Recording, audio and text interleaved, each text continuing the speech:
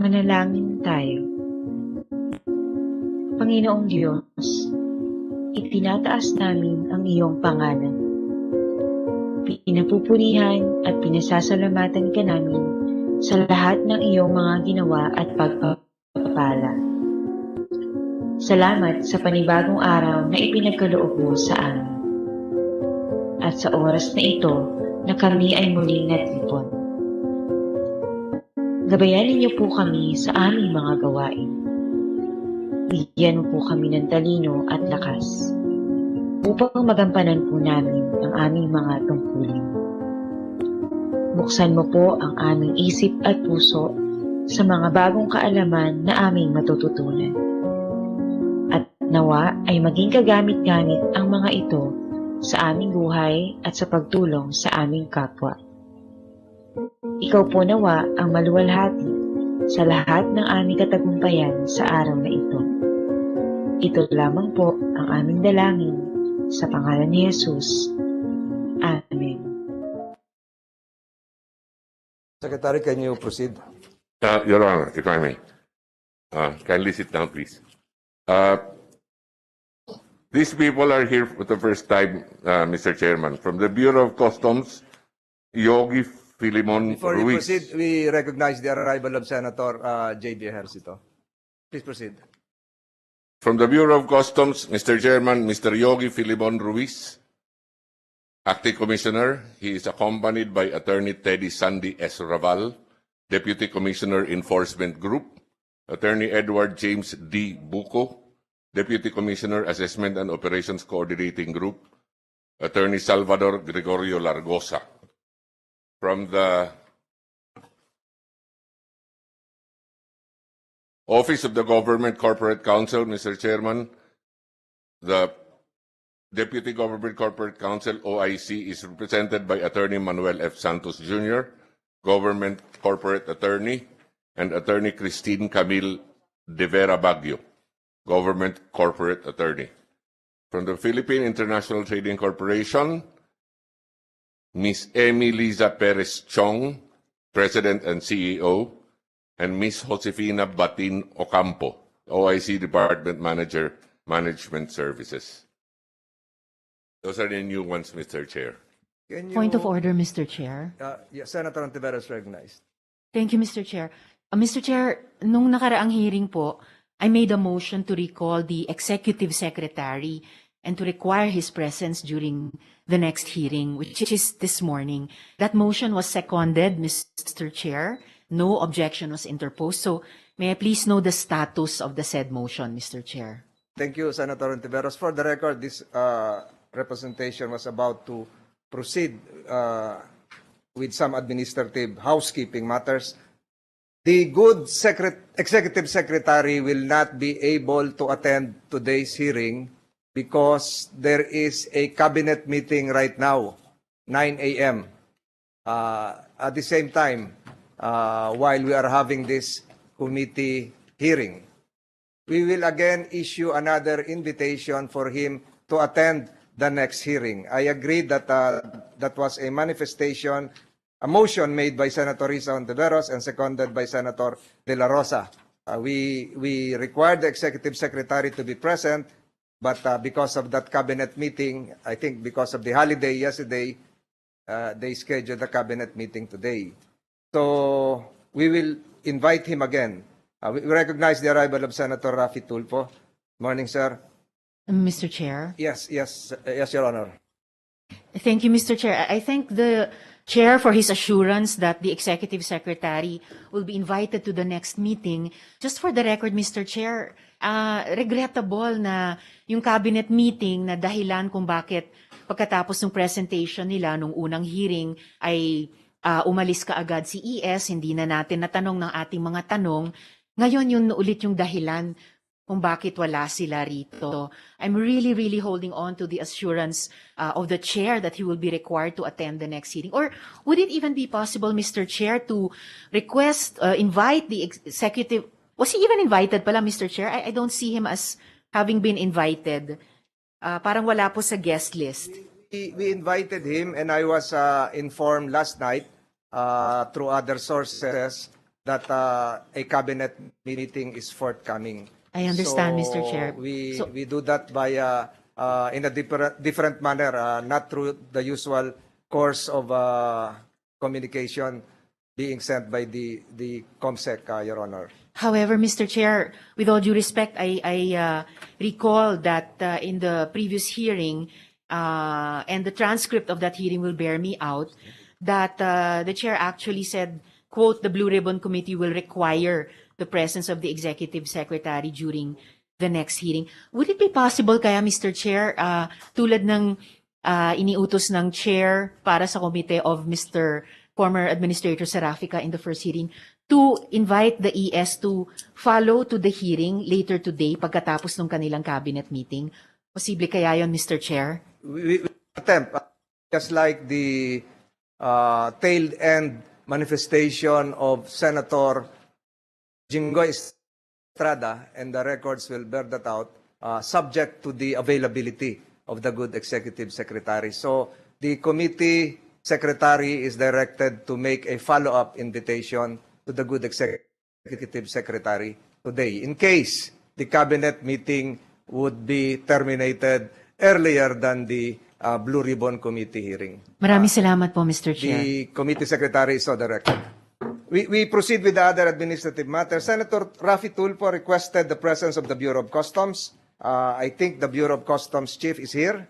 Or COMSEC, nandito ba siya? Yes, Your Honor. He is Thank here, you, Your thank Honor, you. accompanied by 3 others. You Your may Honor. be seated. Senator Amy Marcos requested the presence of the newly appointed SRA board members and officers. I was informed yesterday, for the record, that all the newly appointed SRA members were infected by COVID-19. All 3 of them. Nakakapagtaka naman, nagtataka kayo, nagtataka rin ako. So sabay-sabay sila nagka-COVID, but 2 of them would be attending online, and 1 is quarantined in a farm without connectivity. Senator Amy Marcos likewise requested the Office of the Government Corporate Counsel to be invited. I think they are here right now.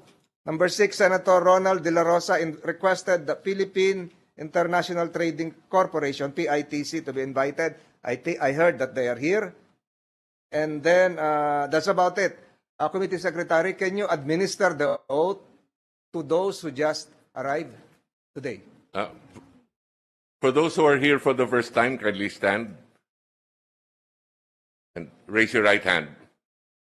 Do you swear or affirm to tell the truth, the whole truth, and nothing but the truth in this proceeding? Kindly nod your head to say yes.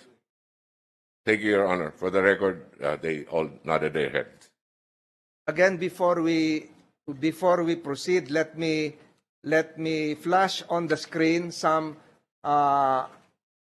items that we have tackled before, which this committee would consider as established facts. I think we have 4 slides to show. Ito po yung napatunayan na, para nang sa ganon ay papunta na po tayo doon sa mga papatunayan pa. I have 5 slides here. Can we flash that on the screen now? COMSEC?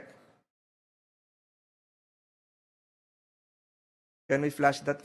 Can you enlarge that? Para yung mga bagong dating na witnesses, resource persons would be guided accordingly, as well as the members of the committee, the Blue Ribbon Committee. So, next slide. Who is holding the slides? Pakita nga natin yung number 1. Number 1? Or are we now in number? Yes, number. So, ito po yung first hearing. Nagkaroon po tayo ng timeline na print naman, nabigay sa other members of the committee, the narration of dates by the Executive Secretary, Victor Rodriguez, the updates from the Agri Committee, etc., etc. So these are established. Can we have number 4? Number 4 are the established facts. Number 4. Next slide. Can we do this fast? Ito po, number 1. Pinaghalo-halo nyo yung slides, pati ako naguluhan. Dapat COMSEC, nagre-rehearse din kayo. So, established tayo. Can we have number 1? Can we have number 1 again? Can we have the previous slide? Comsec, can you replace the one who is doing this slide roll? Parang hindi niya kabisado to. You are delaying the proceedings. Yeah, on July 15, establish na natin to July 15, E.S. Rodriguez issued a memorandum designating Yusek Sebastian. Meron na tayo niyan. We have the documents, the committee has the documents to show that. On July 29, the SRA submitted to the President, President BBM, a memorandum regarding the request for reclassification of C or reserved sugar to B. We have established that. May kopya tayo nun. Kung walang kopya, itong pinipresent natin ngayon, Comsec, can you provide this to the other members of the committee? Itong mga red lang, yung established, para hindi magulo. Yes, Your Honor. Can we go to number 4? In another meeting in Malacanang, this was also established, Yusek Sebastian informed ES, this is part of the timeline submitted by ES, as of August 3, SRA Board has already approved the reclassification of sugar from C to B. Number 5, on August 4, ES Rodriguez instructed SRA to submit an importation plan and draft sugar order for their proposed 300,000 metric tons, new round of importation. Tanggap na po yan. Establish na natin yan na nag-request for another 300,000. On August 5, Yusek Sebastian submitted to the Office of the President a memo for the second importation for 300,000. This has reference to number 5. Attached to the said memo is draft sugar order number 4, but no import plan was submitted, contrary to the directive of the Executive Secretary. Dandan lang. Number 7, the August 5 memo mentioned that the SRA Board shall meet to approve the recommended volume and that the attached draft sugar order is for reference and review of the President. Number 8, Yusek Sebastian sent a text message to E.S. Rodriguez on August 7 to follow up on OP. OP is Office of the President action on memo submitted. E.S. Rodriguez did not give an answer. That's established. Number 9, Yusek Sebastian together with then SRA Administrator Serafica, who is here present, and SRA board member signed SO number 4 without waiting for any action or approval from the Office of the President. Yusek Sebastian, according to his sworn statement, was the last to sign SO number 4. Kaya yung mga resource persons na naririto, huwag nyo nang guluhin ito. Ito na yung lumabas nung huling hearing. Nandito rin po ito sa inyong mga affidavits. Ito na po yung na-establish natin. Number 10, SO number 4 was issued based on a referendum of then incumbent SRA board members and without a board meeting actually being conducted. Nag-referendum lang kayo.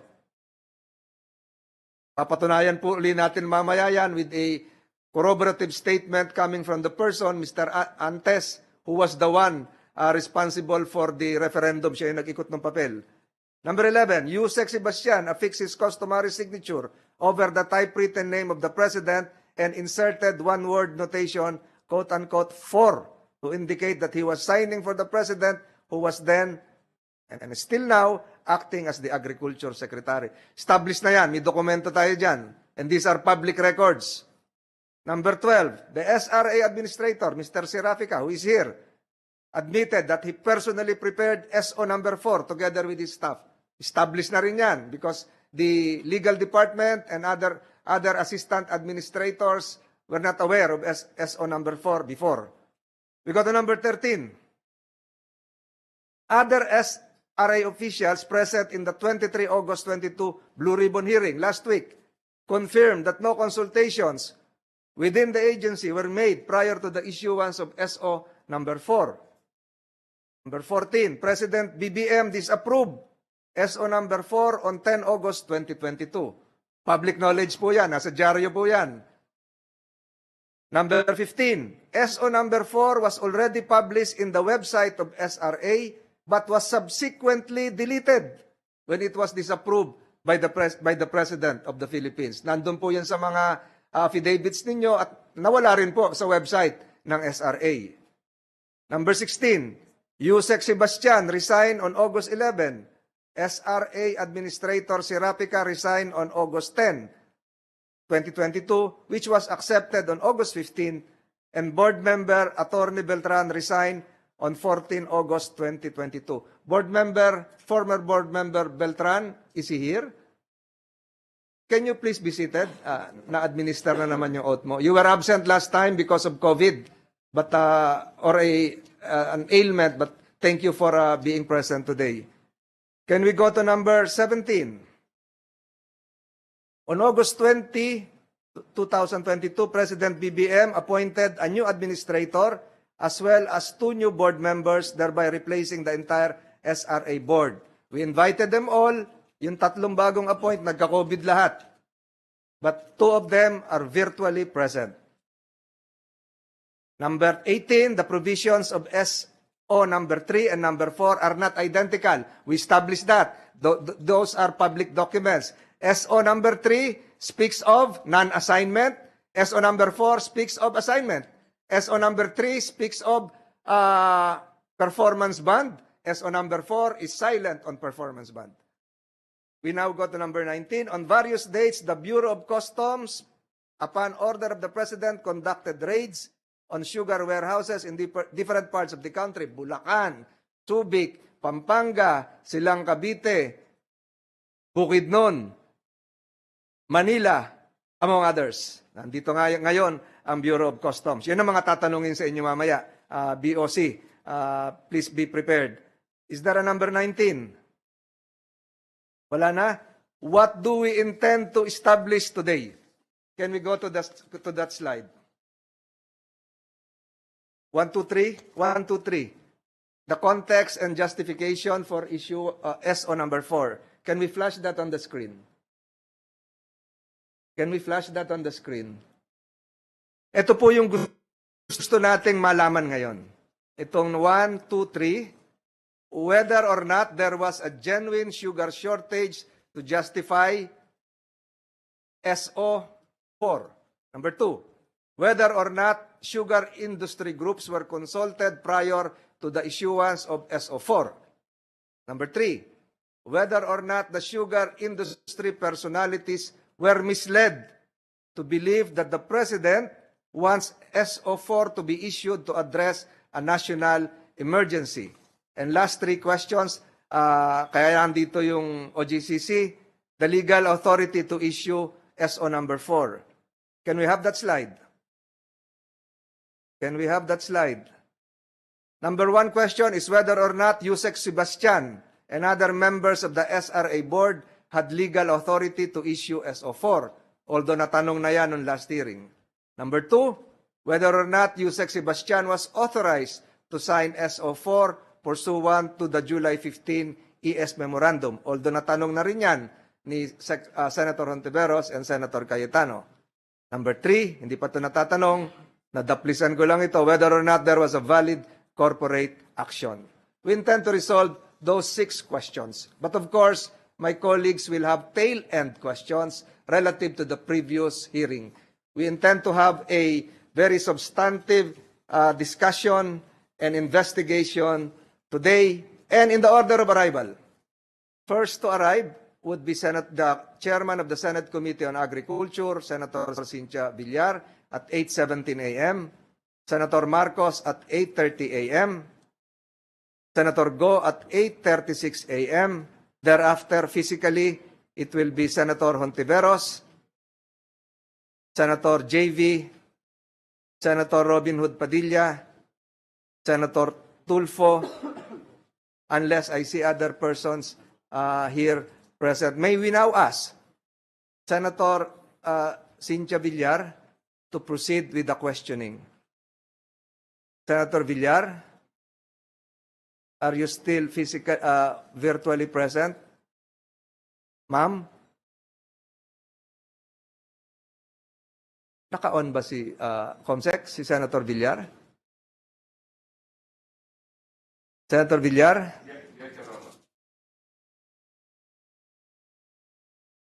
Senator Villar, please proceed.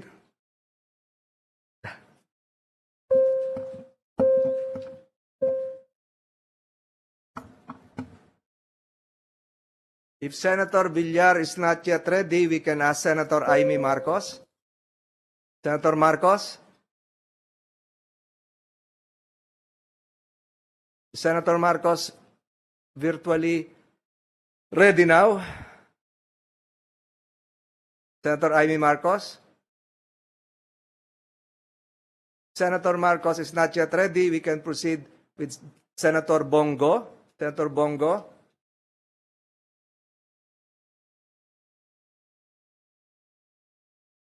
If Senator Bongo is not yet ready, we can proceed with those physically present. We start with Senator Risa Ontiveros. Ma'am, you have the floor. Salamat po, Mr. Chair. Tanungin ko po muna please si Dr. Sebastian, dating Yusek Sebastian. Magandang umaga po sa inyo. Good morning, ma'am. Dating Yusek. Yes, sir. Sir, news reports say that certain quarters are mulling criminal and or administrative cases against you. However, you told this Blue Ribbon Committee na you proceeded in good faith.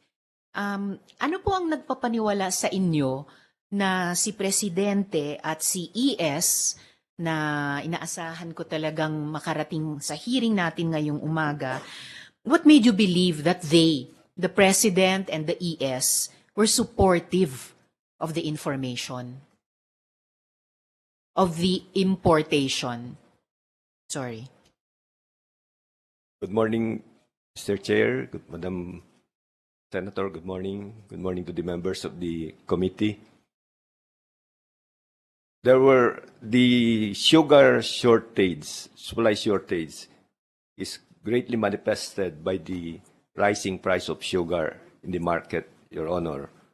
And this was already giving a lot of concern from different sectors, from the private sector, from the industry, and even from the other departments of government. They were already expressing their concern. And this was tackled during our meeting in Malacanang on August 1, 2022. That So was yun po presided- yung binanggit ni Chair sa established facts. Yes, Yung Your pulong nung August August 1, nung binrief ninyo, mga dating liderato ng SRA, si Presidente tungkol sa sugar situation. Not just SRA officials, Your Honor, because this was a DA meeting with the President. So there were other people present, like other officials of the Department of Agriculture, Your Honor. Who other officials were there, Doctor? The Undersecretary for Policy and Planning was there, Undersecretary Mercy Sombilia. The SRA Administrator was there. The PCA Administrator was also there. Administrator Benji Madrigal. The President of Land Bank was also there, Your Honor. Salamat, sir. So at the end of that meeting, with all of those agriculture officials present, kasama na po kayong mga dating liderato ng SRA, nakausap nyo si Presidente. ES was there, of course, no? Yes, Your Honor. So- Only Administrator Sarapica was there, Your Honor. The other members of the board were not I see. there. So at the end po of that meeting, ano po yung nagbuo ng conviction ninyo na both the President and the ES supported importation of sugar? There were two things that the President wanted us to act fast, Your Honor, and which he expressed during that meeting. That is one, the reclassification. We have to do it as soon as possible. Reclassification from reserve to domestic use of sugar. Then second is the need to augment our local supplies through importation. And Was that explicitly said by the President? yes, Your Honor, that was one of the part of the briefing that SRA Administrator gave, and also the President agreed that there's a need to consider that. In fact, Administrator Sarapica was given instruction to start preparing a sugar importation program, Your Honor. And then And the ES was at that meeting kung saan sinabi ni Presidente, Pangalawa, sa gusto niyang gawin ninyo kaagad sa SRA ay i-supplement yung supply through importation. Yes, Your Honor. Sumuporta ba si ES sa ganong sinabi ni Presidente or may binigay silang ibang opinion? There were no objection to the importation program, Your Honor. I did not hear any objection or any With the permission of reservation. Senator Taveros. Yes, Mr. Chair. We recognize the arrival of Senator De La Rosa as well as the virtual presence of Senator Pimentel. I saw his face a while ago. But before you proceed, liwanagin ko lang ito Doon sa, with the indulgence of Senator Ontiveros. Yes, Mr. Chair. Doon po sa testimony yung statement ni Executive Secretary, and I'm referring to his previous appearance here, ang sinabi niya, ang gusto raw po ay 62,000 kilos. Kayo naman, ang sinasabi nyo dun sa affidavit nyo, 62,826.6 metric tons. Para magkaiba po yung 62,000 kilos at 62,826 metric tons. So, alin po yung tama dito? That is the reclassification, Your Honor. So I think in my affidavit, we also attached the document that supports it. So it's just the exact figure. Your Pareho Honor. ba yung 62,000 kilos sa metric tons? Based on document, I quoted the exact number, Your Honor. That's why it's 62,800 something. So, mali si ES, sinasabi mo ngayon. Si ES, 62,000 kilos. Ikaw, 62,826 metric Yes, Your tons. Honor, Alin because- na mas marami doon?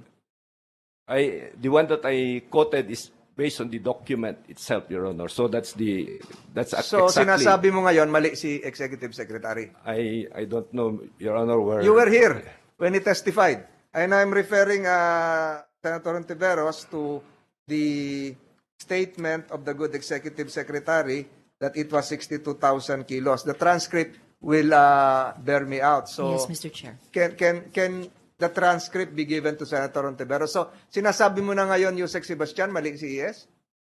I'm not saying that, Your Honor, but what I'm saying is Pareho that. ba yung 62,000 kilos sa 62,000 metric tons? No, Your Honor. But what I'm saying in my affidavit is that I'm citing the exact figure based on the document that was So, may provided. nagkamali dito. Isa lang dito ang tatama, di ba? Maybe the ES was Typographical. just giving a rough Estimate. estimate, Your Honor, not exactly the number. So, ikaw yung correct. Based on document, Your Honor, that is what. Thank you, Senator Ontiveros. Salamat, Mr. Chair. To continue, former Yusek Sebastian. So, tama po ba yung conclusion ko sa mga sinabi nyo so far na naniwala kayo, inakala ninyo na supportive si Presidente sa importation dahil sinabi nila na one of the two things he wants the SRA to do ay isupplement yung current supply through importation. At naniwala kayo, inakala ninyo na supportive si ES sa importation dahil hindi sila nag-object sa ganong sinabi ni Presidente. Tama po Yes, ba? Your Honor. And in addition to that, there was also the August 4 meeting where I got the feedback. Although I was not in that meeting, I got the feedback from Administrator Serapica when he emailed me that he was instructed to actually draft the sugar importation program Okay. So, by the President, Your Honor. And if you are instructed to draft the sugar importation program, Your Honor, that means you are already aware that there's an importation that has been planned, or even the number that is supposed to be imported they've already been informed about it, Your Honor. okay, we'll get to the numbers a little later po. Pero obviously, no, kung pinadadraft si Mr. Serafica ng plano or programa para sa sugar importation, pabor ang pagtingin sa importation, hindi kontra. That's just common sense. Salamat, Doctor. Dr. Sebastian, ayon kay Executive Secretary sa iba't ibang news reports, quote, sa kanila to, we found out about it only when my staff reported that the SRA posted the order, so SO4, SRA posted the order on its website, close quote. Pero sa kanilang statement dito naman sa Senado, sabi nila, quote, On August 10, Wednesday, after the meeting in the State Dining Room of Malacanang, we learned that the SRA, through Yusek Leo Sebastian, passed a resolution approving Sugar Order Number 4. Close quote. Sa inyo naman pong affidavit, Doctor, sabi nyo, I personally informed the President that the SRA Board approved the 300,000 metric tons sugar importation via referendum. To my surprise, the President disapproved of my action and the Board's approval of Sugar Order Number 4, and he informed me that we should recall the order, close quote. So, at this point, medyo nalilito ako, Dr. Sebastian. Sino ang tama? Did Malacanang really find out about the order only on the website, or did you report it personally? Your Honor, there is a timeline there that I indicated, which is 3:51, the exact time that, based on my phone log, that I called Administrator Sarapica to report the disapproval of the President and request him to recall the publication of the SO4, Your Honor. So, Pero sir, yan po yung pagbawi na. Pero Yes, ang sir. tanong ko po ay, parang yung tanong kanina, isa lang ang pwedeng tama. Nalaman lang ba talaga ng Malacanang yung or SO4 sa website, or kayo ba yung personally nag-ulat nito kay Presidente? I'm not aware of the timeline that was presented by the ES, Your Honor. But what I know is the timeline that I talked to the President after the meeting with the fertilizer companies, Your Honor. So yung unang pag-alam ni Presidente dito sa Sugar Order 4 ay galing sa inyo, hindi sa website lang ng SRA. Personally sinabi nyo kay Presidente. Yes, Your Honor. Alright, salamat. I informed the President that that we have already approved the 300,000 metric tons sugar importation. And just like in my affidavit, I was surprised that he was not in agreement, Your Honor. Alright. And by the way po, tinanggap po ba yung resignation nyo? As of now, Your Honor, I've been informed that I am on a preventive suspension for 90 days. So hindi po tinanggap or hindi pa tinatanggap yung resignation nyo? That is correct, Your Honor. So preventive suspension, did you say, sir? Yes, Your Honor. Preventive suspension. With the So- permission of Senator Yes, Mr. Tiveros, Chair. Can you provide this committee with a copy of your preventive suspension as required by civil service rules? It has to be in writing. It is contained in their charge sheet, Your Honor, because they also charged me. If I So my will- question is, can you provide, my request is, can you provide the committee Yes, Your Honor. a copy of your preventive suspension? Yes, Your Honor. Thank you. Thank you, Mr. Chair. Lastly, para sa ngayon sa inyo, Dr. Sebastian, so alam na po natin yung SO4, hindi na itinuloy yun. Pero yung memorandum po dated 15th July, yun po ba ni-rescind? I don't have any information, Your Honor, if it has been rescinded. So, posibleng hindi siya ni-rescind at posibleng valid pa rin siya.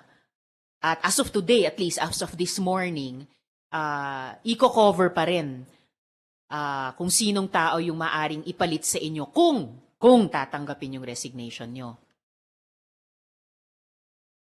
I have no knowledge about that, Your Honor. Alright, salamat po, Dr. Sebastian. If I may, Mr. Chair, Mr. Serafica, former Administrator Serafica. Yes, good morning. Good Your morning, Honors, Mr. Chair and the members of this committee. Good morning. Good morning, sir. Kayo po, ano pong nagpapaniwala sa inyo na si Presidente at si ES ay supportive sa importation? During the presidential briefing in Malacanang on August 1, after presenting to the President and to everyone in that meeting the challenges in the sugar industry and the recommended courses of action, in my last courses of action was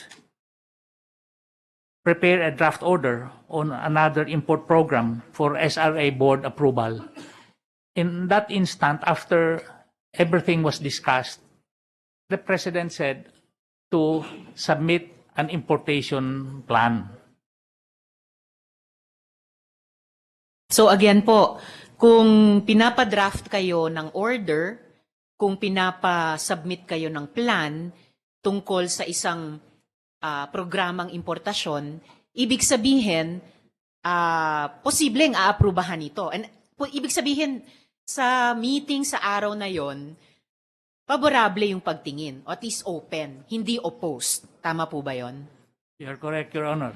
And sasabihin niyo po ba yon pareho tungkol kay Presidente at kay ES, na at that point in time, pareho silang open or even pabor sa importation? I did not hear any objection, Your Honor, at that point. Okay. No objection din. So, just to exhaust that point, Mr. Serafica, may dahilan naman po ba kayo para maniwala na yung 300,000 metric ton importation, so let's talk about the numbers now, let's talk about the volume. Did you have reason to believe that the 300,000 metric ton importation was a go from Malacanang? O baka naman may indications na ayaw sa ganong amount, pero pinilit nyo pa rin? At that point, Your Honor, there was no volume on August 1. Okay. There was no volume talked about, Your Honor. So pero as this, sabi nga ni ES nung unang hearing, fiasco unfolded, at any point in time, did you have reason to believe na may go signal from Malacanang on the 300,000 metric ton volume? As I said, Your Honor, there was no volume talked about on August 1. What about August 4 po?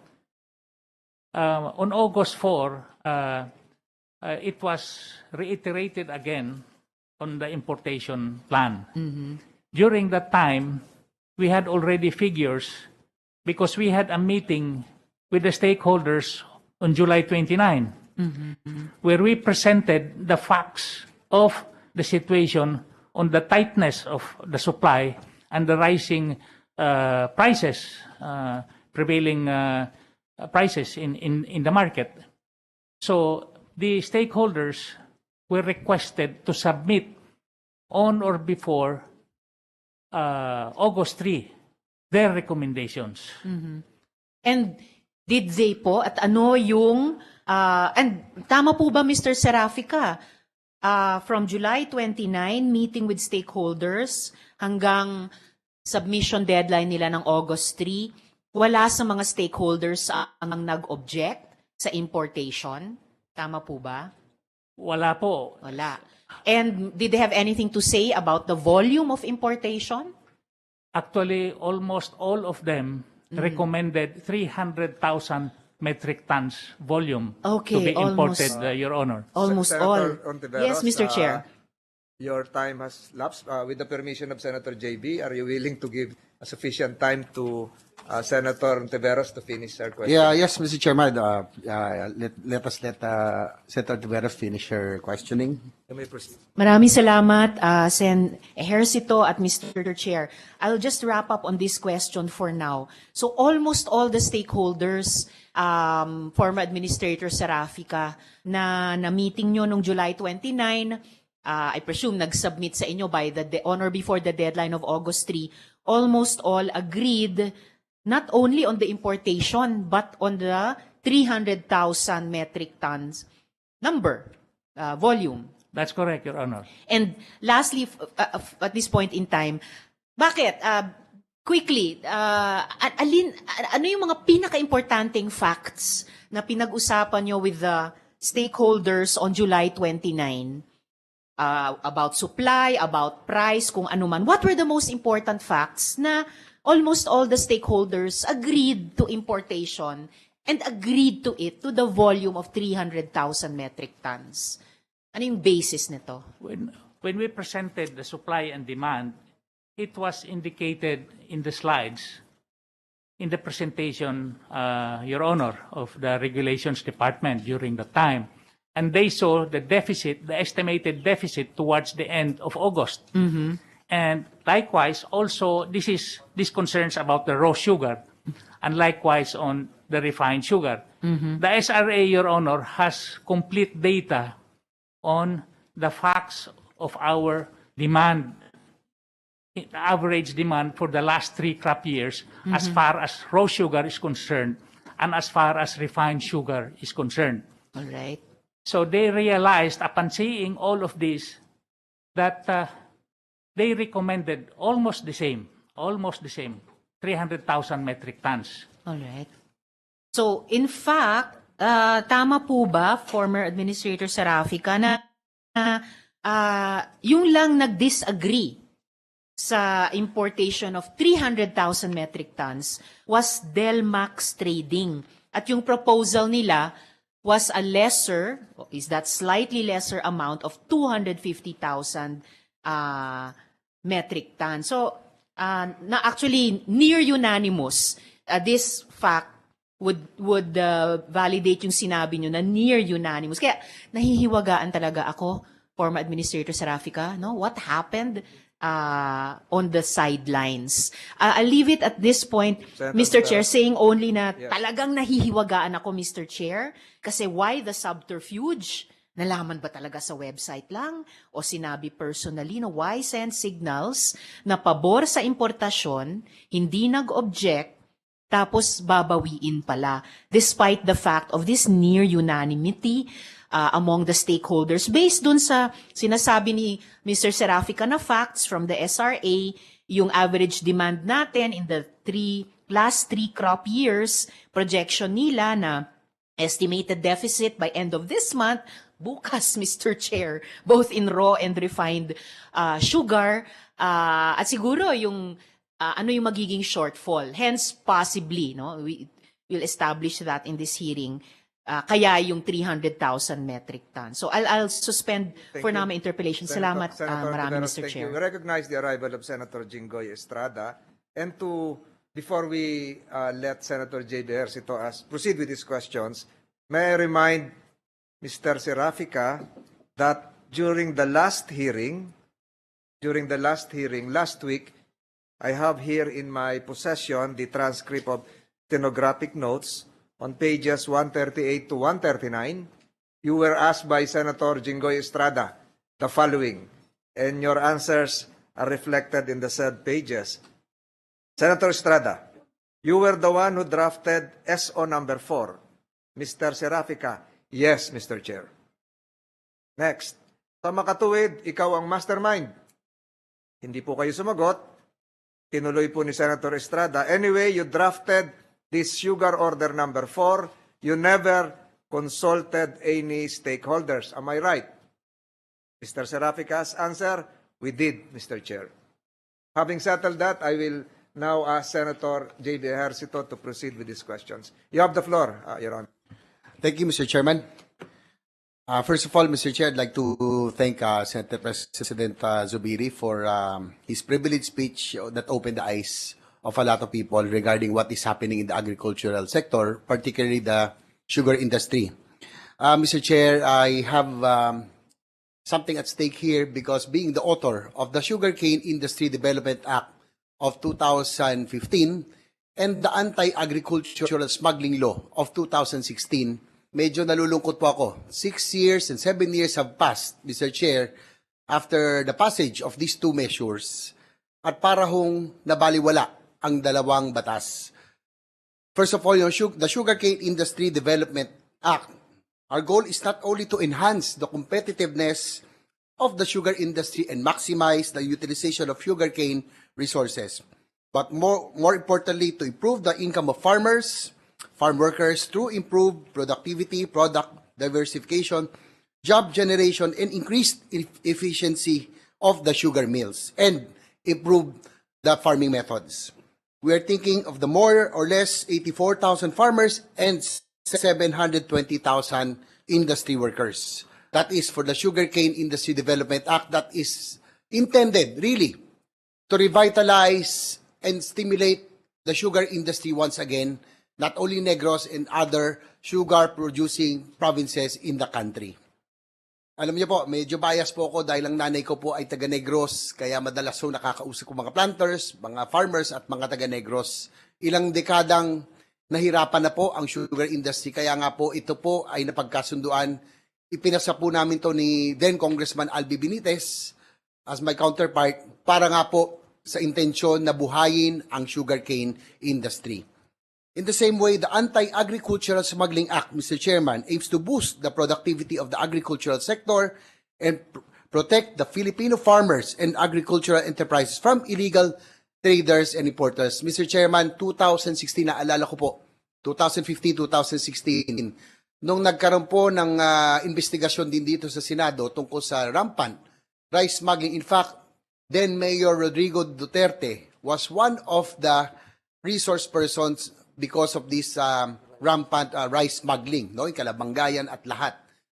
Ang naipasa po natin as a result of those investigations, Mr. Chair, hindi po totoo na sa Senado panay investigasyon. Meron din pong resulta. We passed the Anti-Agricultural Smuggling Law, classifying large-scale agricultural smuggling as a heinous crime and an economic sabotage. Bakit po, Mr. Chair?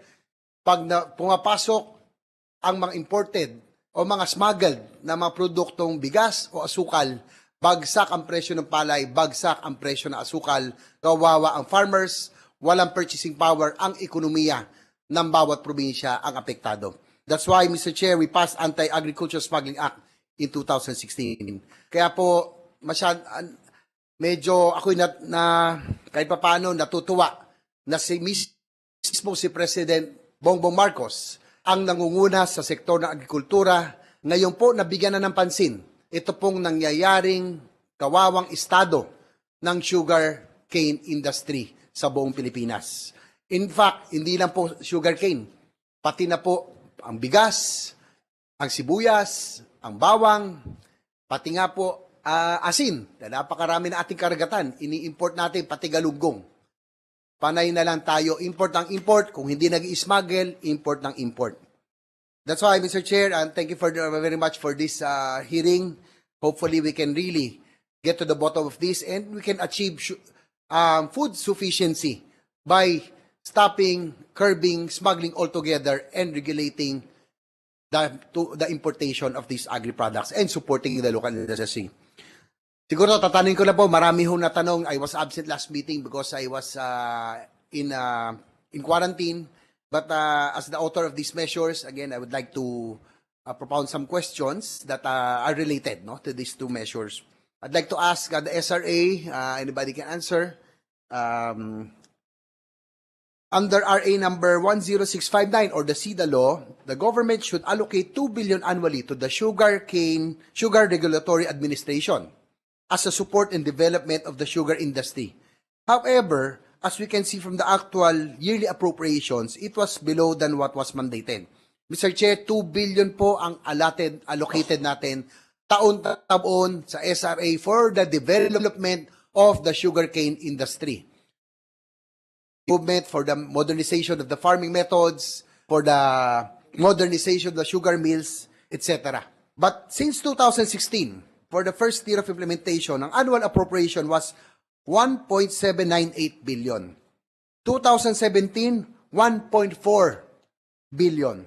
2018, 1 billion. 2019, 500 million. 2020, 500 million. So, Mr. Chair, ang pinagtataka ko rito, sa halip na lumago while we are developing our local and modernizing our sugarcane industry, sa halip na lumaki ang appropriation, pabawas ng pabawas. So, ang tanong ko lang po sa SRA, as one of the authors of the SIDA law, I'm interested in how you were able to allocate your funds from 2016 up to 2020. How were they utilized? Bakit ho lumiit? Masyado na ba tayong nawili sa kaka-import na kinalimutan na natin ang intensyon ng Sugarcane Industry Development Act, which was really to mechanize the farming method, to modernize our sugar mills and revitalize the sugar industry. Pakisagot na po sa SRA. What happened po? Bakit bumaba ng bumaba, hindi na-utilize? Your Honor, good morning. One of the reasons of the underspending, and almost every year it was slashed, because of underspending, Your Honor. During the time, yung sa Socialized Credit Fund, which the implementing agency is Land Bank, it was not implemented right away because there were concerns of the interest rates. So it took a while to negotiate with the Land Bank to bring it lower to a level that it will be beneficial to the small farmers until such time when it was approved at 2%, and then the management fee was deducted from the common fund of the program. Now, another underspending, Your Honor, was on the procurement of the farm machineries of the industry that was intended for the small farmers. It took a while, Your Honor, in procuring all of these machineries, and that is precisely the reason why that Congress started to slash our budget. But it bounced back on fiscal year 2021. We were given 712,260,000, and also on fiscal year 2022, we were given the same. For 23, Your Honor, DBM recommended 1 billion this time because they saw that we have been making progress with the utilization of the fund. The breakdown of this 1 billion for 2023, Your Honor, is 480,800,000 for FMR, 19,200,000 for bridge construction, 150 million for socialized credit program, 166 million for the Black Farm program, 150 million for research, development, and extension, and 33 million for the scholarship program. Thank you. Mr. Serafica, no? In a nutshell, what is the current status of the SIDA law? Nasaan na hubo tayo ever since its passage? I'm very interested because I'm one of the principal authors of the said law. Again, bias po ako, taga-Negros po ang nanay ko. Gusto ko lang po malaman nasaan na po tayo 6 years after the passage of the said law. Your Honor, I am sorry I have no access to these official documents at the moment because I'm out of SRA, but I'm sure the planning department of the SRA is preparing all of these documents for the Senate and the Congress budget hearing, Your Honor. Yes, but I am sure you have an idea, at least, no? Hindi naman kinakailangan yung dokumento because you were from the SRA, kung ano lang talaga yung status niya ngayon. Sa totoo lang po, Your Honor. Siguro kung ano po, how many sugar mills, modern sugar mills were put up, ilan na ba na mechanized natin, and other areas, no, of the law. Nasaan na po ang status?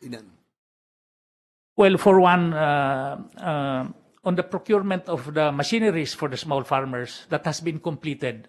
And that aspect alone is already a breakthrough as far as the small farmers, especially those that are enrolled in the Black Farm program. And one of the benefits of the interventions of SRA as far as the members of the Black Farm program, they have indeed transformed their ways of living and also their protocol on sugarcane farming because of these machineries that has been given to them through the SIDA program. And with regards to credit, there has been a lot of borrowings from the Land Bank on these programs. And also on the scholarship, it has also transformed the resource, of the dependents who are qualified to take courses courses related to the sugarcane industry, both in the plantation side and on the mill side.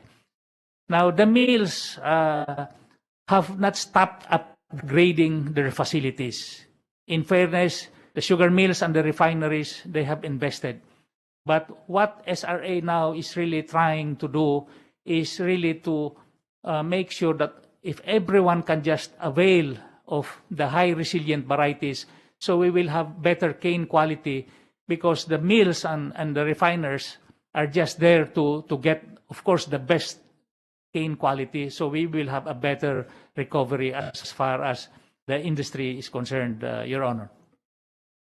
So, Sir Sebastian, pwede naman nating sabihin na hindi natin kinalimutan ang SIDA law ng SRA. No? Kasi parang ang pakiramdam namin, parang masyado na tayong nawili sa ka-import ng sugar at nakalimutan na natin yung pinaka-intention ng batas, which is really to redevelop and revitalize the sugarcane industry. Hindi naman. Sa tingin niyo naman, nasa direction tayo on which the law was intended. Mr. Sebastian, tingin niyo po? Yeah, I agree, Your Honor. We have been... Yusek Sebastian, sorry. Yeah, as stated by Administrator Sarapica, we have been investing to revitalize our sugar industry, Your Honor. Probably the DA Yusek Sebastian and Mr. Serafica can answer. What are the targets of the DA or the CRA in relation to sugar production the next 5 to 10 years? Do we aspire for a target of zero sugar importation by the end of President BBM's term? Anybody can answer po. Yusek Sebastian or Mr. Serafica? Well, that is a challenge for the entire industry to do what it's supposed to do. And this will be a holistic approach for everyone. And I agree, it should be local first. But in cases that it is not available in the domestic market, the only tool that can be put on the table, Your Honor, is this is just stopgap measures on the importation, just to stabilize the market and the prices as well. But in my administration, Your Honor, I have been always consistent on reaching out to the farmers because at the end of the day, they are the most affected when we do an importation program. And it's hard for a regulatory agency mandated by law to take care of the farmers and also the welfare of the consuming public. But in this case, we always look at it on the downside for as long as we see that the domestic production can catch up even before the time it tries to peak its production. We are very considerate on matters on importation, Your Honor. Thank you, Mr. Chairman. I'll go to the details probably on my second round. But before I conclude sa 2 minutes pa ako, doon po naman sa anti-agricultural smuggling, I'd like to ask some questions sa the BOC, although alam ko naman kaka-assume nyo lang po, no, ni Acting Commissioner Yogi Filimon Ruiz.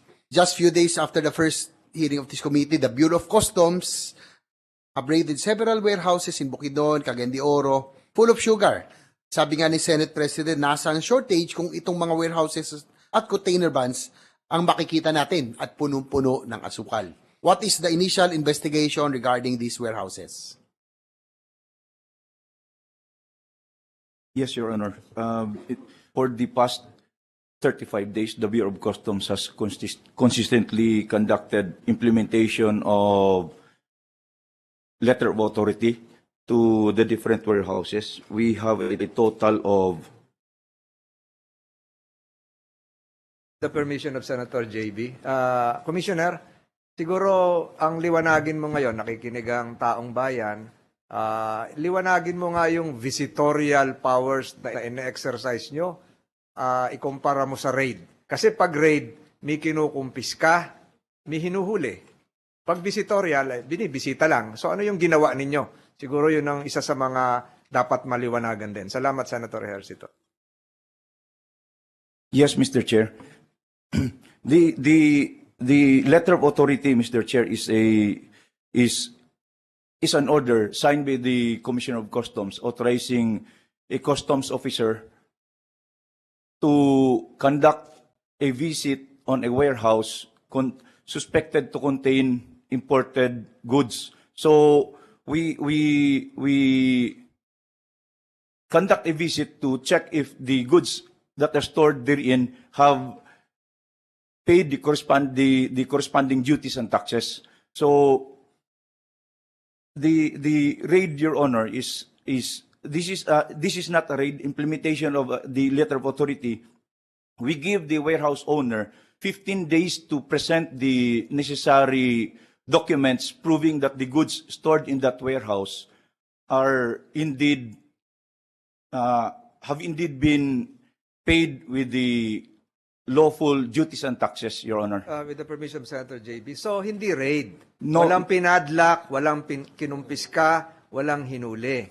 Binisita para tingnan kung in order yung papel at given sila ng 15 days para patunayang in order. Tama po ba? Para maliwanagan din sa media kasi akala na media nanre-raid kayo eh. Yes, Mr. So, Chair. walang raid. No, it is not a raid, Mr. Chair. We give them 15 days to present the necessary documents related to the goods stored therein, Your Honor. Ang tanong ko lang, kasi karamihan ng napapanood natin yung sa mga visitation nyo at mga raids before, pag ng mga warehouse boy at ang lahat na tanong, lahat walang alam eh. Ano po nangyayari pag gano'n ang sagot? Pinipurso nyo pa ba, Commissioner, ng BOC? Kasi karamihan doon walang alam eh. Pag yun ang napapansin namin sa lahat ng interviews, lahat walang kinalaman. Okay, Commissioner. Yes, Your Honor. What we do is, when we conduct the visit on the said warehouse, if the personnel therein are not able to present any documents, we place a padlock to safeguard the goods inside and let them present within 15 days, Your Honor, to prove that the goods have been lawfully imported, Your Honor. Mr. Chairman, as the author of the Anti-Agriculture Smuggling Law, ako pong principal author to, we just passed in 2016. 6 years have passed when this law was enacted. Hanggang ngayon, wala akong naririnig na talagang big fish o mga large-scale agriculture smuggler na nakakasuhan o nakukulong. So, yan ang lagot tinatanong. Alam ko, bago po kayo ngayon, meron pa po tayong pending case sa mga large-scale agricultural smuggler kasi yan ang pumapatay sa lahat ng ating mga farmers. No? Pinagkakaitan natin sila ng hanap buhay.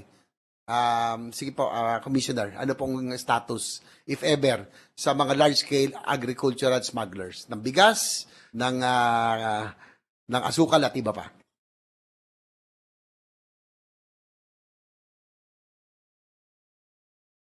Yes, Your Honor. Since 2016 up to present, we have filed 486 criminal and administrative cases against smugglers of goods, Your Honor.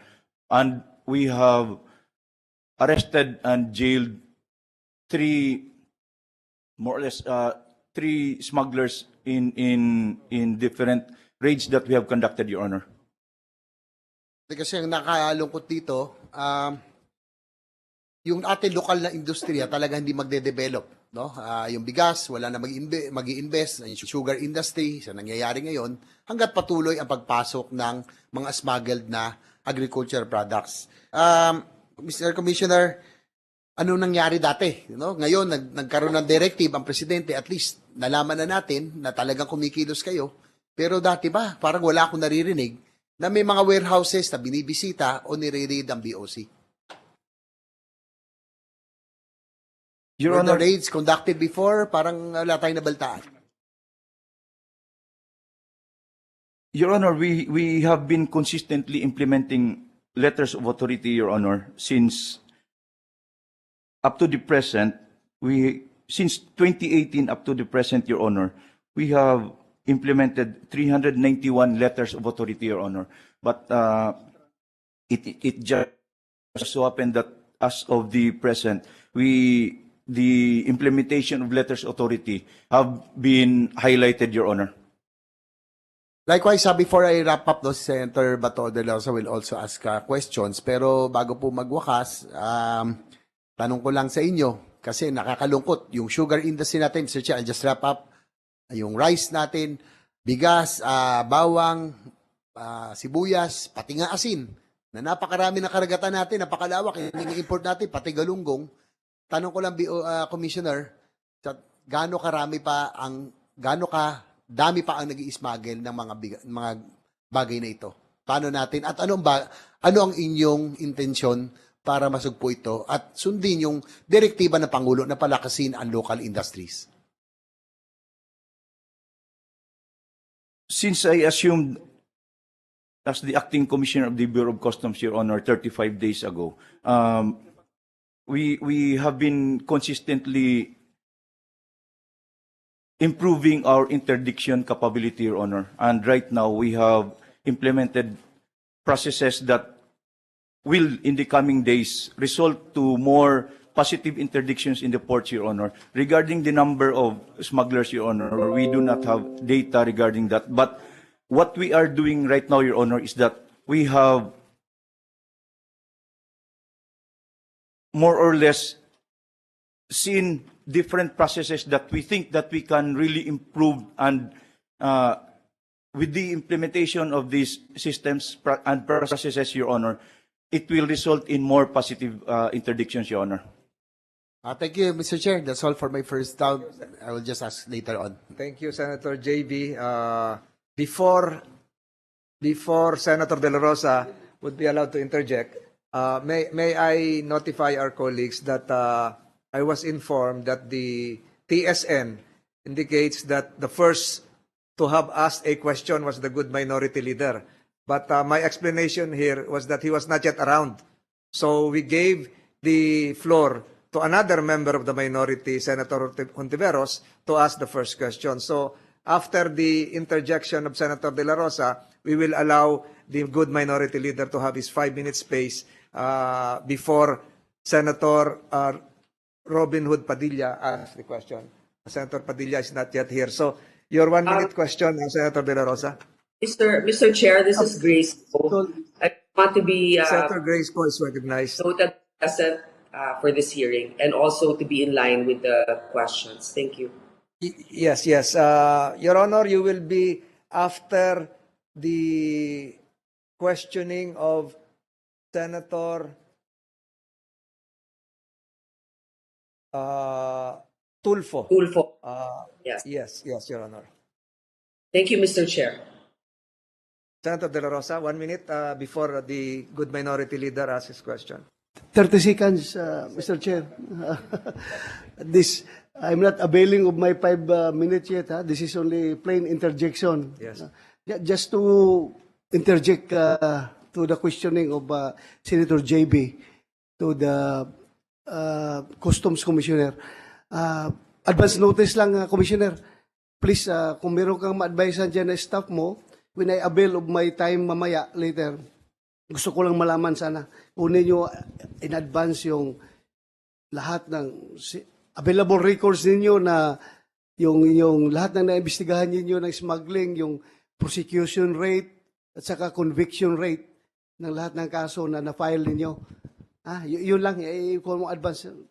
Kung meron ba talaga. Tapos, yun lang, makaprepare ka. Thank you, Mr. Chair. Thank you, Senator De La Rosa. And to add to your workload, Commissioner, you mentioned a while ago na meron kayong 2 smuggler na hinabla na. So if you can identify it when it's my turn to ask the questions, and then prepare mentally this.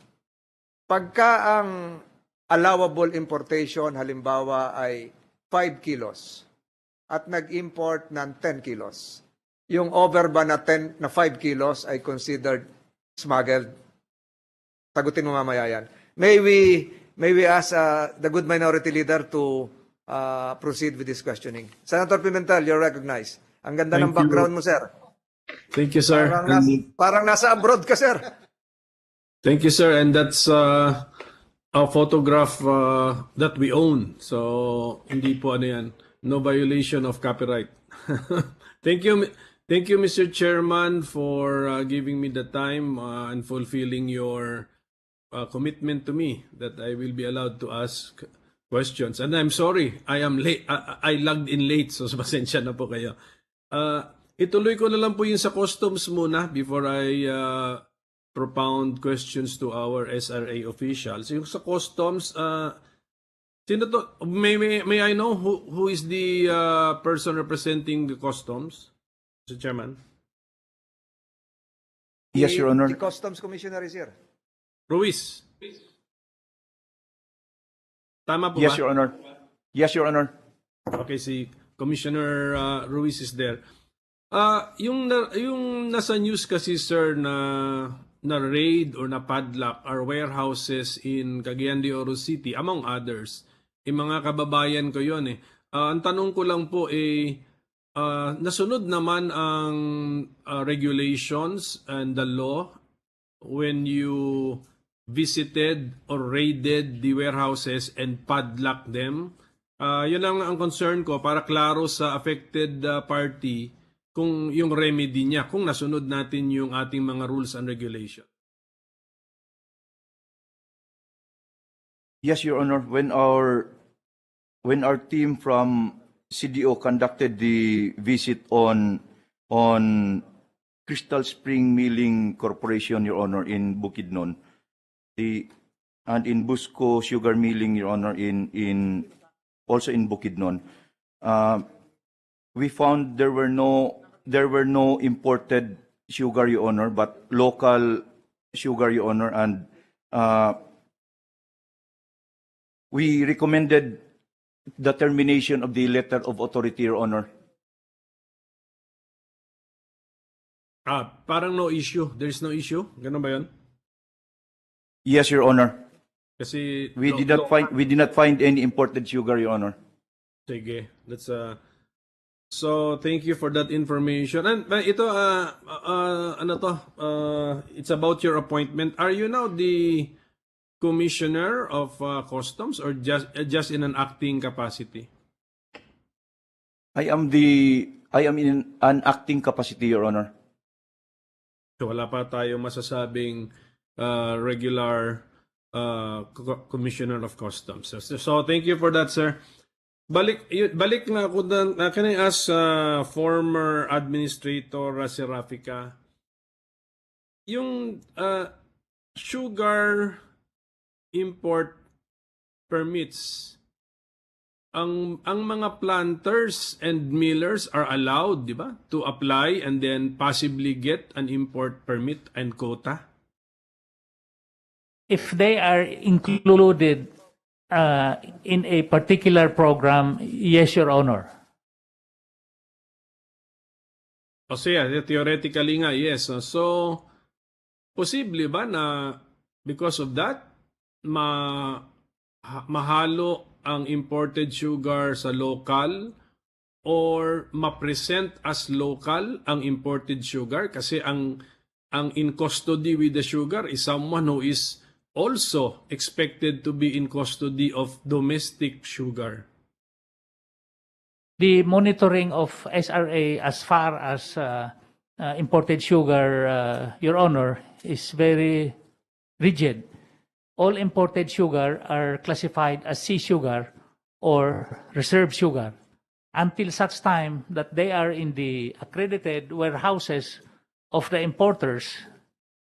Until such time when they are fully delivered, they write to the sugar board for the reclassification. Until such time, then that will be available for the domestic market.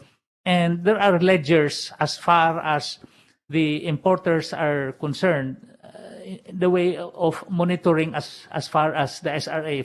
So all imported sugar are strictly monitored upon withdrawal from their respective warehouses, Your Honor.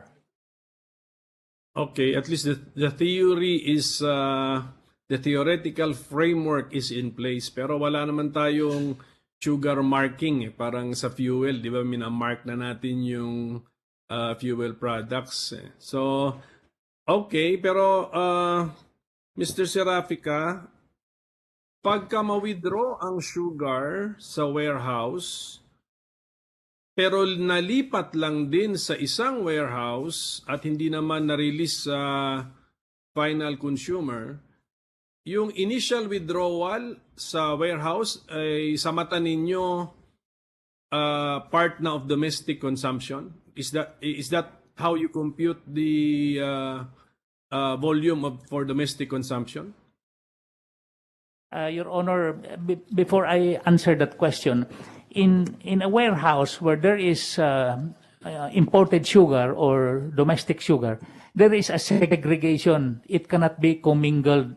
So if in a warehouse of one trader, that cannot be mixed. So it has to be segregated in a way.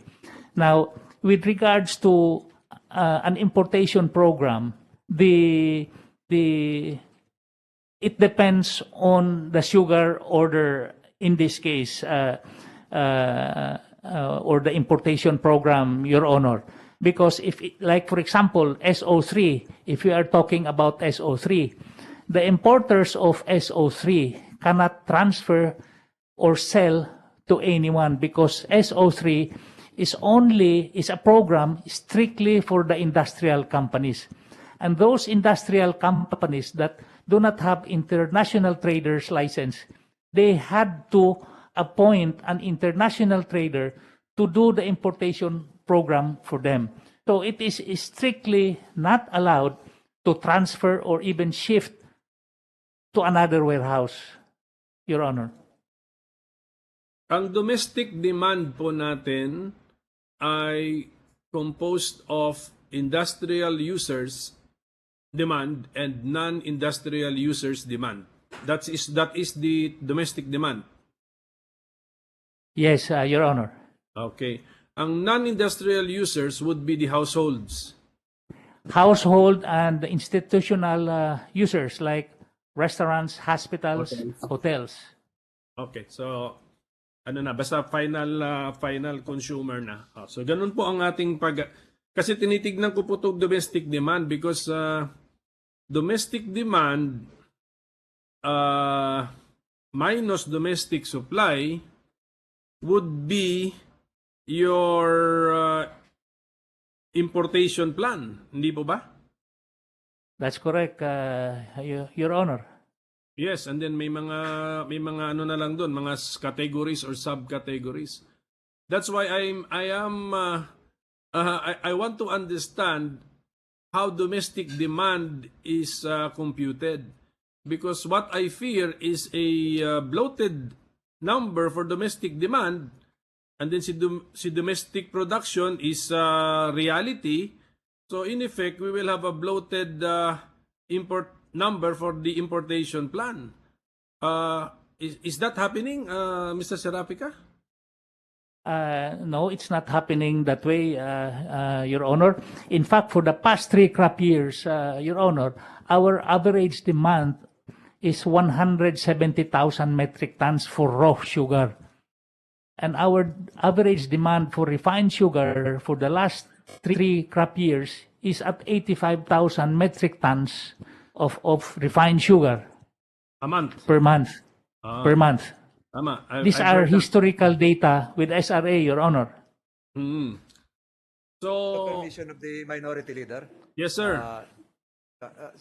Mr. Serafica, ilang araw na tayo nag-hearing, but you have yet to provide an inventory list of all the sugar within warehouses, released from warehouses. Has this been done before na nagkaroon na tayo ng physical inventory o wala pa? Actually, Your Honor, towards every end of milling, the SRA conducts stock inventory on all sugar mills and refineries. I would like to refer this question to the Deputy of Regulations, Your Honor. He is present just here. answer my query. We still await a submission of an inventory, whether it is post-milling, pre-milling, or even imported sugar contained in various warehouses across the archipelago. So can you provide us that copy? I'm sorry. That will probably answer also the queries of Senator Pimentel. I'm sorry, Your Honor, I do not have access to those records now, but But you are the administrator before. Kasi ganito bago tayo mag-import, kulang ba? Para malaman natin kulang, ilan ba yung naka-stockpile? Ano ba talaga yung inventaryo? Di ba ho? So you're speaking of market needs, studies conducted. So ano yung actual na meron tayo on X date? Para alam naman natin, X date, after 30 days, mag-aangkat tayo. Hindi ko po alam, Your Honor, yung datos So- kung so- natapos na ba yung inventaryo po, So, Your Honor. hindi mo alam ang datos, pero nagkaroon ka ng market study, nag-endorse ka ng importation, wala kang datos, pero nakagawa ka ng import plan. Yung po ba ibig sabihin? Yung weekly data po nanggaling ng mga sugar mill at saka refineries, Your Honor. So, ano to, hinulaan na lang natin based doon sa mga data kung meron talagang pangangailangan without verifying firsthand in consultation, coordination with the Bureau of Customs na may visitorial powers, kung ilan talaga yung naka-imbak, naangkat, at maging yung na-produce ng mga local millers natin during a certain season. So, paano ka makakagawa ng import plan? Paano ka magkakaroon ng market analysis na paulit-ulit ko nakita kung wala kang datos, kung wala kang inventaryo? I'm sorry, Senator Pimentel, I took too much of your time. We're just asking some queries. If you can answer that, that will satisfy me and Senator Pimentel as well. Please proceed. Sugar bulletin production report, Your Honor. It says it all, Your Honor, on a per mill and what type of sugar and all the details on a weekly basis, Your Honor. It is in the website. Now, as to the inspection of the stock balances, I have no information because I think the Deputy Administrator for Regulations can answer that if it has been completed already, Your Honor. I have no information. Siguro mamaya answeran mo na si Senator Pimentel. During the last hearing, lumabas na hindi kayo nag-uusap ng Deputy Administrator. Ang sinabi ng mga Deputy Administrators, ginawa na lang ni Administrator si Rapica yung SRO number 4 without consulting us. So, unlike nung SO number 3. So, we have established that already. There's no more need to clarify that. Senator Pimentel, you can proceed. Thank you. And anyway, may mga other rounds pa naman po, no? I want to really go into the detail of how we compute domestic demand. At any rate, Mr. Serapica, sige nga, bigay nyo nga sa akin yung average demand ng past 3 years. Sige, as far as raw sugar and refined sugar, monthly. Yung average monthly demand for the past 3 years. Sige po, para makita ko yung figures. Yes po, Your Honor. Sige po, pwede pong verbalize po. Sabihin nyo yung ano. Sige nga, 20. What would be the past 3 crop years? That would be, tapos na ito. May data na ba kayo Including for this year? Yes po, kasama po tong the last 3 crop years, including this crop year. So, from September 2021, because the crop year starts September 1 and ends August 31, the following crop year. So these 3 crop years, our demand on raw production, or our demand on raw sugar, the average is 170,000 metric tons a month. Okay, the average, sir, okay na yan, average 170,000. Ano yung 3? What are the 3 numbers na nag-average ng 170,000 metric tons? Can you give that to me? Sige po. Ano po 'yon? There's one crop here. Sir, pag sinabi nyo kasing average demand in the past 3 years, that means you added 3 figures and then divided by 3, 170,000 metric tons ang lumabas. So can I have the 3 figures that you added? Sige po, para makita ko. So for example, for 2020, crop year 2020, what was the average monthly demand for raw? And then for 2021 and for 2022. Sige po. Mali yata yung 2022 dahil wala pa kayong figure no. So atras tayo ng 1 year, 2019. Sige.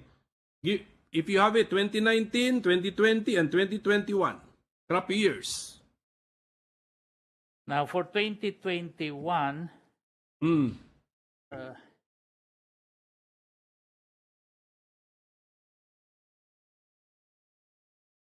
because what we presented in our slides, Your Honor, is the 3 crop years production from 2019-2020 to 2020-2021 and 21-22. Okay yan. Sige, good. Sige po. Can you Sige, what are the figures po? Titignan ko lang na ba yung paano natin nakuha yung average 170,000 metric tons of raw sugar demand.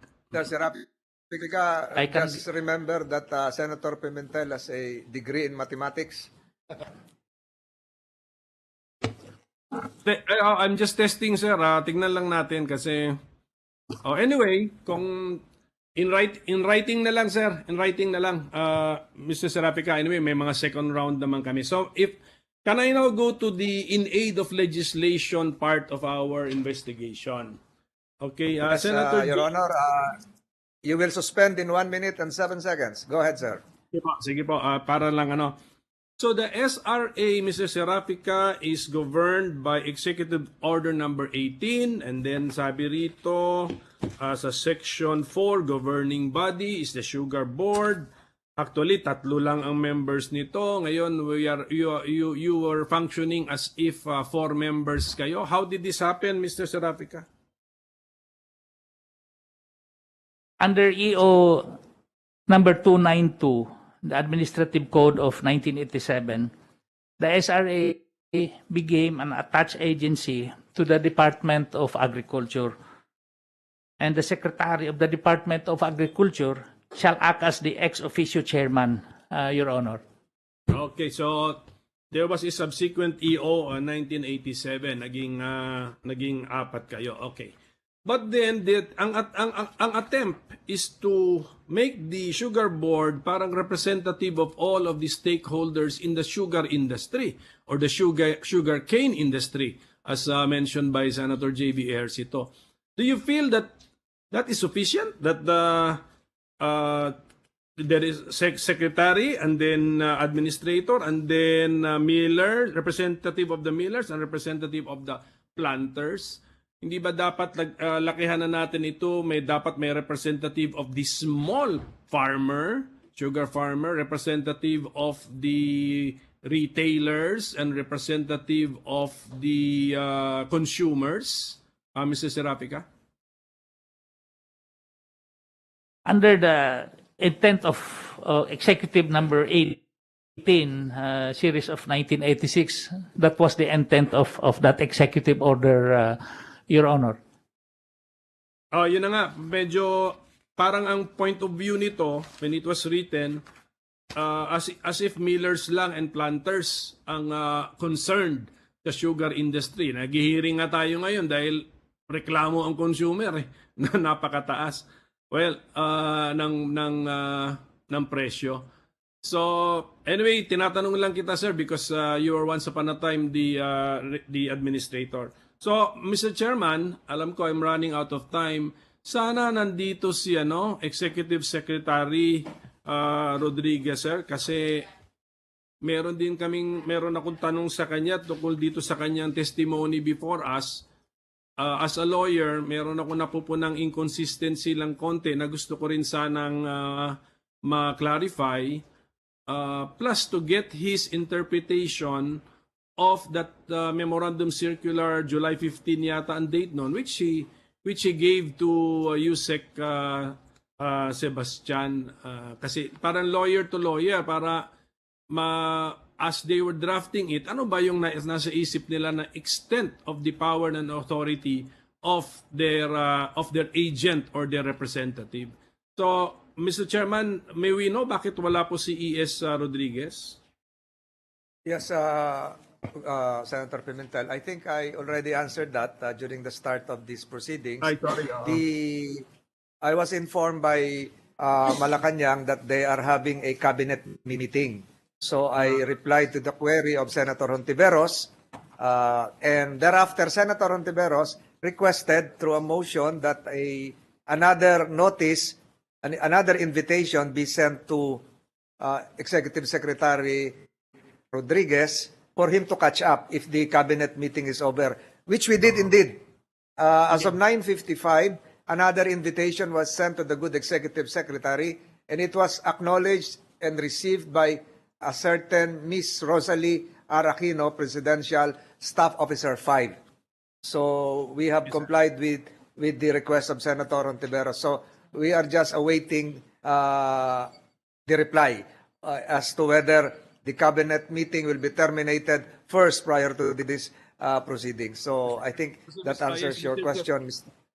Mr. Yes. Chairman, I think the investigation, our investigation, cannot be terminated until and unless he reappears before us, so we can ask the questions para complete na yung picture natin. So The word termination would mean the termination of the cabinet meeting, which will end first or this hearing. So correct. Ako naman, ang point ko naman, our investigation, mahirapan tayo to wrap up our investigation and come up with the committee report until and unless he appears before us so that we can ask questions. Yes, thank you. That is noted, Senator Pimentel. So the next to ask yes, Your Honor, unless Senator De La Rosa will give his time allocated to you, Your Honor. But don't worry, we will have a second round. Yeah, Third round. Mr. Chair, Senator Pimentel has something to say? 1 minute. I can give 2 minutes to Senator Pimentel if he wants to avail of that. Mr. Chair. Senator Pimentel is graciously given additional 2 minutes by Senator De La Rosa. Yes, sir. Ito proceed. lang kila Administrator Serapica at saka kay Yusek Sebastian. Nagpapadala kayo, si Yusek Sebastian yata, nagpapadala ng text kay E.S. Rodriguez, nagtatanong, nagpa-follow up. Hindi sinasagot. Tapos you will assume na yung hindi pagsagot ay approval na, and then you came up with SO number 4. Tapos nung nalaman ninyo yung disapprove, hindi magkakandara pa kayo ngayon to withdraw the copy from the UP Law Center na sinabit na ninyo for publication. Ang tanong ko, why did you go through a course of action na napaka delikado, na kung ma-reverse kayo, ang dami niyong kailangan gawin para bawiin lahat at puputok yung issue. So why not wait for the answer or every day visit the executive secretary to get the answer? Kasi nga sabi nyo, of emergency nature itong subject matter na ito. So yun lang po yung last question ko po, but addressed to the two of them and primarily to Yusek Sebastian. Yusek Sebastian, can you answer that? Thank you, Your Honor. As I have stated earlier, the situation was really very urgent during this time. And up to now, we still have a very urgent issue about the sugar supply in the country. And based on my interaction with the President, especially during the August 1 meeting, there was really a big sense, also expressed by the President, that we have to act fast when it comes to addressing the sugar supply issue. And based also from feedback from stakeholders that were conducted by SRA, and then from the August 4 meeting of Administrator Serapica with the President and the ES and Board Member Balderrama, the feedback was that there is a more or less agreement that the importation program is a go. So that is why picking up from all those signals, Your Honor, and also the follow-up memo that I sent, that gave me the sense, Your Honor. Yusek, can I butt in? Is the word a quote-unquote is a go? A verbal instruction, no, a written Your Honor. instruction, That or is you're just your own judgment. perception? Perception, Your Your Honor. perception. Yeah. So let the records reflect that the answer of Yusek Sebastian was his mere perception, his mere mental perception of the answers given by the President and the Executive Secretary. You can proceed. Yes, Your Yes, Honor. sir. So those are the circumstances, Your Honor. So, Mr. Pimentel. Chairman, ano na lang to, I will final na manifestation na to. All the more, You will not wait for the answers of Mr. Serafica kasi you also directed Mr. yes, Serafica oo nga that same pala. query. Thank you. Mr. Serafica, do you have that same perception? Do you have that same perception or another perception? When I went to see Your Honor, Yusek Sebastian on August 8, I asked him of any update regarding Sir was? and he told me to make necessary endorsement to the Sugar Board for referendum. So you are now relying on the perception of Mr. Sebastian. So that's your perception of Mr. Sebastian's own perception. Double perception na to. That was his instructions to me, Verbal Your Honor. instructions. Prepare an import plan. No, to make necessary endorsement for board referendum. To make the necessary endorsement for a board referendum, meaning to say, to comply with the process of making an endorsement. And that would entail consulting the other members of the board, consulting with the deputy administrators, not you alone.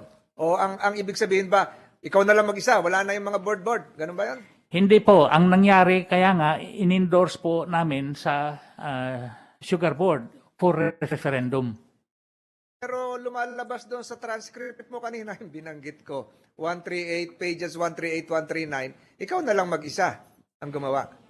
Hindi po kasi dumaan po to ng referendum, yung dalawang board members po nag-comment din po doon sa referendum. Is that true, Mr. Attorney Beltran? You were a member of the board then? Good morning, Mr. Chair. Tama ba yung sinasabi? You're under oath now. Yes, Mr. Tama Chair. ba yung sinasabi ni Mr. Serafica na dumaan sa consultation, referendum, bago kayo nagpirmahan? With the permission of Senator Pimentel. I received an email from Mr. Antes, Mr. Chair, not only me, but addressed also to His Excellency President Marcos and to the rest of the member of the Sugar Board submitting an item for for action by way of referendum, Mr. Chair. So, voting na yon. Were there consultations made Yes, Mr. with Mr. Serafica prior to the voting? No, Mr. Chair, no. So, wala nang consultation. Boto na lang kayo. Yes or no? Yes, Mr. Chair. And in this... What do you mean, yes, Mr. Chair? Yes or no na lang? Wala nang, ano ba yung gagawin natin sa SO4? Bakit napunta sa'yo lahat ng kapangyarihan ng board? Bakit nawala yung performance band? Bakit nawala yung ibang items na nandoon sa SO3? Yung assignment ngayon, meron na. So, wala nang tanong-tanong na gano'n. Boto na lang, yes or no? Are you in favor or not of SO4? Ganun ba nangyari? Yes, I have gone through the email. I read it, Mr. Chair.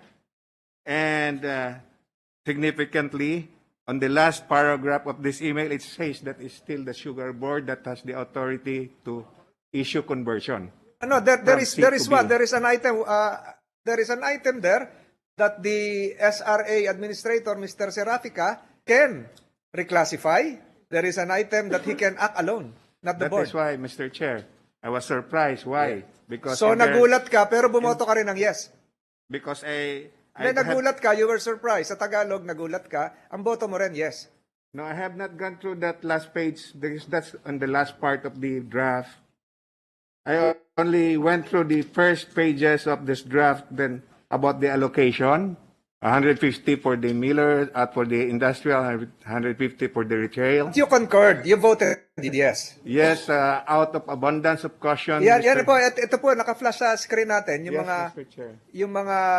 yung mga dates at maging yung email mismo. Yes, So, Mr. Chair. as a lawyer, Out of abundance of caution, Mr. Chair, I voted in the affirmative subject to their compliance with the laws, rules and regulation, and the existing processes of SRA. nakalagay po sa pirma nyo yun doon, may reservation kayo, subject In to my compliance. vote, Mr. Chair, Nakalagay po doon. it's there in my vote, Mr. Can we have Chair. SO number 4? Wala akong No, nakita no, ganon. in the resolution, Mr. Chair. Nakalagay doon sa resolution. Resolution. That is written in the resolution, my vote. But that's not your own personal reservation at next to your signature. So yung sa'yo, you sign it, knowing fully well that there may be some violations. You're a lawyer. I'm not saying that you can be questioned by the Integrated Bar of the Philippines for not reading thoroughly the contents of an order or a circular that would impact not just the SRA but the Filipino people. Naniniwala ka ba doon? Yes, And, Mr. I have taken the time of Senator Pimentel. You will be asked questions later on concerning that. Senator Pimentel, you still have the floor. Yes, sir. Tsaka nalilimutan ko tuloy yung gusto kong tanungin. Pero anyway, ganito, sasagot kasi ni Yusek... I'm sorry, sasagot kasi ni Yusek Sebastian, sir, he mentioned already the word signals. May mga, yun eh. So all the more, we need the executive secretary before us so we can really ask him questions. Kasi pasok na tayo sa signals, hindi na ito in writing eh. So, yun na lang po yung final point ko. So I'd like to thank Senator Bato de la Rosa for giving me part of his time. So I yield back, Mr. Chairman. Thank you. Senator de la Rosa has now the floor. Thank you, Mr. Chair. Maigsi lang ito sa akin, Mr. Chair, to customs. May nakuha ka ng data dyan about kung ilang agricultural smuggling cases that you have investigated, ilan dito ang nag-prosper, na-prosecute ng DOJ sa korte, and pagdating sa korte, ilan dito ang may conviction. So I need your prosecution rate and your conviction rate as far as filed cases or investigated agricultural smuggling cases. Kung meron kang data. Thank you. Yes, Your Honor. We are completing the list, Your Honor, regarding the cases filed, Your Honor. We will submit, Your Honor. Yeah, importante po ito, Mr. Commissioner, kasi nga, alam mo, ang mga tao, palagi lang sabi ng mga tao, pag may na-raid ang customs, balita ka agad na ganito kadami, ilang sakong bigas o ilang sakong sugar ang nakita sa bodega. Pero wala tayong nabalita ang follow-up news kung ito ba'y napaila ng kaso. Kung may napaila kaso, may nakonbikto ba? Kasi it is very important, Mr. Chair, dahil hindi lang customs ang involved dito. Pagdating dito sa mga problemang ito, we've been accusing customs of inefficiency, just like the PNP. Palagi nating inakusa ang customs na you're inefficient in your job, in your anti-smuggling efforts dahil wala na konbiktong mga malalaking negosyante, malalaking traders. Pero let us also observe na custom is just one part of the criminal justice system. Sila lang nag-imbestiga, pag-file noon, beyond their control na yung kaso na yun pag nasa DOJ na. DOJ na nagpo-prosecute. Then afterwards, kung successfully prosecuted by DOJ ito, pagdating doon sa korte, pag hindi ito na-convicto, sabihin naman ng prosecution, that's beyond my jurisdiction na. Sabi ng DOJ, dahil ang korte na nag-decide yan. So somewhere along the way, yung ating criminal justice system, baka nakakontribute ito sa problema natin ngayon na lalong sumama yung ating ekonomiya dahil merong mga nangyayari along the way. Kaya Mr. Chair, gusto ko sanang malaman, baka mamaya, before tayo mag-adjourn, kung may data ka na, alamin natin for public consumption. Malaman ng publiko na ito talaga nangyari. This is the real situation. Huwag niyo sana sige diinan yung custom. Kawawa kami, sige kami trabaho. Pagdating doon, naariglo naman along the way ang kaso. Unless, of course, kung kayo mismo nag-ariglo dyan sa custom, hindi na umabot sa piskalya, naariglo yung mga kaso dyan. So, yun, makita natin yung kabuuhan ng sitwasyon. Kaya, bakit humantong tayo sa ganitong sitwasyon? Wala na. Hindi. Alam mo, before kayo magkaka-imbestiga dyan, isa pang kinatakutan ko na sitwasyon. What if magkakaroon ng collusion between and among dito sa mga sugar importers, itong mga sugar traders, at saka itong mga sugar millers, mga planters na local. At saka, yung government regulating agency, yung SRA mismo, yung tatlo, mag-usap-usap ito, magkakaisa, para pataasin ang presyo ng sugar to the detriment of the whole Filipino consuming public. Isa yan sa kinatakutan ko pag nagkakakutsaba ito. Ha? Kasi ako nga, nagtataka rin ako. Nireklamo ng mga millers, ng mga local planters na sige import daw itong, sige allow ang SRA ng importation. Ngayon, tumaas ang presyo. Kasi sabi nila, kami ang kawawa dahil sige sila import, bababa ang presyo, kawawa kaming local planters. Ngayon, tumaas ang presyo, nagreklamo pa rin sila. Hindi ko, kaya let's get to the bottom of this. Sana walang collusion between these stakeholders, itong mga local planters and millers, at saka itong mga traders, importers, at saka yung government regulating agency, yung SRA. Yun ang kinatakutan ko. But then again, kayo dapat ang magbigay ng cure dyan sa ganung klaseng sitwasyon. Here comes customs. Pag kayo nag-imbestiga ng smuggling, anyway, wala man ditong DTI. DTI should come in pagdating sa hoarding, sa price manipulation, doon sa cartelizing ng pagka-perform ng cartel itong mga traders. Sa inyo ito. Itong smuggling.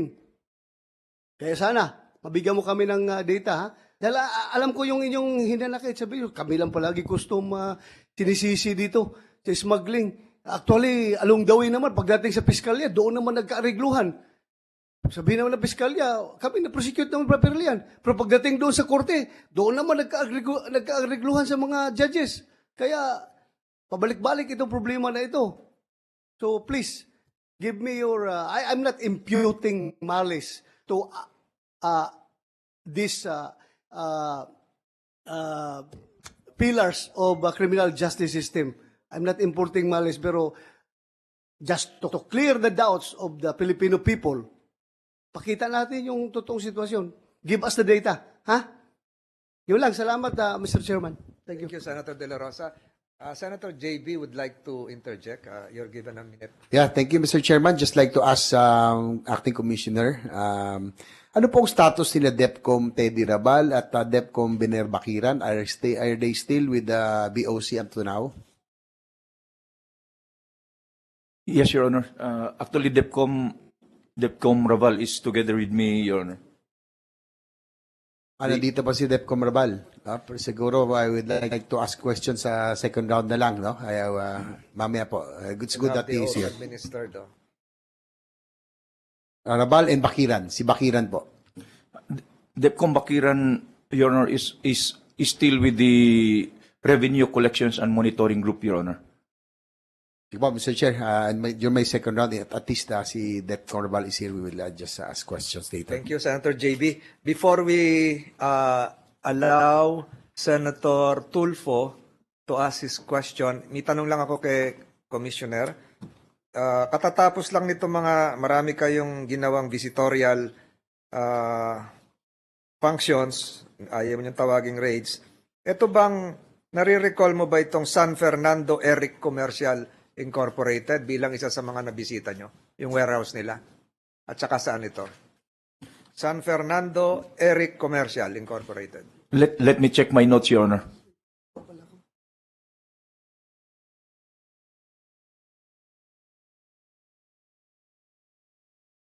Asukal din yan, warehouse. Can anybody assist the good commissioner? Maraming staff ang commissioner. Let the records reflect that the customs commissioner is checking his email files to verify whether San Fernando Eric Commercial Inc.'s warehouse was indeed visited by the Bureau of Customs.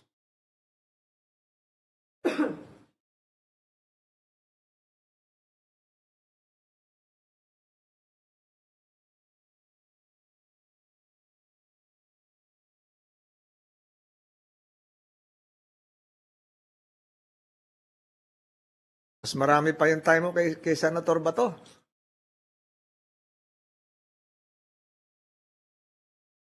Was it visited? Was it inspected?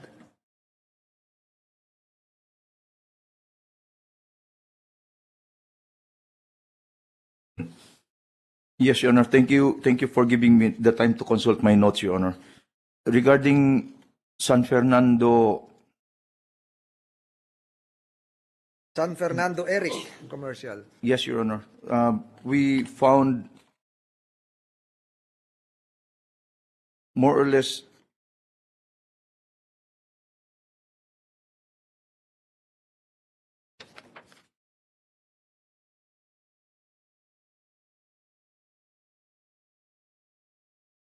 100 and a half bags of refined sugar that have been referred or direct to or issued warrant of seizure and detention, Your Honor.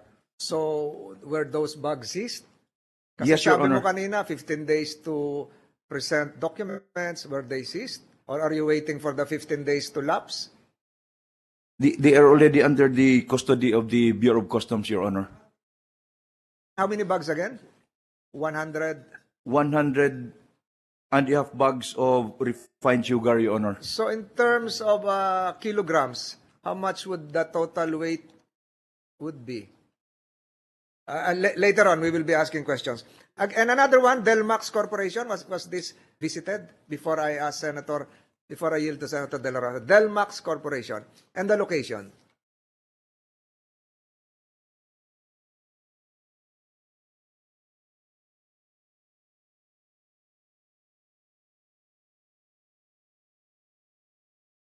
Yes, Your Honor. Delmax Corporation in Batangas, Your Honor.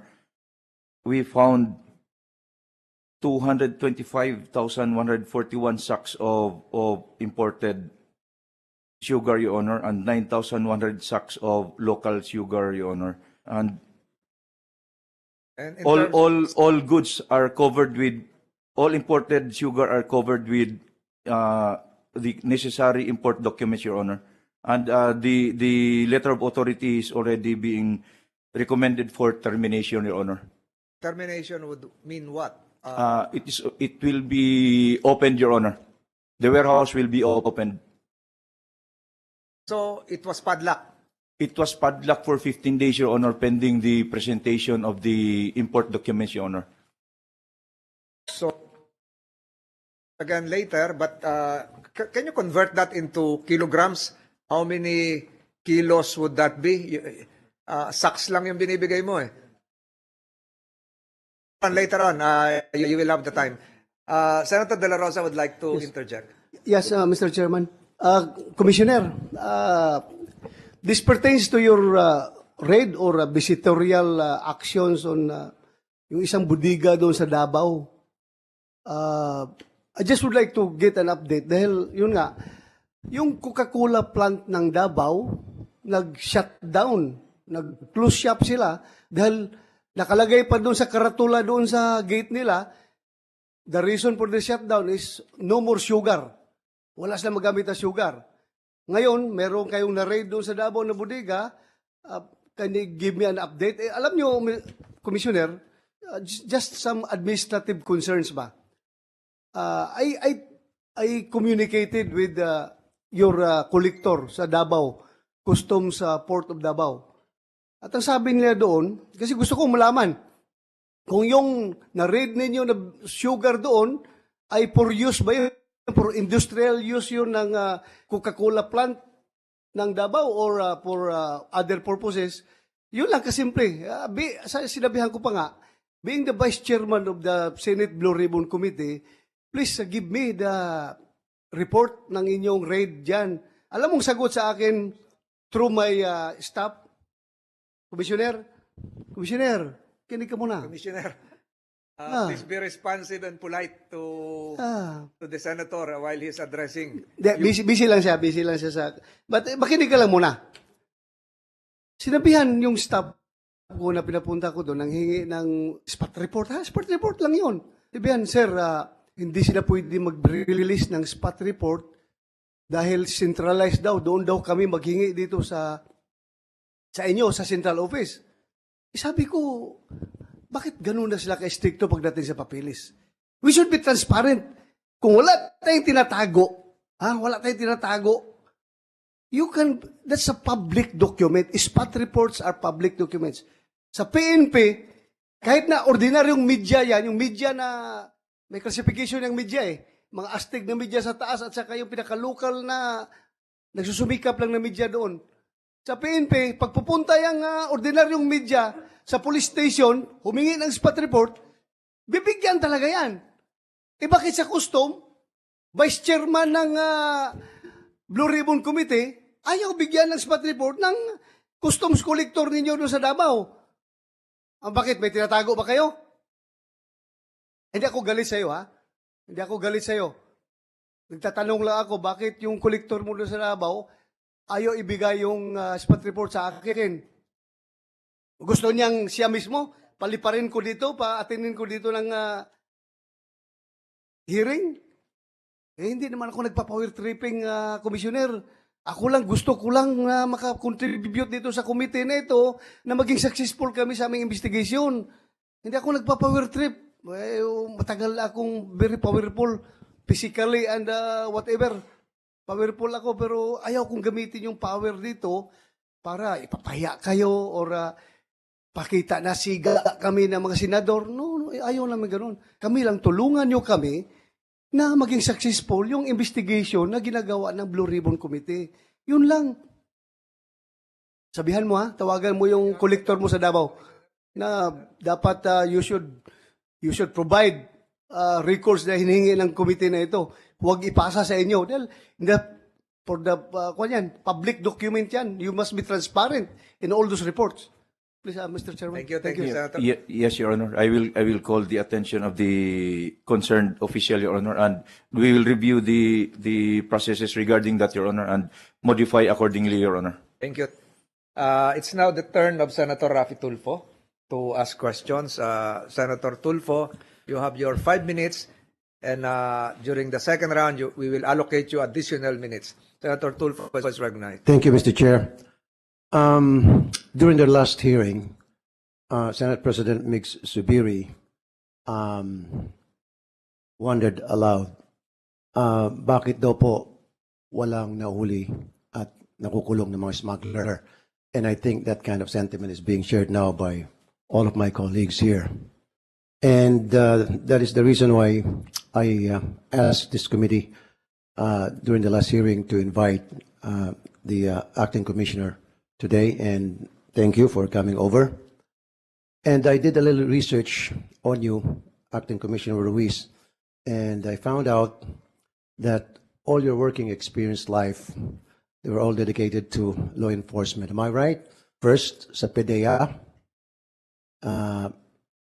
you went in as an agent and then promoted, became an officer, and then later on, you were assigned to the Bureau of Customs, or somebody hired you to become one of the officers of the Bureau of Customs in your capacity as ESS director, which supervises the Customs Police. Am I right? And now, as the acting commissioner of Bureau of Customs. So kung pag sumasumahin niyo po yan, ibig sabihin malawak po ang inyong karanasan sa law enforcement. Tama po ba? Yes, Your Honor. Okay. Therefore, I don't want to belittle your impeccable experience in law enforcement. So having said that, I'm not going to tell you what I know. So therefore, you tell me what you know. And based on what you'll tell me, that's where I'll base my line of questionings. Fair enough? Yes, Your Honor. Okay. Now, paano po nasasabi ng isa pong sugar permit ay recycled o hindi?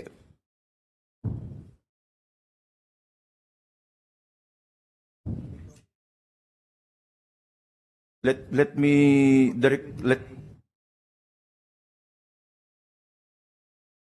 according to our processes, Your Honor, we coordinate with the Sugar Regulatory Administration, Your Honor.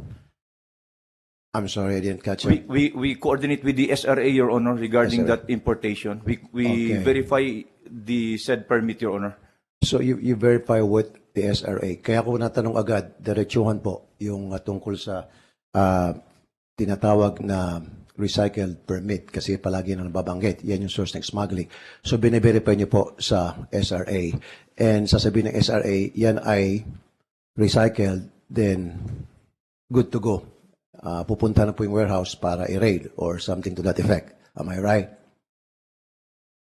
If it is still the import in the import process, Your Honor, the subject sugar or the subject goods will be subject to seizure, Your Honor. If it is still in the warehouse, Your Honor, we conduct a visit, and then failure to present with the necessary import documents, Your Honor, will result in the confiscation of the subject goods, Your Honor. 15 days, tama? Yes, Your Honor. Okay.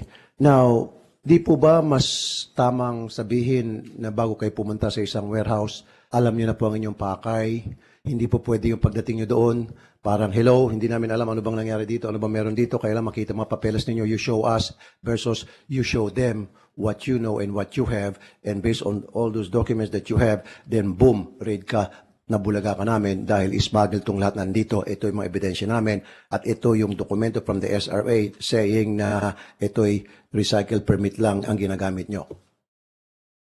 Yes, Your Honor. Before we implement a letter of authority, Your Honor, we conduct necessary surveillance on the said warehouse, Your Honor, before the operating unit will introduce the letter of authority for signature. They have already conducted prior investigations, prior validations, and based on their application for the letter of authority, Your Honor, it is stated there what are the goods that they want to conduct a search on conduct a verification on, Your Honor. Okay, I'm sorry kung naging makulit po ako. Balik po tayo doon sa recycled. May bodega, halimbawa yung sa Subic. I think you raided the bodega in Subic. This was 3 weeks ago. Because of suspicion na recycled po yung permit, tama? What happened to that bodega? What happened to that raid? Are we referring to the vessel, Your Honor? Ship? I'm sorry, sorry. Okay. Yeah, to that vessel that you put on hold because of suspicion. Actually, it was Malacanang who made the announcement na recycle permit ang gamit ng vessel na yon na kargado ng mga asukal. The subject vessel, Your Honor, is still under the custody of the Bureau of Customs, Your Honor. Our CIS is in the process of, they are in the investigation process, Your Honor, and upon completion of their investigation, they will submit their investigation report to my office, Your Honor. Okay, pero, excuse me, pero 3 weeks na po yun eh. It's been 3 weeks. So up to now, hindi niyo pa po na-find out kung what's wrong with that. Have they not submitted to you documents? Kasi ang pagkakalam ko po, ang barko, 24 hours before na dumating po yan dito sa Pilipinas, nabibigyan po ng notice ang Bureau of Customs na merong barko parating, tama? So, yes, Your based on that, dapat doon pa lang nakakapagawa na agad kayo ng research na itong barkong ito, ano bang laman nito, at ano bang permit na hawak nito, kasi po nandiyan na rin po yung tinatawag na bill of lading, am I right? Yes, Your Honor. So, bakit yung barko nandiyan na, in-inspection ninyo, and then it's been 3 weeks, and then hanggang ngayon wala pa ring findings? I don't think so. Siguro, sir, hindi naman ako nagmamagaling. Hindi naman siguro nagmamagaling si General Bato. Kung binigay mo kay General Bato yan sa kanyang mga tauhan, itong problema, baka in 24 hours lang, nasolve na agad ni General Bato. Kung ano yung problema, kung talaga bang legit o hindi yung kargamento sa barkong yon. Yes, Your Honor. What we have Bakit done... kayo po abutin po ng 3 weeks? Ano pong hinihintay sa 3 weeks? Nag-aantay ba tayo ng tinatawag na, ano bang tawag noon? General Bato, yung... Bakit tumatawag, sir? Ha? Padulas bang tawag noon? Sabi po ni General Bato... Pwede rin pampatalino. Pampatalino. Acting Commissioner Ruiz, excuse me, yan po'y galing sa mga kasamahan ko. Anyway, seriously speaking na, bakit po 3 weeks na hanggang ngayon? The reason why I'm asking this, because I'm also pro-worker, ano po? Because of that, marami po mga trabahador na natenggang kanilang trabaho because they were expecting na pagdating ng mga barko, yung sugar dyan sa load ng barko, meron silang trabaho. At na-stop because of that. Now, do them a favor. It's either illegal ba sila o legal para malaman din ng mga may-ari ng asukal kung ipagpapatuloy ba yung pagtatrabaho sa mga trabahador, pantayan, or i-let go na lang muna sila dahil talagang walang trabaho sapagkat illegal yung mga kargamentong ipinapasok nila. So, my question to you now, sir, is legal ba o illegal yung mga asukal doon sa barko na nasa Subic? Sir. Sir, based on the initial reports by our investigators, because let me give a brief background, sir, why it is taking more or less this long to wrap up the investigation. Our investigators have to coordinate with the necessary government agencies, Your Honor, related to the importation, Your Honor. We have to be thorough in this investigation, Your Honor. Okay. And then, rest assured, under my watch, there will never be any shenanigans that will happen, Your Honor. And going back... Let me help you, sir, para hindi ka na mahirapan. We will allow Senator Tulfo additional 2 minutes because that was taken from him by Senator De La Rosa. Okay. To be fair. Tanong ko na lang po sa inyo, tulungan ko po kayo. Mismo Malacanang ata nagsabi na nakuryente po na yung pong barko na yon wala pong hawak na recycled na permit. In fact, yung permit nun ay okay. Tama? Mali? Sir, based on the initial investigation, Your Honor, we found that the documents are in order, Your Honor. In order. Okay. Kasi kanina sabi niyo po, inimbestigahan pa ngayon in order. So if it's in order, ba't hindi pa po ni-release? Sir, the investigation report has not yet reached my office, Your Honor. So you have to wait until it reaches your office. Okay.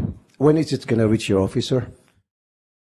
I have information, Your Honor, that it has already been submitted this morning. It was a holiday yesterday, Your Honor. Okay.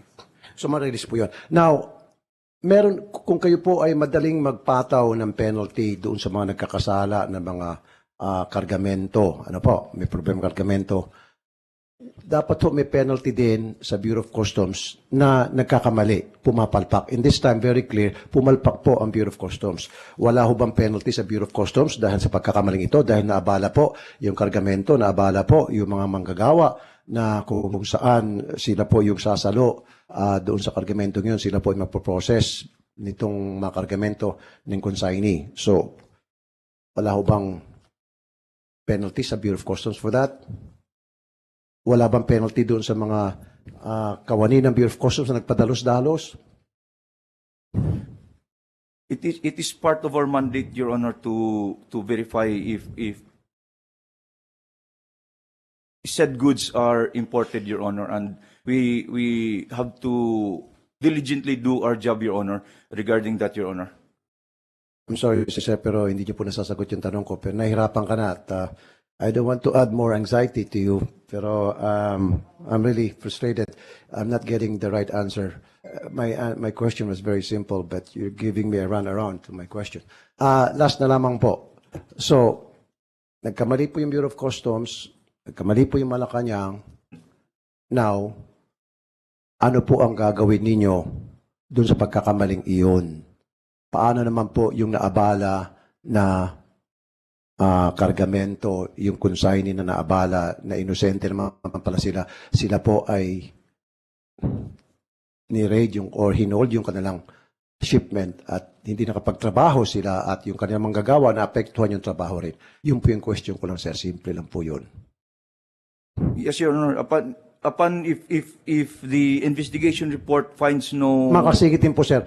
Nakapagbayad din po sila ng demorahe. And we're talking about by the hundreds of thousands na po ang nababayaran ng demorahe, I would assume. So, yung po ba sasagutin ng Bureau of Customs o lista na lang sa tubig?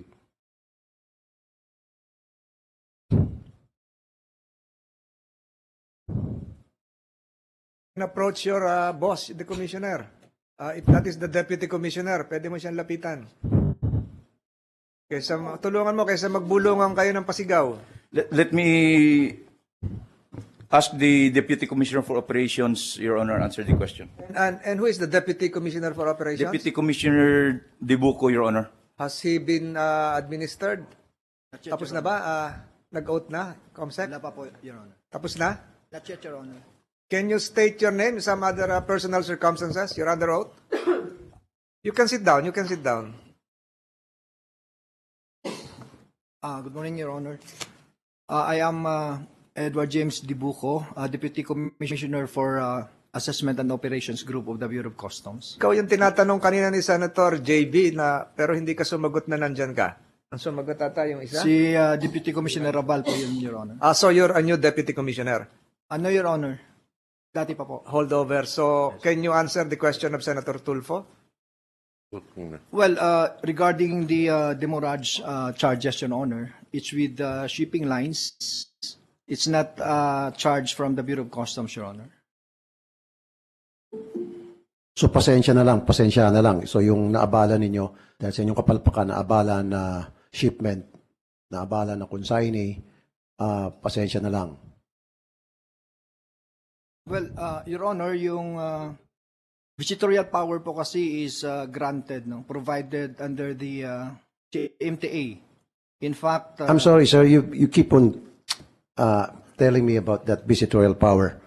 Yeah, alam ko na po yun. Kaya nga, sabi ko nga, I don't want to insult your intelligence. Gusto ko kayo magsabi. Kaso yung mga sinasabi nyo sa akin, na nasusupalpal ko po eh. Ayoko naman kasi unahan ko kayo ng supalpal. So, gusto ko manggagaling sa inyo and then base sa mga sasabihin nyo, doon po ako papasok. And I thought it would be a walk in the park for you guys dahil kayo po yung mga experience kumpara sa akin. Ano po? Malalawak po mga karanasan ninyo. Ako po hindi. Pero lumilitaw, it seems to me na mas marami po akong alam sa inyo kaysa, di ba? Maybe it's because yung aking pong katanungan, bagamat simple, mahirap sagutin. Dahil kapag nasagot niyo po yun, talagang maipit po kayo. Can you answer that, gentlemen? Can you answer that? Well, Your Honor. To your knowledge. To my knowledge, Your Honor, we cannot limit po kasi the powers of the Bureau of Customs, no? Being a collection agency of the government. Cannot limit the powers, but the powers is based on what is provided for under the law. Yes, sir. But Mr. Chair, the visitorial power is provided under the law, and in fact, it is one of the exceptions to the search with warrants, no? So, sorry, Mr. Chair. Alam mo kasi, ba't ko tinatanong to, Mr. Dibuco? Kasi in the past, we've heard a lot about harassment from agents of the Bureau of Customs na wala naman talagang problema sa isang warehouse. Wala naman talagang problema sa kargamento. Kung hindi, ang problema is paano mapuno yung bulsa ng mga agents na nagsisita. So, what I'm trying to do here is binibigyan kita ng picture ba yung picture of harassment na palagi nagagawa po ng mga taga Bureau of Customs. Yung bang tulad nito. So kung ganito pala, sabi mo, lahat, palaging visitation po yung binabanggit ninyo. So, everybody is open to harassment. Lahat po na may bodega is open to harassment. Kahit na yun po yung nakapagbayad na ng tamang buwis, kahit na walang problema sa bodegang yan, pwede pong puntahan yan in the name of visitation power.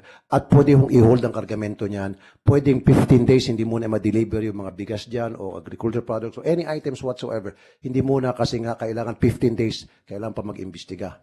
So, that's harassment. can I answer? Please proceed. Direction mo na yung Yes, sagot mo. Mr. Chair, the leadership of the Bureau of Customs will definitely not tolerate that kind of practice, Mr. Chair. In fact, during the implementation of the letters of authority, we have representatives from other government agencies. For example, in sugar, we have representatives from the SRA and the DTI. So, harassment is, I think, not being tolerated, Mr. Chair, in our agency, in the implementation of the letters of authority. Okay, last na lamang po sa taga Bureau of Customs. Okay, so harassment is not being tolerated. So how come yung po mga kargamento na wala namang problema ay sinisita pa rin, and then after 15 days ay wala palang problema, pinapakawalan din. That's harassment. Anyway, Diyan lang muna yung aking question. Siguro mamaya meron pa. Is it okay, Mr. Chair? Meron ako isang katanungan kay Yusek Sebastian. Please proceed. So, grant you an additional minute, Senator Tulfo. Thank you, Mr. Chair. Yusek Sebastian, si Yusek Sebastian, yung kanyang paa ay ginagalaw-galaw na. Huwag kang kabahan masyado siya. Simple lang ang katanungan, Yusek Sebastian. I just found out kanina na hindi ka po pala kayo resign pa. Because palagi sinasabi na kayo po resign. Kayo po pala ay pasok pa rin, ay member pa rin ng SRA, kaya lang suspended lang kayo, yung inyo pong posisyon, tama? Department of Agriculture. Sorry. Department of Agriculture, sorry. Department of Agriculture. Okay, put it on record. I was corrected and sige, thank you for correcting me. So, hindi pa po kayo talaga resign. Kasi po, Preventively suspended, Your Honor. kasi ang palagi ko narinig, palagi na-resigned, Yusek. That is correct, Your Honor, because that So, was announced by Secretary Trixie that I have resigned. So, did you resign or did you not? I submitted my resignation letter, Your Honor, but apparently it was not accepted. Irrevocable po ba yun? No, Your Honor. Hindi irrevocable. Bakit hindi po irrevocable? That was not in my mind at that time, Your Honor, but it can also be like that, Your Honor. That's all. Mr. Chair, Interjection, Senator, Mr. Chair, dun sa isang tanong ni Sen. Yes, Tulfo, if I may. Senator Ontiveros. But after Senator Tulfo, it will be the turn of Senator Grace po. If I may. Thereafter, Senator Jingo Estrada. Please proceed, Senator Ontiveros. One Salamat. question. Yes, Mr. Chair, one question. Salamat po. Dun sa ni-raise na point ni Sen. Tulfo tungkol sa manggagawa. So, if I could ask the representative of Coca-Cola Philippines, who is here, can you confirm? I think they're online. I think they're online. Okay, online, Mr. Chair. Coca-Cola? Yes, please. Could you please confirm that 3 plants have already closed down? At sa mga employees po ninyo, nagbabawas na ng working days? If we are talking about workers, we need to consider this, sir. You identify Good morning, Your Honor. Coca-Cola? Yes. Good morning, Mr. Chair. Good morning, Your Honors. I'm Attorney Juan Lorenzo Tanyada, Corporate and You were Regulatory here before. Affairs. Yes, you were here before. Can you answer the question of Senator Ontiveros? Thank you, Mr. Chair. And to correct myself, Attorney Tanyada, 5 plants reportedly have already closed down. Can you confirm that? And also kung nagbabawas na ng working days sa mga empleyado nyo? So, on a day-to-day basis, ma'am, we may be temporarily suspending operations in certain plants. So, if we are those speaking 5 plants? 5 plants ba, Attorney, kung saan kayo temporarily suspended? Last I checked, ma'am, although this probably needs to be updated, there was a plant in Davao, an IMOS plant in Cavite, a Zamboanga plant, and a IMOS Davao Zamboanga.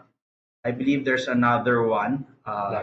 Naga. I'm sorry. Is it Naga, Naga po. Attorney? Opo. Uh-huh. Opo. Naga po. And then, So just 4 plants. off the top of my head, there could probably be a 5th, Your Honor, but off the top of my head, I remember 4 po. 4 plants po So at the moment. you're confirming to the committee 4 to 5 plants temporarily suspended. At yung mga empleyado sa 4 or 5 plants na ito, opo, nagbabawas na po ba kayo ng working days nila? Okay, if the plants po are not operating, the workers po are not required to come to work, but everyone po is being paid their salary and wage. I see. All right. Thank you for that, Attorney and Mr. Chair and Sen Po. Importante talagang i-consider ang mga usaping ito sa mga manggagawa. Salamat, Mr. Chair. Senator Ontiveros. We now recognize the chairperson of the committee, Senate Committee on Franchises, Senator Grace Po. Senator Po, you're recognized. You have the floor.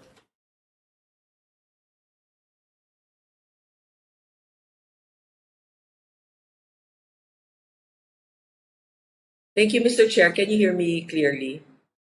Yes. Please proceed. Please proceed, Your Honor. Maraming salamat po sa ating mga pinag-uusapan ngayon. Ang nagiging sentro ng ating diskusyon ay yung mga nasa smuggle at yung mga maaring responsable dito sa mga hoarding. Subalit gusto kong matanong kung sino sa ating mga panauhin ang maaring sumagot nito. Alam ba ninyo kung magkano ang presyo ng asukal ngayon sa merkado? Magkano ang 1 kilo ng asukal? Anybody from the SRA?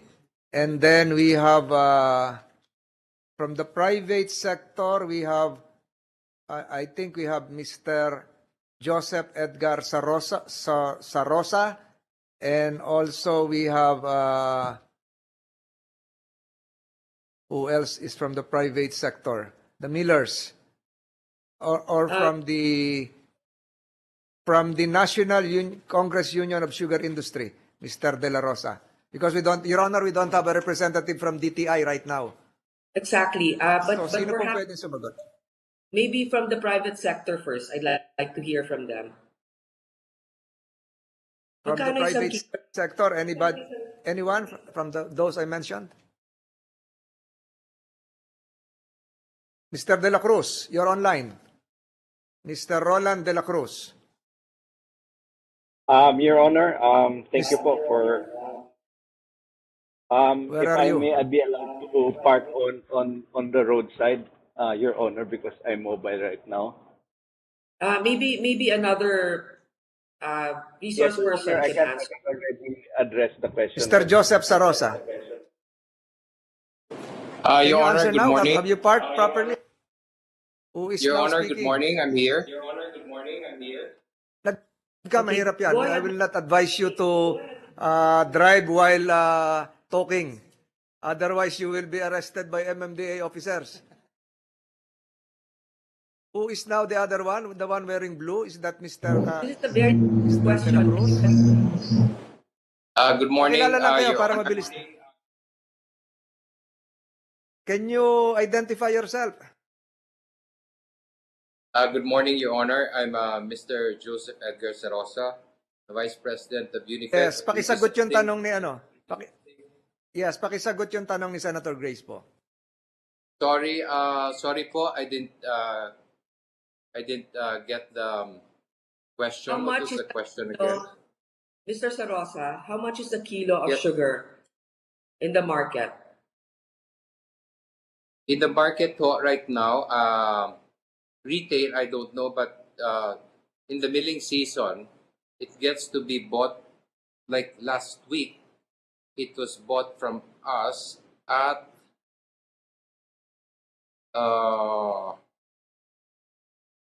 55 pesos per kilo last week. Ex-mill. Okay. Brown Mr. sugar ho. Brown sugar. That's brown sugar. Yes ho. Okay, Mr.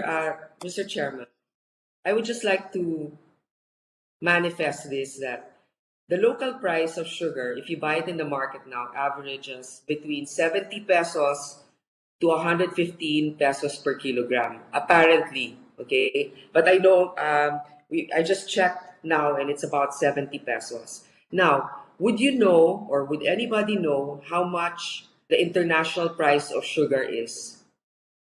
For white sugar.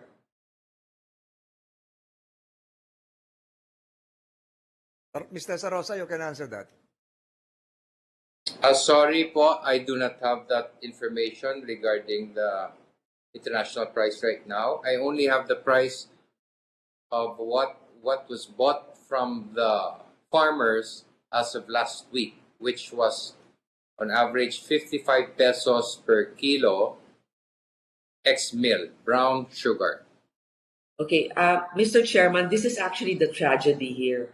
DTI should be represented precisely because the international price of sugar is about 22 pesos per kilogram or 40 cents per kilogram. So, in short, 22 pesos sa international market, patungan mo pa yan, napakalaki po ng disparity sa 70 pesos per kilo. Yun ay pinakamababa na nabibili natin dito. Sa Thailand, ang presyo is about 40 pesos per kilo. So napakalaki pa rin. Now, this administration, and we support this, is vocal about the importance of the SMS, the small medium enterprises to succeed. But if all these inputs, all of these basic commodities are so expensive, how are we going to be competitive and how are we going to encourage them? Now, let me just show you an example here. If let's say we are able to buy sugar at 22 pesos per kilo in the international market, Mr. Chair, 1 metric ton has about 1,000 kilos of sugar. So, kung ganito ang gagawin natin, kung 22 pesos yan, sabihin na natin, ipasa natin sa merkado, ibenta natin dagdagan na natin ng 20 pesos. So, sabihin na natin, 42 pesos natin ibebenta yan. At yung 20 pesos na extra, ibigay natin sa mga sugar farmers dito sa Pilipinas. That's still a lot of money that we can help to subsidize the sugar industry by being competitive. Mr. Chairman, this is an example. 1,000 metric tons is about, if we have it here, 1 metric ton is about 1,000 kilograms. So, if that's 20 pesos per kilogram for every metric ton that we are importing.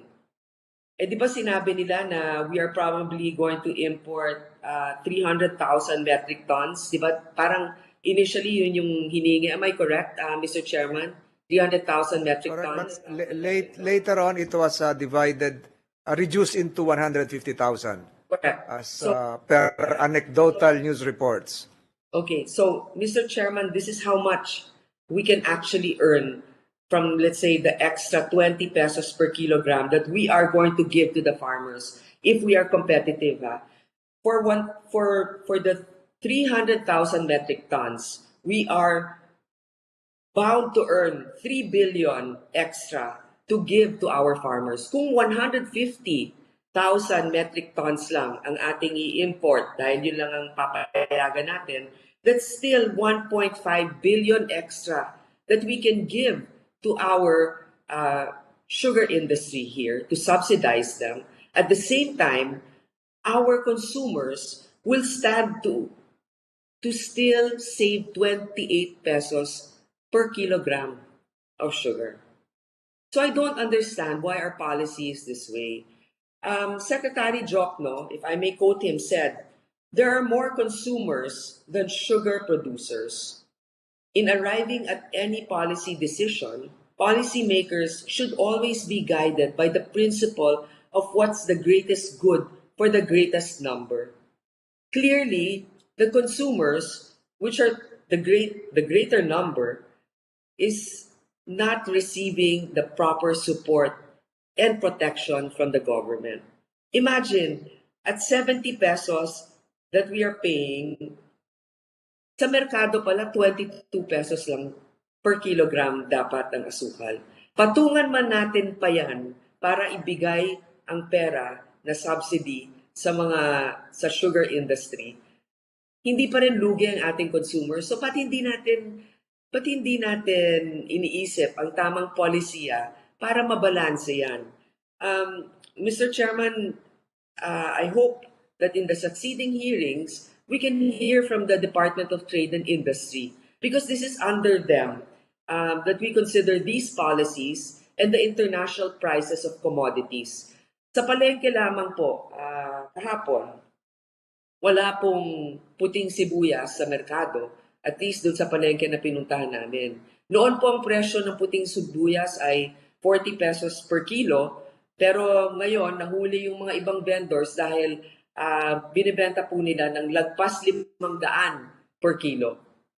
So, isipin na lang po natin, pati po yung mga nagbebenta po ngayon sa mga fast food restaurants, meron na po silang disclaimer na sinasabi doon na wala pong sibuyas ang inyong burger.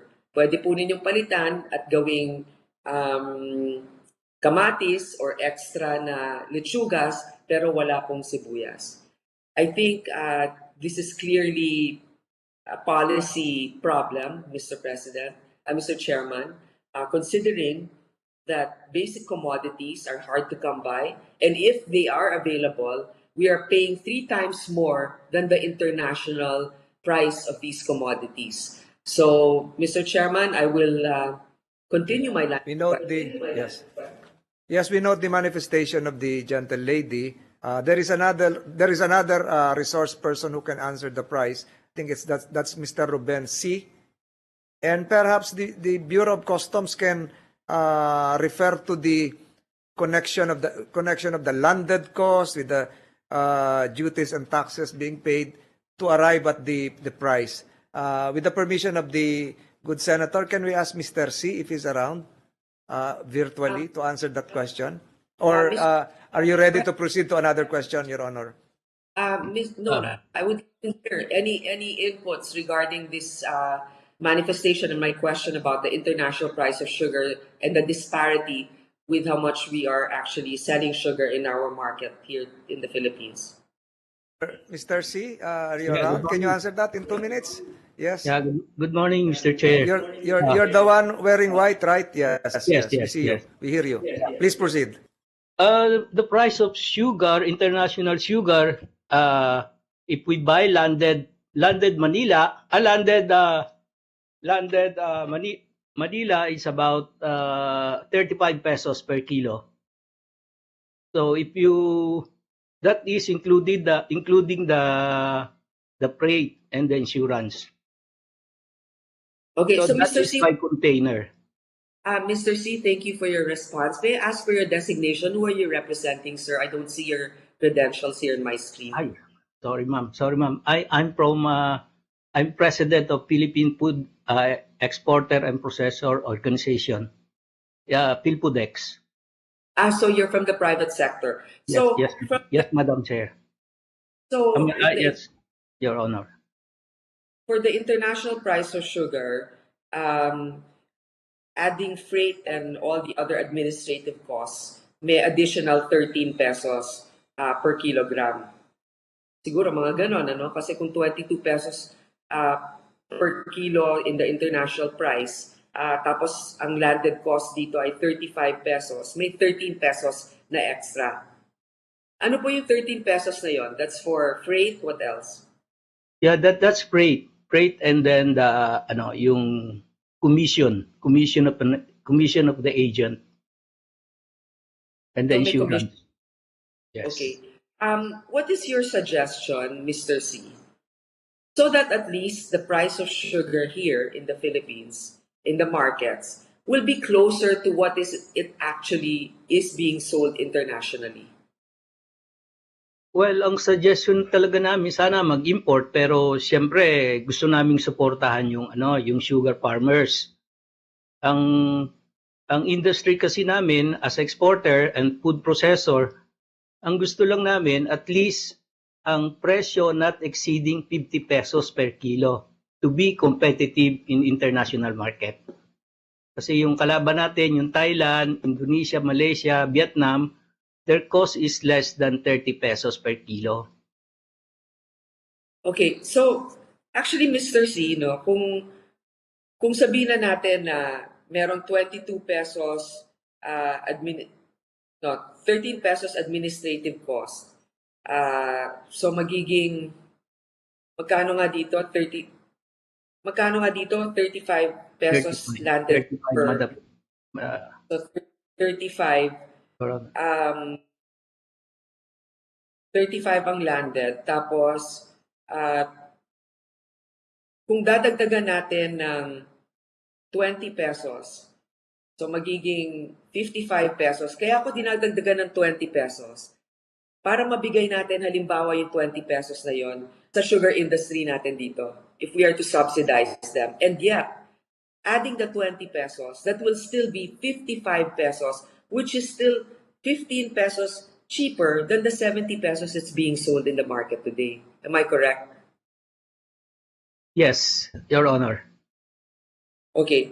So, Mr. Chairman, clearly, I think we need to, the DTI has to sit down and start doing some computations here because even if we add the 20 pesos that we are suggesting to our sugar industry, that's still about 3 billion pesos for 3,000 metric tons, or 1.5 billion pesos for 1,500 metric tons. And it will still be cheaper for our consumers if we liberalize importations a little bit so it's more competitive. So what you're saying, Mr. C, is we need to liberalize importation a little bit? Pag may shortage po. Pag may shortage. Pagka wala namang shortage, siyempre gusto nating suportahan yung sugar farmers natin para umunlad sila, lumaki. No, I understand that. Basta may shortage, but not to the detriment of our consumers. We need to support also the consumers as well as balance the support that we are giving to the sugar industry. So, number one, Mr. Chairman, the way I look at this is it's really a timing of importation and not during harvest season. And number two, I really think that we can give the support that we are giving our local sugar industry by even adding a little bit of tariff in what we import. But that tariff will not even disadvantage our consumers because it will still come out cheaper if we just make the right computation or balance this. Because as Secretary Jokno pointed out, minority yung sugar producers, majority talaga yung consumers. So hopefully we can balance that. I support the sugar industry, but I also should advocate for our consumers, which clearly is the one getting the short end of the bargain here. So that's all, Mr. Chairman, and I hope that... Thank you, Senator Po. In the coming Definitely, hearing, we will be inviting DTI. We will invite DTI as well. Yeah. Thank you very much. Thank you for your proposals, Senator Po. I think next in line would be Senator Jinggoy Estrada, who is around physically. You have the floor, sir. You have 5 minutes for your questions. Thank you, Mr. Chair. I would like to propound some question addressed to Administrator Serafica. This is in furtherance to my question during the first Senate hearing regarding Section 2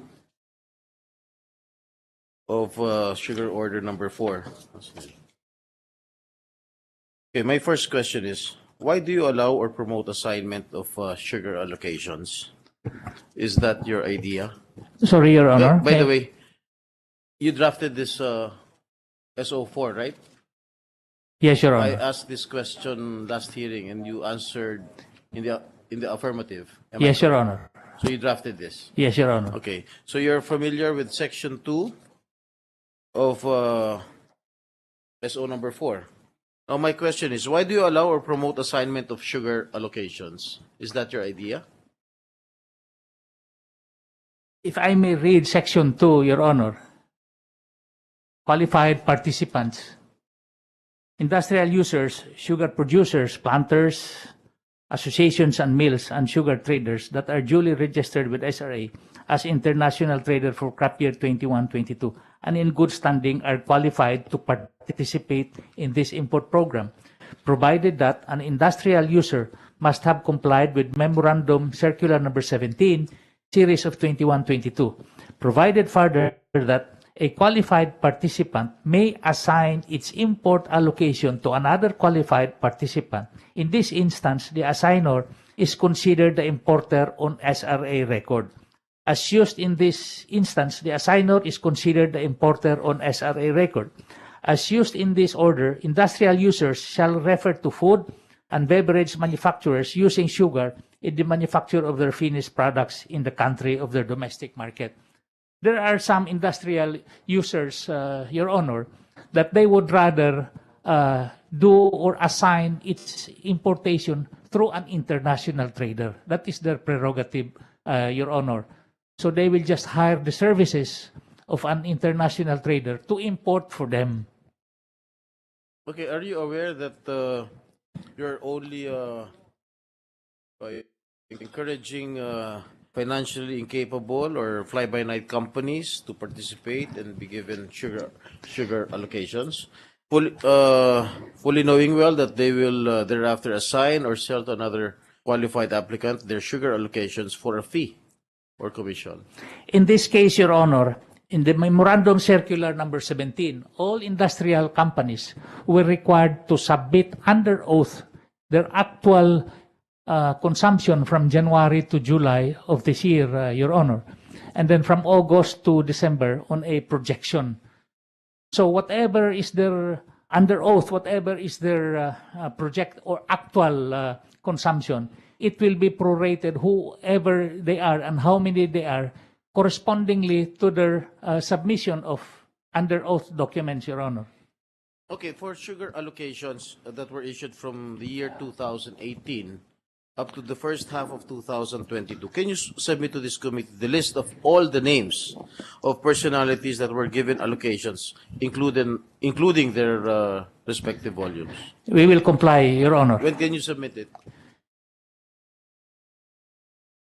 On this note, Your Honor, Do you have a copy of the list of names right now? No. I don't have it with me, Your Honor, but I think I need the assistance of the committee to ask this from the SRA because I have no more access to SRA records since I am already resigned from SRA, Your Honor. Mr. Chair, can we please instruct the committee to acquire all those documents needed? Can you repeat that, Your Honor? The names of the personalities that were given allocations, including their respective volumes. Committee Secretary is directed to secure the names and the corresponding allocations given to several traders pursuant to SO3 and previous allocations given by the SRA. So directed.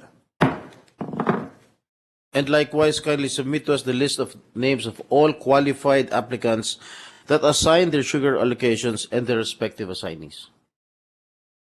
Likewise, per request of Senator Estrada, the same is granted. Okay, thank you, Mr. Chair.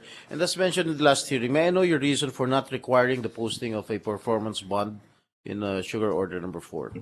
It will just add up cost as far as the consumers, Your Honor, in this case, because of cost of money on the importers. Definitely, they will pass this on to the consumer. With all the rising cost now that the consumers are already undergoing, it will be an additional cost on their part when this imported sugar comes in. But according to the Senate President, refundable naman to, di ba? Even though it is refundable, Your Honor, it is still part of their cost of bringing in the sugar to the country, So Your Honor. you are not protecting the interest of the government by not letting them post a performance bond, unlike in Sugar Order number 3. Am I correct? If I may just read the section 10 in this SO4, prohibited acts and sanctions, submission of misleading or false information or documents, non-compliance or violation with any provision of this order or any orders, resolutions or circulars of SRA shall result in the disqualification to participate in future sugar import programs of SRA. This is without prejudice to other penalties as provided in the SRA Book of Penalties and existing laws such as the Agricultural Anti-Smuggling Act, etc. Senator Estrada, with your permission. Yes. If I may interject. Yung sinasabi nyo, Administrator, so magiging liable yung nag-violate, balit, doon sa dinraft yung SO4, the assignor is considered the importer. So if the assignor is the importer, if the assignee commits a violation, who will then be liable? Is it the importer on record or the real importer who just received his assigned rights? Kasi nakalagay dito kaya magulo tong SRO4 nyo eh. The assignor is the importer of record. The assignee has no name. The assignor-assignee relationship is just between them. The relationship, the real nexus is between SRA and the original assignor. SRA has no relationship with the assignee. If the assignee violates, the violator is not the assignee, but per record, the assignor. The assignor now can escape liability because he has nothing to do with that. He already assigned. Yun ang magulo doon sa SO4, Mr. Serapika. Yun yung tinatanong ni Senator Estrada. Sino yung magiging liable? Yung actual na nag-violate o yung violator of record na hindi naman nag-violate? Pakisagot po yung tanong ni Senator Estrada. Again, I go back to what is written on Section 2, qualified participants, Your Honor. Provided that a qualified participant may assign its import allocation to another qualified applicant. In this instance, the assigner is considered the importer on SRA record as used in this order. Sinasabi ko, yung assignor, yun ang on record. On record. Pero si assignee, wala sa record. Halimbawa, ano na lang kita. Simplify natin ito. LTFRB. Halimbawa, wag magalit sa LTFRB. Ikaw ang inisyuhan ko ng prangkisa. Ang ginawa mo naman, nagkabit system ka. Ang nakabangga ng bus ay yung may prangkisa. Ang sasabihin yung kabit system, ay ito nakapangalan, wag akong habulin niyo. Ganun po yung tinatanong. Kaya ginulod nyo. Kinokorek na natin yung mga kabit-kabit. Ayun, kinabit mo ito. Parang kabit system ito ng mga franchise, mga bus, ng mga jeep. Huwag magagalit sa akin yung mga kakilala natin doon. Doon ka ba nakakuha ng idea na gawin na lang ganon? Dito po, nilagay kasi po sa Section 2. Ikaw nga naglagay. The industrial user must have complied with Memorandum Circular number 17. And this is under oath, Your Honor. This qualification is under oath. That they have to submit their actual consumption from January to July Who will of submit? 2022. Who will submit? The actual importer? The industrial users, Your Honor. Yun na nga yung gumulo dito eh. So, una, siguro ang tanong ni Senator Estrada, ano ang authority mo na alisin yung dating nandun sa SO4 para pagpunta ng sa SO3, pagpunta ng SO4, wala na, performance ban, yung assignor. We have to determine accountability and liability. In this case, you diluted everything. Pwedeng umiwas si original assignor, importer, kasi on record lang ako, ginamit lang ako, hindi ko na kayang ipagpatuloy. Medyo gumulo yon. Kaya siguro dinidiin ni Senator Estrada yung tanong niya, bakit mo, simple lang yon, bakit mo ginawa yon? Baka meron siya pinapaboran na iba. We do not do that. This is for all the industrials in this case, Your Honor. For as long as they comply, what is in MC Circular number 17. Sagutin mo muna yung tanong ni Chairman.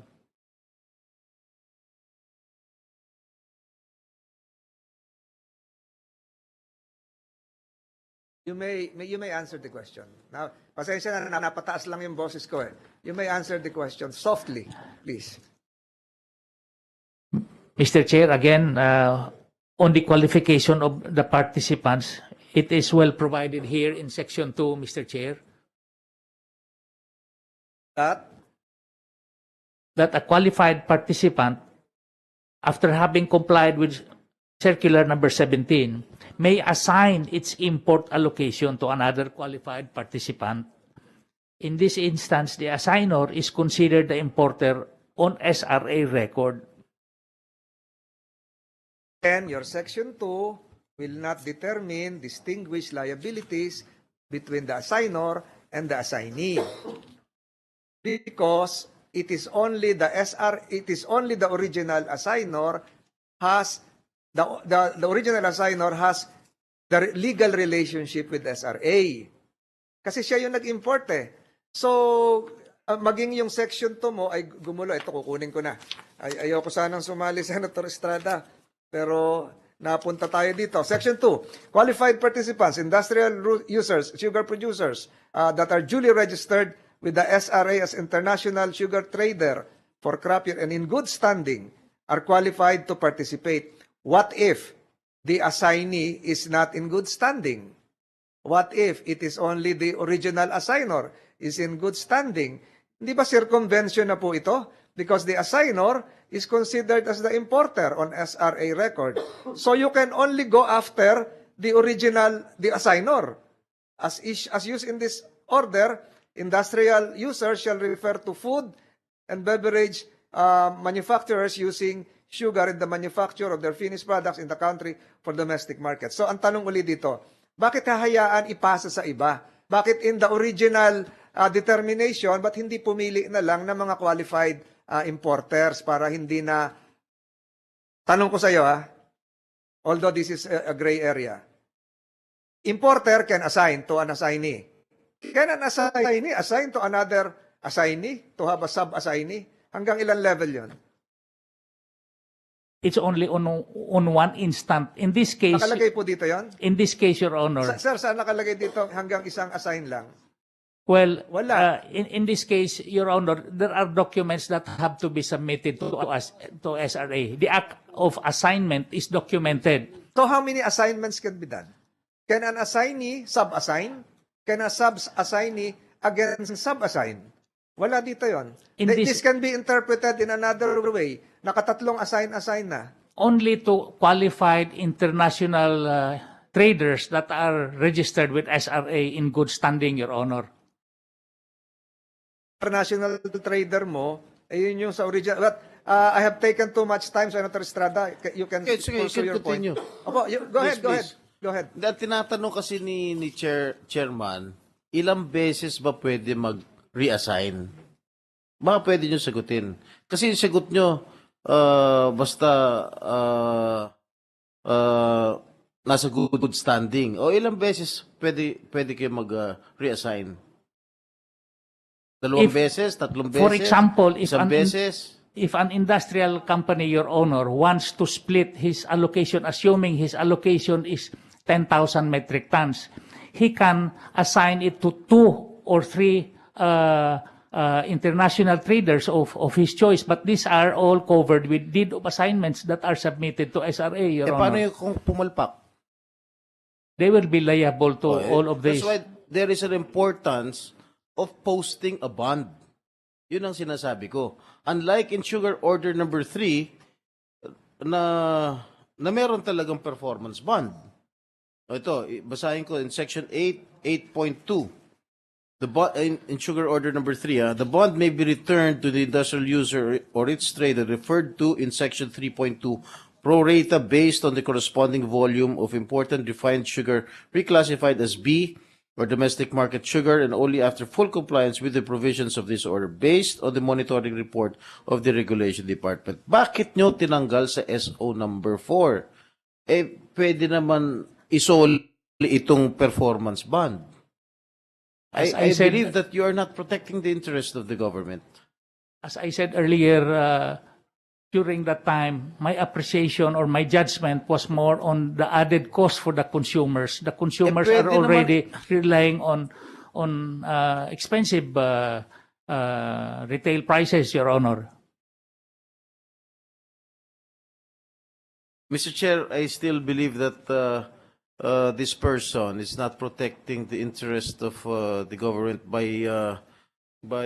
neglecting or by not including the performance bond in sugar order number 4. Magkano lang yun? Magkano lang yung performance bond?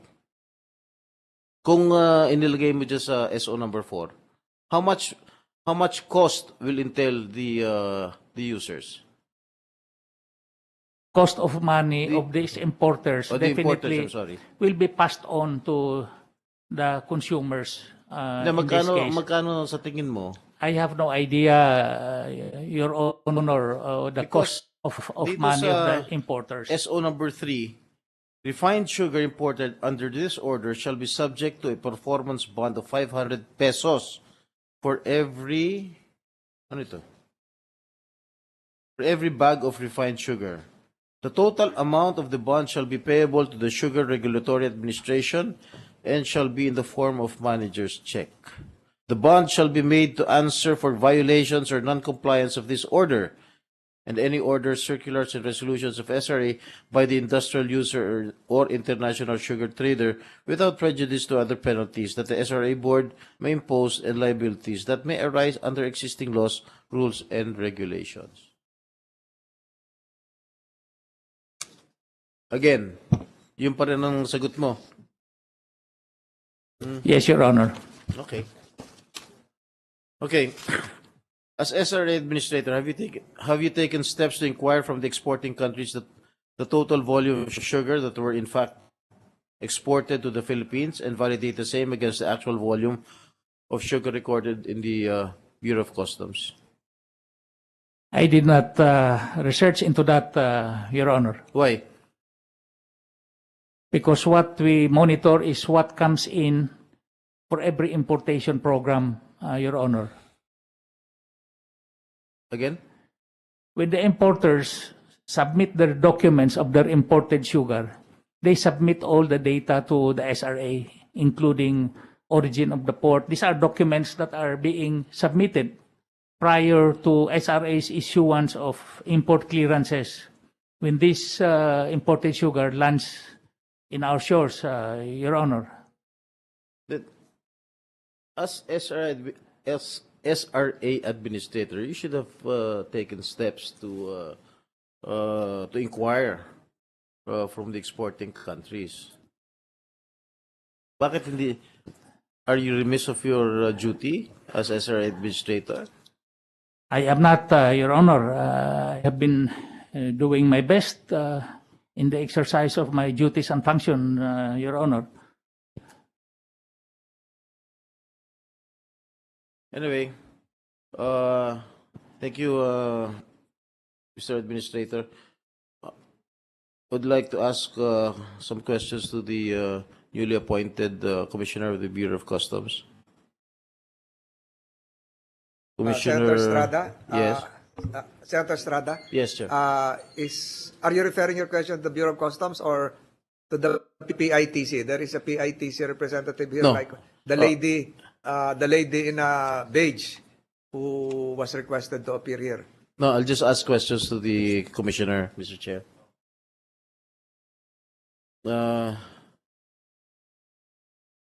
Mr. Commissioner, how many cases of agricultural smuggling were apprehended by the BOC from 2018 to up to the present? Yes, Your Honor. We have more or less 125 cases, Your Honor.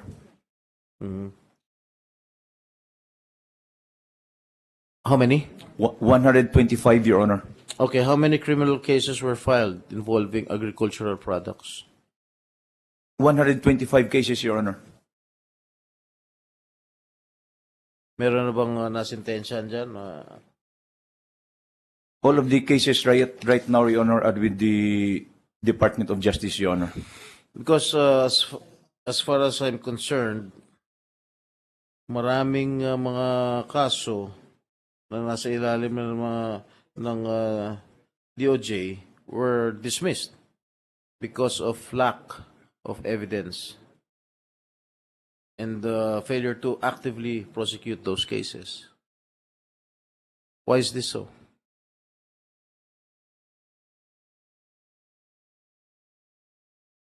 Regarding that, Your Honor, if we already filed the cases with the DOJ, Your Honor, it is already beyond the purview of the Bureau of Customs, Your Honor. How long have you been in the Bureau? I have been acting commissioner, Your Honor, for 35 days, Your Honor. But I have been with the Bureau of Customs as Enforcement and Security Service Director for 4 years, Your Honor. You were in the Bureau of Customs for only 4 years? Yes, Your Up Honor. to the present? 4 years and more or less 4 years and 11 months, Your Honor. Okay, can you please submit the complete list of all agricultural smuggling cases since 2008, since 2018? Yes, Your Honor. Can you please submit it to this committee? Okay, my next question is, what are your mechanisms to monitor, to prevent and apprehend the use of recycled import permits to import sugar? Yes, Your Honor. Since when I assumed as the acting commissioner, we have devised a system where we will be going online together with the Department of Agriculture and the SRA, Your Honor, where we will be for every importation, we will check with their minimum access volume, Your Honor, that is allotted to that company, Your Honor, and it will be online. We will be our respective collection districts will be provided access to that. Once there is a company that will import, we will check the remaining volume that they have, Your Honor. If they have already reached their volume, or if they have already exceeded their volume, they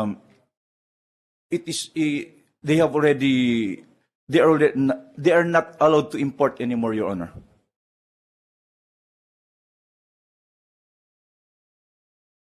During the last Congress, former Senate President Tito Soto exposed some of the smugglers or the protectors in the Bureau.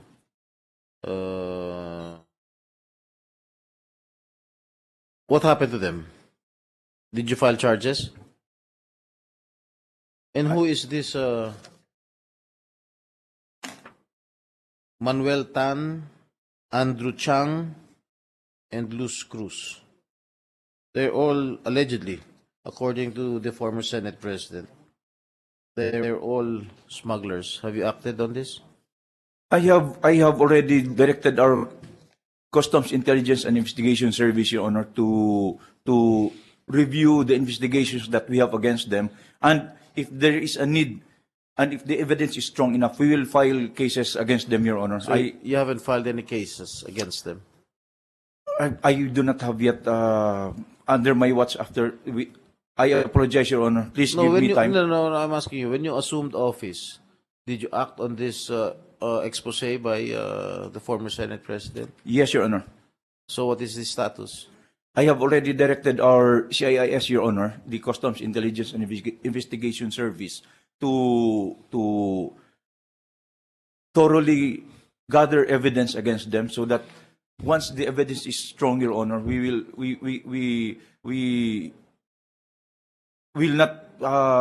not be wasting the time of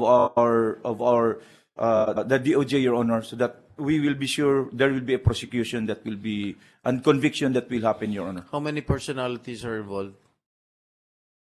More or less, Your Honor, right now, the active cases that we have filed against, Your Honor, against 294 importers, Your Honor, and 76 brokers. Importers of? Importers, violators of agricultural products, Your Honor. Like sugar,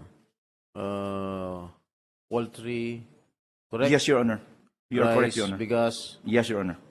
So, most prominent is this Andrew Chang, Manuel Tan, and Luz Cruz.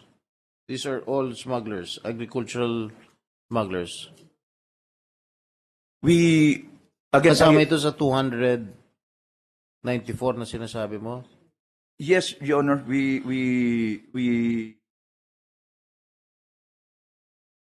But we will check the records, Your Honor. Let me check our records, Your Honor, and I will provide you the. Can you please update this committee with regard to the status of the cases that you filed against these smugglers? These Yes, Your alleged smugglers. Yes, Your Okay? Honor. At the soonest possible time. Yes, Your Honor. Okay. Thank you, Mr. Chair. Yes, Estrada.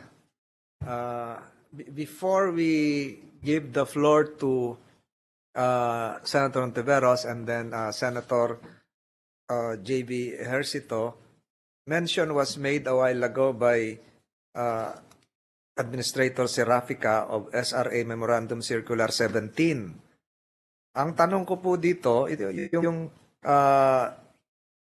yung memorandum na yon was addressed to sugar using industrials, meaning to say beverage companies and food manufacturers. Am I correct, sir? Yes, Your Honor.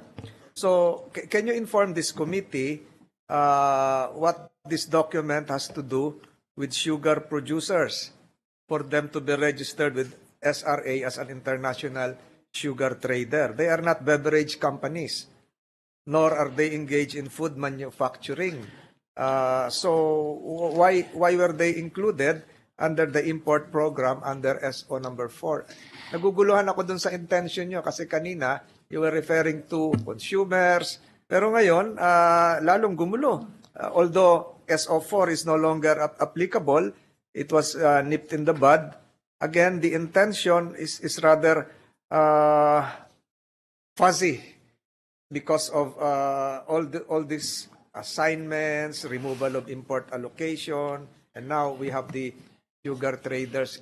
Can you provide us what's on your mind, or if there is something that we cannot perceive here, medyo for future reference, so that this will not happen again?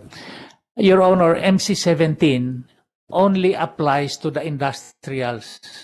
This is the 150,000 metric tons that is allocated for the industrials. Yung isang 150,000 metric tons po, that is open to all sugar producers, federations, and other traders. This will for the consuming public and household consumers and institutional consumers in this case. There is no way to have the for industrial be converted into for the ordinary household users, and the household users allocation will not be converted into industrials in the reclassification stage. Yes, Your Honor. What is intended for the industrials will be used for their ingredient or raw materials for their respective products, Your Honor. And the power was lodged in you alone, individually, laterally, under that aborted ng tawag ko, SO number 4. I think you've done your answering, Senator. Mali si Senator JV. Senator Hontiveros will now have the floor. Isa na lang before you proceed, ma'am. Yes, Mr. I'm Chair. referring to my previous notes. I had Attorney Beltran answer some questions a while ago, and it has something to do with the slides presented. Attorney Beltran, you signed a document before you resigned, and then you were given a chance to participate after you resigned. So paano ba to? Medyo gumulo ito, and then you stated under oath a while ago, I forgot the exact time, that all these were done when you read the first 2 pages, Attorney Beltran. So, correct me if I'm wrong. You are a holdover of SRA, correct? First, then before, yung SR, yes. you were a holdover. With the permission of the Honorable Chair. Yeah, just you answer me yes or no. Holdover ka, di ba? Yes, sir. Yes. So, you participated in that referendum after you were called to resume duties as a board member. Yes, sir. So, you parang sa sundalo, sa AFP, you were called to active duty again. So, the referendum, correct me if I'm wrong, I have a timeline here. The referendum on Sugar Order 4 was emailed to you at 4:59 p.m. on August 8. August 8, sir. By the board secretary. At 5:43, on the same date, August 8, you emailed your affirmative vote. Yes, sir. So, all of this happened in less than an hour, sir. Yes, sir. You were able to decide on a very complex and novel issue. In hindsight, we're talking about the removal of the performance band, the allocation to a single individual of that power to reclassify, the assign or assignee controversy. All of this within a period of less than 1 hour, you decided in the affirmative. What happened? Were you under pressure? Ba't napabilis? With the permission of the Honorable Chair. Go ahead. When I received this email, Mr. Chair, at around 4:59 p.m., it was addressed to His Excellency Ferdinand R. Marcos Jr., the Administrator, Serapika, and the rest of the members of the Board. With this presentation, it was made to appear, Mr. Chair, that the President will be signing also the sugar order, Mr. Chair. And also, in the last paragraph of this email, if you will note, because I was very particular of this, I was the one who brought this up in the previous proceedings. I may cut you. You can proceed with your lunch. This is a working hearing, working lunch. So please proceed with your lunch.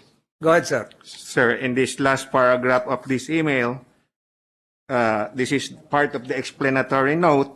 I read from here that the authority to convert the imported sugar from C to B rests with the sugar board. So I was okay with that.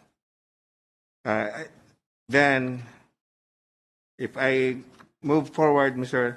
I've gone through the data provided to me before, because I was already given this data before, because I was called to Malacanang also on August 4, but I was not able to join their meeting. I was only in the holding area. So I was already informed of this data that was provided to me. And thereafter, Mr. Chair, the following day, Mr. Antes again said, requesting my to use my signature because it will be forwarded to the President for his signature as well. So all of this presentation or misrepresentation, if I should say so, a reasonable mind would believe that indeed the President will be signing the sugar order, Mr. Chair. Because of that perception, you speculated that a signature is forthcoming. That's why you signed. I am not sure if it was an speculation, Mr. Chair, because your belief, your strong belief that that a chief executive signature would be affixed. That's why you signed within less than an hour. Not only that, Mr. Chair, I also read the email, Mr. Chair. You just read 2 pages of the entire SO4 draft. Of the SO4. Yes. But so it's still a good faith belief that what you are doing then was right. Yeah, it was the format of a sugar order normally, Mr. Chair, is the first part, which is the allocation, and the last part, which is the authority to convert. But then again, there were several provisions that were there, not present in previous sugar orders, like the removal of the performance ban, the assign-or-assignee provision, and the others, like the authority to reclassify by a single individual. So there were no red flags insofar as you are concerned. Everything is okay. I missed that portion already, Mr. Chair. You missed that portion. Yes, Mr. So you Chair. just read the first page, and the second page for you is where you will affix your signature. Am I correct? The last page. The last page of the last sugar page. order. Okay. Thank you. Thank you for clarifying. I will now have Senator Antiveros. There is one question here with the permission of Senator Antiveros from Senator Yes, Mr. Chair. De La Rosa. Please proceed, sir. Short interjection lang, Mr. Chairman. Attorney Beltran, you are representing the Miller's sector. Miller sector. Mr. Chair. Hindi ako abogado, ha? Pero kung ako ipipirma ng isang document, siguro binabasa ko rin siguro from start to finish bago ko pirmahan. Pero I doubt your explanation na hindi mo nakita yung bandang dulo. Pumirma ka na lang diretso. Ako, hindi ako abogado, pero ikaw abogado ka man. Di ba, maniguro ka bago ka pipirma. Baka mamaya, yung pinirmahan mo, i-death sentence yun on your part. Mamaya, di ba, isang tanong lang. Bago ako pipirma dito, hindi ba ako makukulong nito? Yan ang palagi nasa isip natin eh. Bago tayo pipirma, pirma ako ng pirma ito, baka makukulong ako nito. Baka I am signing my own warrant of arrest. Hindi po ba naisip yan? That is why, Mr. Chair, out of abundance of caution, I voted in the affirmative with the condition. Hindi nga, I am With not the talking about collective, Mr. Chair. yung previous deliberations ninyo. Dito lang mismo is sugar order number 4 which your signature appeared here. It appears here, nandito. Kaya nga, ilang pages lang naman ito. 3 or 4 pages lang itong sugar order number 4 na ito. Hindi mo ito nabasa lahat, tapos pumirma ka lang dito. Yan ang ibig mong sabihin, na pumirma ka dito kahit hindi mo nabasa lahat. Because in the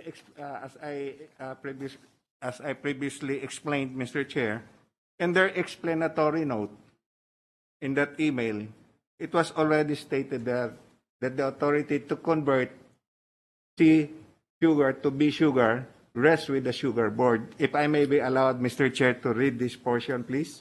No, we have that. That's yes. a public record. Yes, Mr. Chair.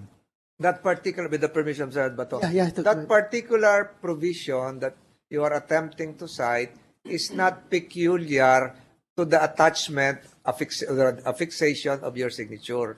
Otherwise, if you sign there, subject to section blah blah blah of this document. Wala namang ganun eh. Kaya kasama lahat yun sa mga previous sections. So, I think on record, you're saying that now in hindsight, but we're not imputing any allegation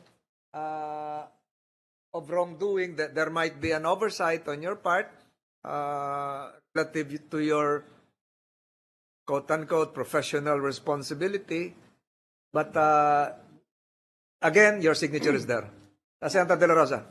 Mr. Chairman, just to show you the SRA copy, no? Itong sugar order number 4 copy, every page bears your signature. Marginal. Yung marginal signature mo every page. So, you mean to say na pinirmahan mo lang itong kada page na ito without reading the page itself? Mr. Chair? Yes. If I may. Just to clarify, Mr. Chair, my signature there is an e-signature, Mr. Chair, not my actual, because that is usually how we do it during the pandemic. So Mr. Antes emailed me requesting permission to affix my e-signature. So I instructed the board staff to vet on the documents, then affix my signature, Mr. Chair, because when I say they vet my documents, they will have to refer to my voting during the deliberation via referendum. That is how it happened, Mr. Chair. Yeah, kaya you are giving me the impression na grabing maling akala from Yusik Sebastian to Administrator Serapica hanggang sayo. Grabing domino effect nitong maling akala na ito. Kaya ang bigat na maling akala ito. Lahat kayo, nawalop kayo ng isang maling akala. Mga abogado pa naman kayo. Hindi naman abogado yung iba, pero ikaw, specifically, ikaw mismo, abogado kayo. Kaya nawalop kayo ng isang maling akala. Lahat kayo tinamaan ng maling akala. That's it, Mr. Chair. Thank you very much. Salamat, Atty. Beltran. Thank you. Thank you, sir. Senator De La Rosa. Senator Rizon Taveras is recognized. Salamat, Mr. Chair. May I ask questions of Mr. Pablo Lobregat, President, of the Philippine Sugar Millers Association, Incorporated. Can you be seated here? And Mr. Secretary, can you administer the oath? Who else, Senator Ontiveros? After Mr. Lobregat, huli na lang, Mr. Chair, si Attorney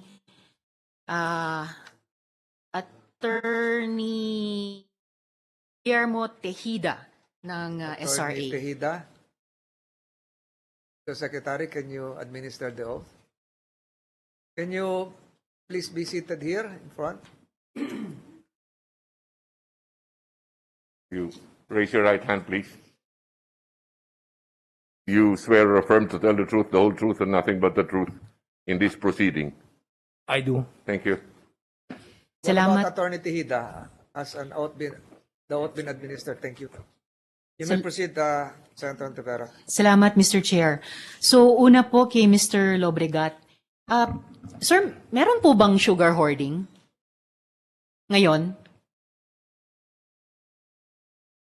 I cannot say none. Mhm. Maybe there might be some. But in the magnitude that is surrounding this sugar fiasco? Mrs. Senator, in my statement during the congressional hearing, I made a statement that said hoarding and smuggling are symptoms of a supply deficit. They are not causes. So speaking of the supply deficit, artificial ba yung sugar shortage? I do not believe that it is artificial. So you believe that the sugar shortage is a reality? I believe so. All right, sir. There are allegations going around that no consultations had been undertaken with the stakeholders. Kayo po ba, kinonsulta ba kayo ng SRA? If so, ano ba yung mga rekomendasyon ng stakeholders? And kung may rekomendasyon, ano yung basehan ng rekomendasyon ng mga stakeholders? Madam, I just want to clarify, are you referring to Sugar Order number 4, the defunct Sugar Order number 4? Yes, I'm referring to SO4. I remember that all stakeholders were consulted before the issuance of that order. I do not remember exactly what, or we do not know because what the other consulted parties said, but I remember the PSMA did recommend 300,000. And I think I heard earlier that most stakeholders that were consulted more or less gave the same figure, but not too far from there. And dito sa recommendation ng PSMA na 300,000 metric tons, nasabi nyo more or less the other stakeholders made the same or similar or a little less recommendation. Ano yung basehan ninyong mga stakeholders para sa rekomendasyong iyon ng 300,000 metric tons or a little less? Usually we rely on data that is coming out of the SRA. There is a production bulletin.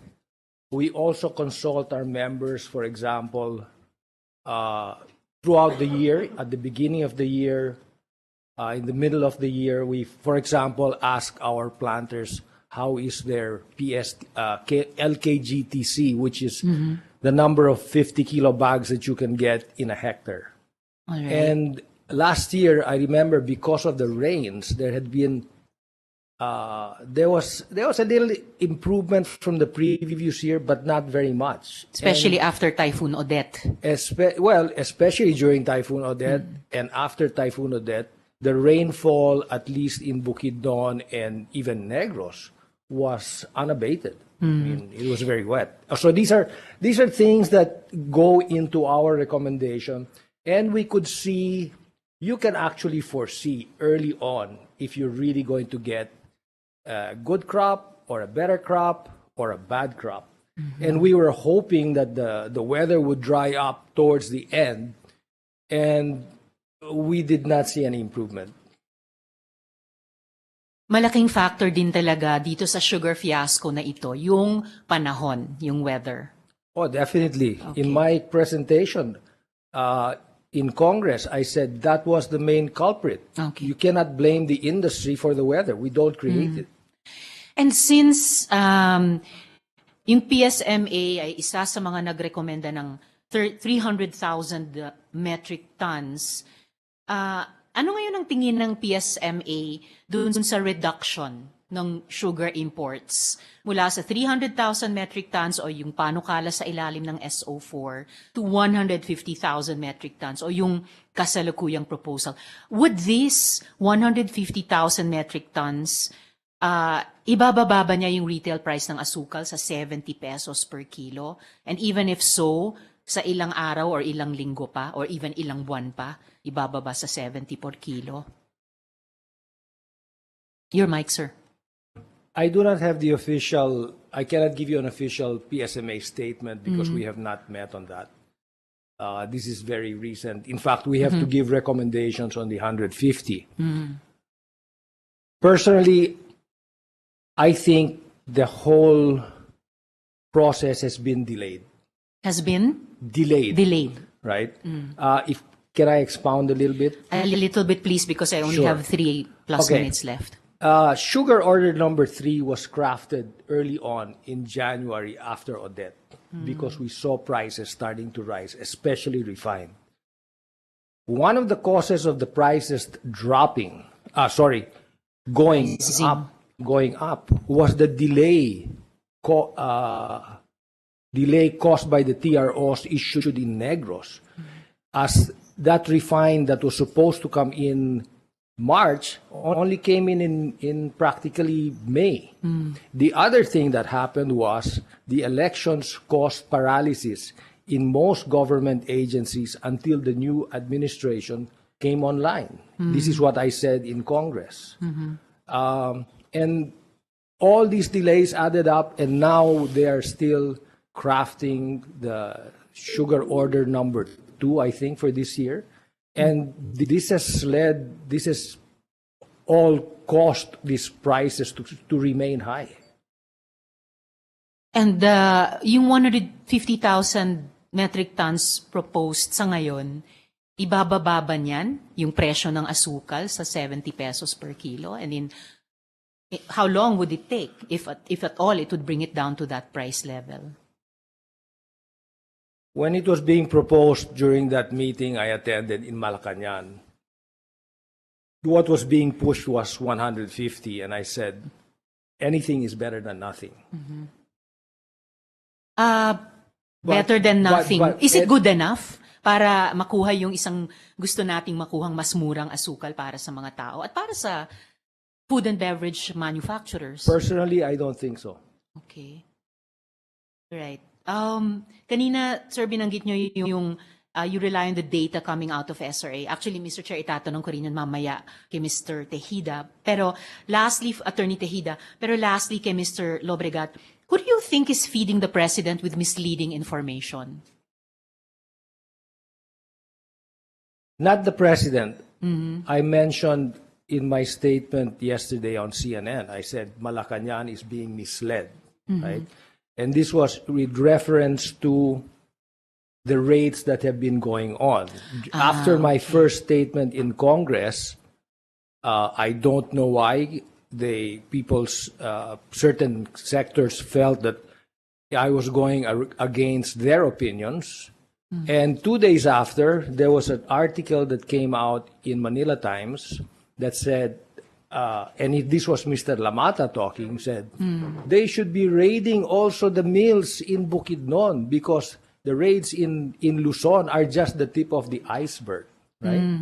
And 1 week later, while we were attending the Philsutec, Bukidnon was raided, right? And they showed these pictures of We acknowledge the arrival of the Senate President.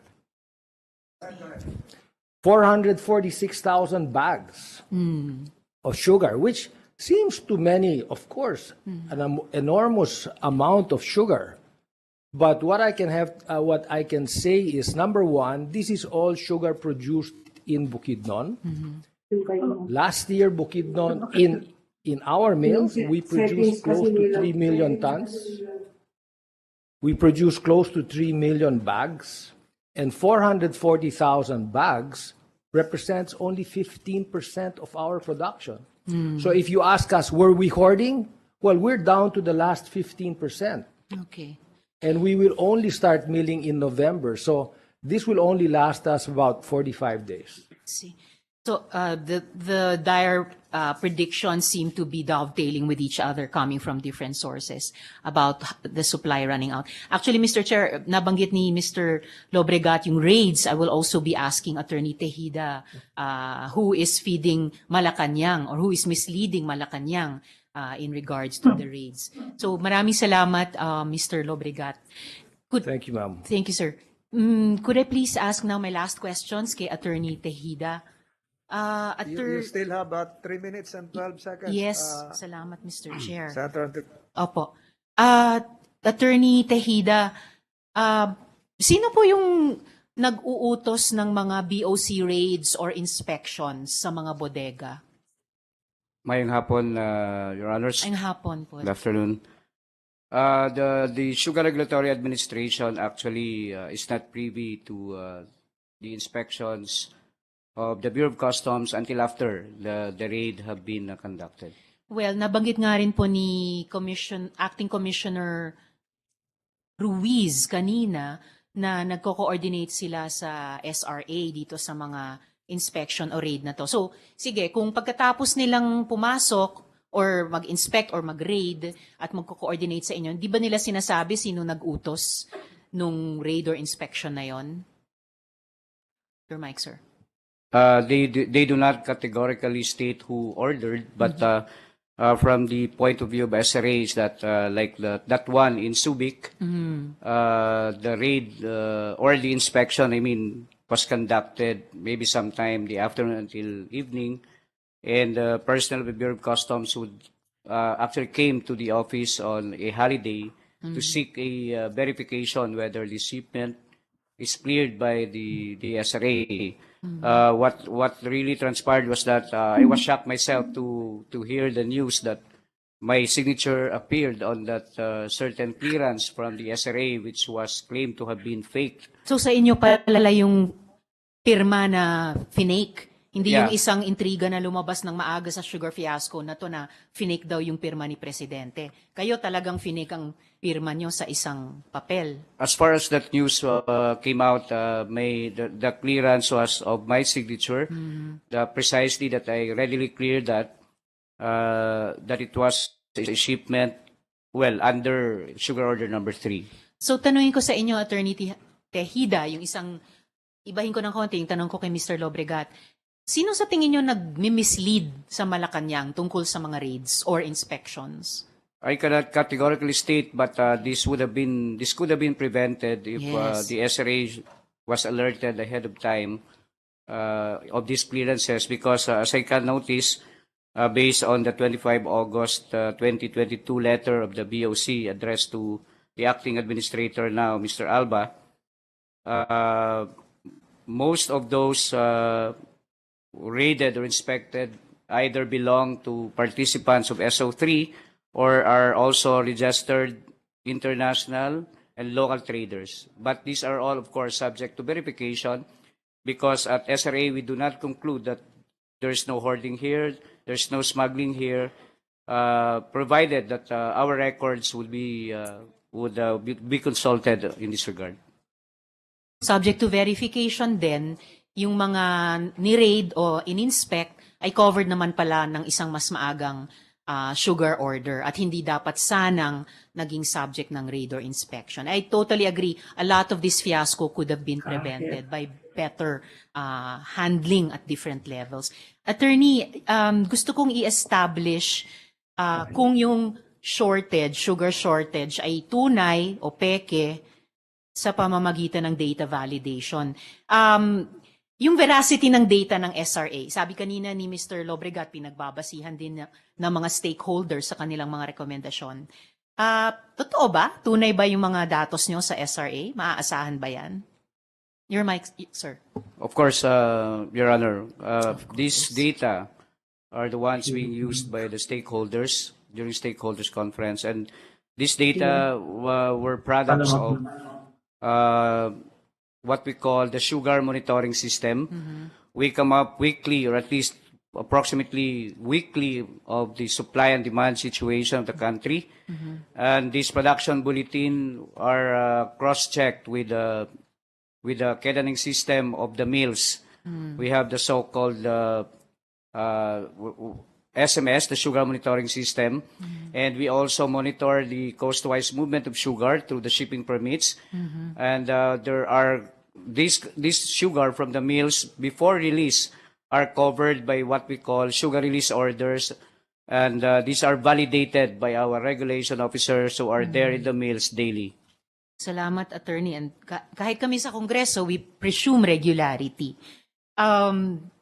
Yung ibang, just a quick segue from Attorney Tejeda, Mr. Chair. Yung ibang stakeholders, kanina tinanong ko kay Mr. Lobregat kung kinonsulta sila. Is Mr. Raymond Montinola of CONFED here? Pwede ko rin bang itanong sa kanila if they were consulted?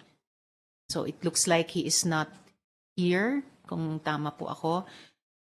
Kung hindi, to my last question. Comsec, can you Yes, answer Mr. that? Chair. Comsec, can you answer that? Who is still virtually present? Is Mr. Montinola of CONFED around? Let's see. Not around, Mr. All Chair. right. Thank you, Mr. Chair. We Kung have, ganun. Senator Antiveros, Yes, we Mr. have Chair. other resource persons from the private sector. Yes, We Mr. have, Chair. Mr. Jesus, Attorney Barrera from the Philippine Sugar Millers Association. Same organization as Mr. Lobregat. Yes, I Mr. think Chair. he is present physically. And then we have Mr. Roland de la Cruz, National Congress of Unions in the sugar industry. Salamat, Mr. Chair. Could we ask Mr. De La Cruz then? Yes. Mr. de la Cruz, are you physically present or online? Your Honor, I'm online right now. Your Honor. Ikaw yung Good nagdadrive afternoon po. kanina pa, di ba? Yes po. I'm on Nasa my way to parking ka na ba? Union. You're still mobile. Sorry, sir? You're still... No Parang po. gumagalaw ka pa. Not Saan ka ba? Okay. Not anymore, You sir. have Not parked. anymore. I'm in the meeting venue. Okay.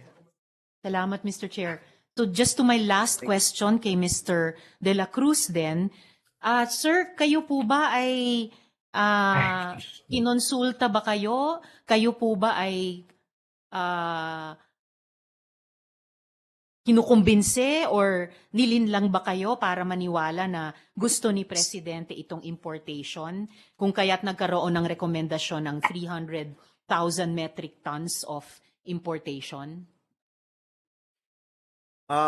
Your Honor, for the record, we were not involved. We were not part of the consultation process, despite the fact that we represent the workers in the sugar industry, as well as I also sit as a member of the Stakeholders Consultative Assembly. But for the purposes of Sugar Order Number 4, we were not a part of the consultation process, Your Honor. Salamat, Mr. De La Cruz. Napaka-importante nun, Mr. Chair, and I really would reiterate the point raised earlier by Sen. Tulfo na stakeholder ang sugar workers, employees, yung mga union. At dapat sa ganitong ka-importanteng issue ay kinukonsulta sila regularly para din hindi maulit yung ganitong klaseng fiasco, Mr. Chair. In my last few seconds, just for the record, Mr. Chair, would just like to manifest that what is clear to me so far is that many things are not clear. And it also seems that many powerful forces are at play. Bakit po may discrepancy sa issue ng paano nalaman ng Executive Secretary ang SO4? Eh, yung binigay mo yung galing sa China. Kasi, maliit na bagay. Hindi, nasa ano? I think Nasa there's baba. one mic, Sige, Mr. Chair. Senator Amy, I think you should unmute. Salamat, Mr. Chair. Maliit na bagay, no? You should Yung mute. maliit na bagay, sasabihin nyo yung discrepancy sa issue ng paano nalaman ni ES. Pero it shows lack of candor, which hearings like these expect. What is the ES hiding? What information doesn't he want the public to know? Also, why all these raids or visits on bodegas, tapos malalaman in the end, the import permits are in order and the mission is terminated? Who is feeding the President or Malacanang wrong information? Is the Executive Secretary feeding the President wrong information? Is the President caught in the crosshairs of opposing camps? Di kaya usapin lang ito ng nag-aaway na mga kampo, Mr. Chair, with some groups wanting to change the leadership of the SRA or limit the number of importers to a select few, Hindi ba trabaho ng ES na protektahan ang Pangulo? Hindi ba dapat gatekeepers sila of these competing interests so the President can make policy decisions unfettered by political considerations? Kaya kailangan po talaga makarating si ES sa ating pagdinig, Mr. Chair. Salamat po, Mr. Chair. Thank you, Senator Ontiveros. With the permission of Senator De La Rosa and Senator Padilla, the Senate President would want to question first because he has a meeting with the Department of Foreign Affairs. So with your indulgence, we recognize the Senate President who was the prime mover of this investigation. Had it not been for his privileged speech, we will not be having lunch here. So the Senate President is recognized. Thank you very much, Mr. Chairman. Maraming salamat, my dear colleagues and our dear participants of today's hearing. I wish I could have one whole day to explain to my colleagues the intricacies of the sugar industry. Yung sinasabi po with due respect to our dear colleague in the minority, Senator Risa Ontiveros, malalim yung usapin nitong sugar industry na ito. In good times, nagkakawatak-watak sila because kanya-kanyang income yung millers, kanya-kanyang income yung planters, yung traders, etc., etc. In bad times, they come together, they call themselves the Sugar Alliance. When taxation is upon them, may sugary tax and sweetener tax and all that, then we unite. No, unfortunately, those are the only times that they unite when there's a problem with the industry. Today, there is a problem with the industry because there are claims of low supply of sugar, which is conflicting by different organizations.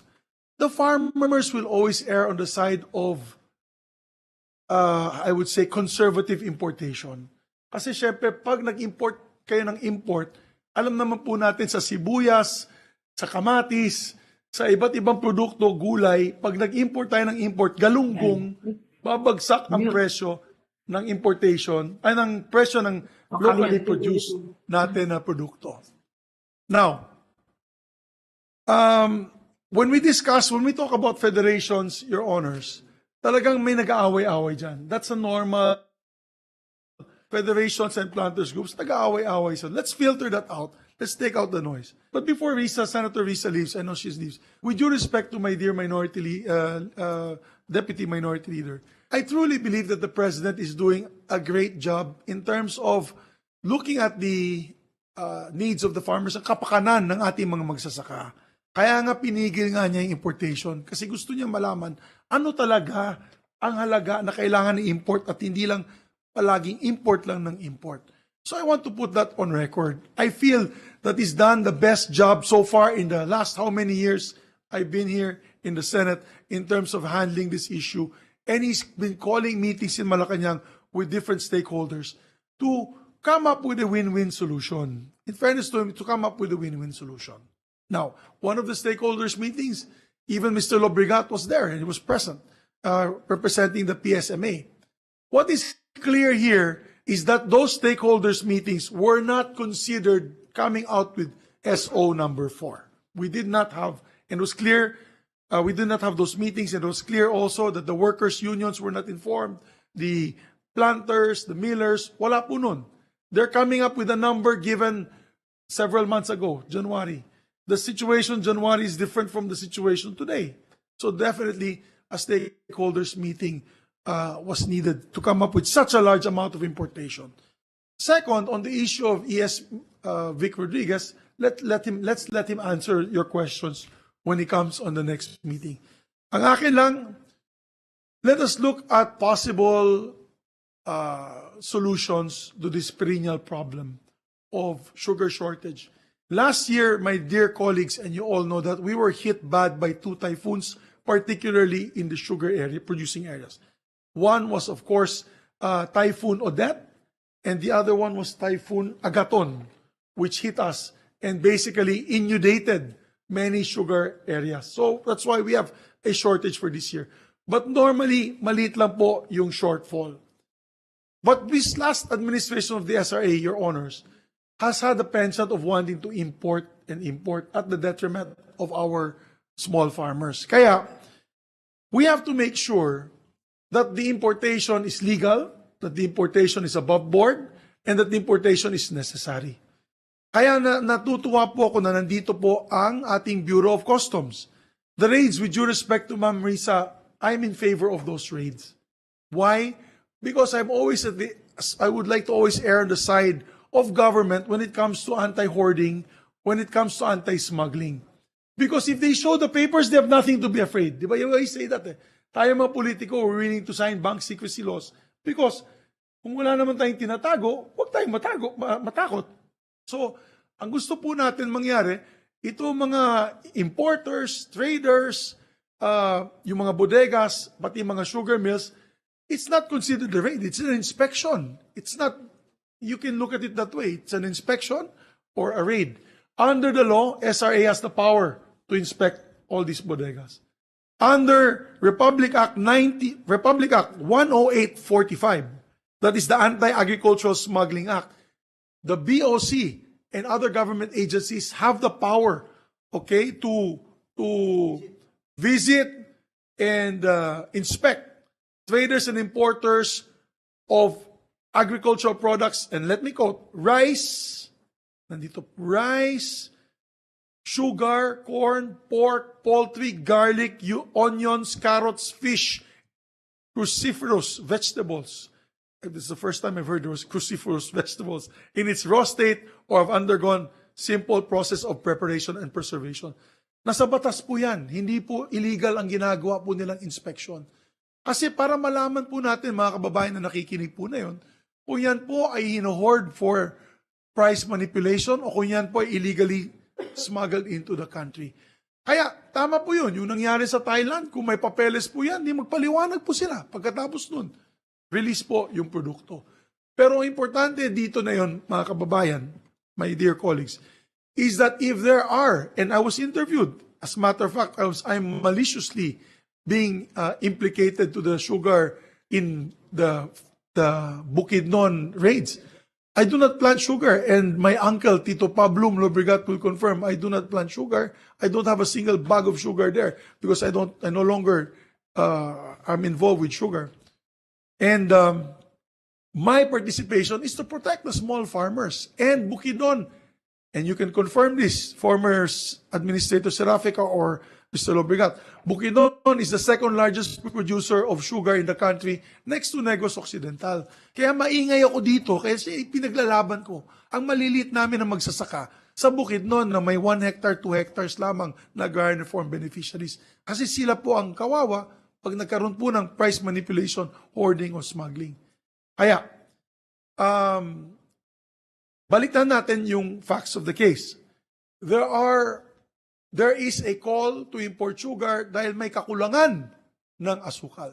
Pero subsequently, under the inspection, let's call it inspection, no longer raid, if you want to call it in another name, raid or inspection by the BOC and the ESAP. I do not know if we were able to invite the ESAP here, Your Honors. But if the ESAP will show, there are several bodegas all over the country with a number of sugar stored in these bodegas. Sugar sacks or bags or yung meron doon tonelada, which is the wholesale delivery of sugar, which they repack into smaller containers. Now, we have to ascertain that there is enough sugar with all these inspections of bodegas to be able to say that we do not need to import at this point in time. So that is my question today, Your Honors. I want to concentrate on that. When I want to ask now the BOC, to Mr. Tejada or whoever is here to represent the Bureau of Customs together with the raiding parties, yung mga pinakita kong mga litrato last week na napakaraming asukal, together with the ones in Bukidnon. I know Crystal Milling and Bukidnon Sugar Milling Corporation was also inspected. They also have about 60 plus or 70 plus thousand bags in their bodegas. I would like to find out now what is the estimate total number of sugar that was located in this particular raids or inspection by the BOC, ESAP, and other government agencies. Can anyone answer me on this issue, gentlemen and ladies? Yes, Your Honor. Regarding the Yogi Ruiz for Bureau of Customs, Your Honor. Regarding the raid in Bukidnon, Your Honor, the inspection in Bukidnon, Your Honor. Hindi, lahat-lahat na. What is your name, sir? You are Mr. I'm sorry, I can't. My eyes are very bad. I cannot. Yogi Filimon Ruiz, Your Honor. Okay. Commissioner Yogi. Yeah, could you tell us all overall, no? Overall. Bukidnon is only a tip of the iceberg. But you went to Quezon City, raided bodegas in Pampanga, in Bulacan, Davao, all over. So, in your assessment, what is the total estimate? Kasi kung tatanungin mo lahat ng stakeholders na nakausap namin, walang sugar daw. Except for the farmers that are claiming that there's enough sugar.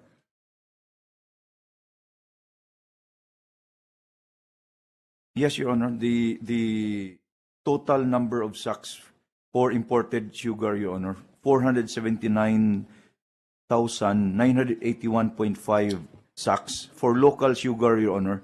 Saan po yan nahanap, Commissioner? This is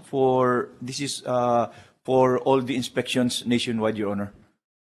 Well, is there a possibility that we can play the pictures once again? Saan ba yung pictures? Is it with the committee secretariat? Yes, yung yes. pinalabas natin last week na pictures. Papakita ko po sa inyo to, Commissioner. I do not know if you were participating in all these raids. But Can you do that, Comsec? that is more than 400 because the 460 plus, Bukidnon lang yun, I think. Yung Yes, isang Your Honor. Ito, ang dami pong mga na-raid na bodega. Yes, Your Honor. That's for the imported sugar only, Your Honor. There are also local sugar, 696,028 sacks for a total of 1,176,000 sacks of sugar, Your Honor. For all the and you can how many raids or inspections were done? 31 inspections, Your Honor. And which areas were these? These general areas, take the provinces. general areas, Your Honor, for nationwide coverage, Your Honor. So 1 million, you're saying 1 million, kasama na yung sa Bukidnon. Yes, Your Honor. 1 million? 1,176,000 sacks of sugar, Your Honor.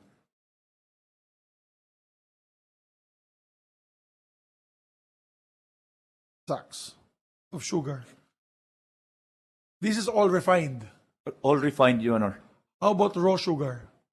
We do not have the data for raw sugar, Your Honor.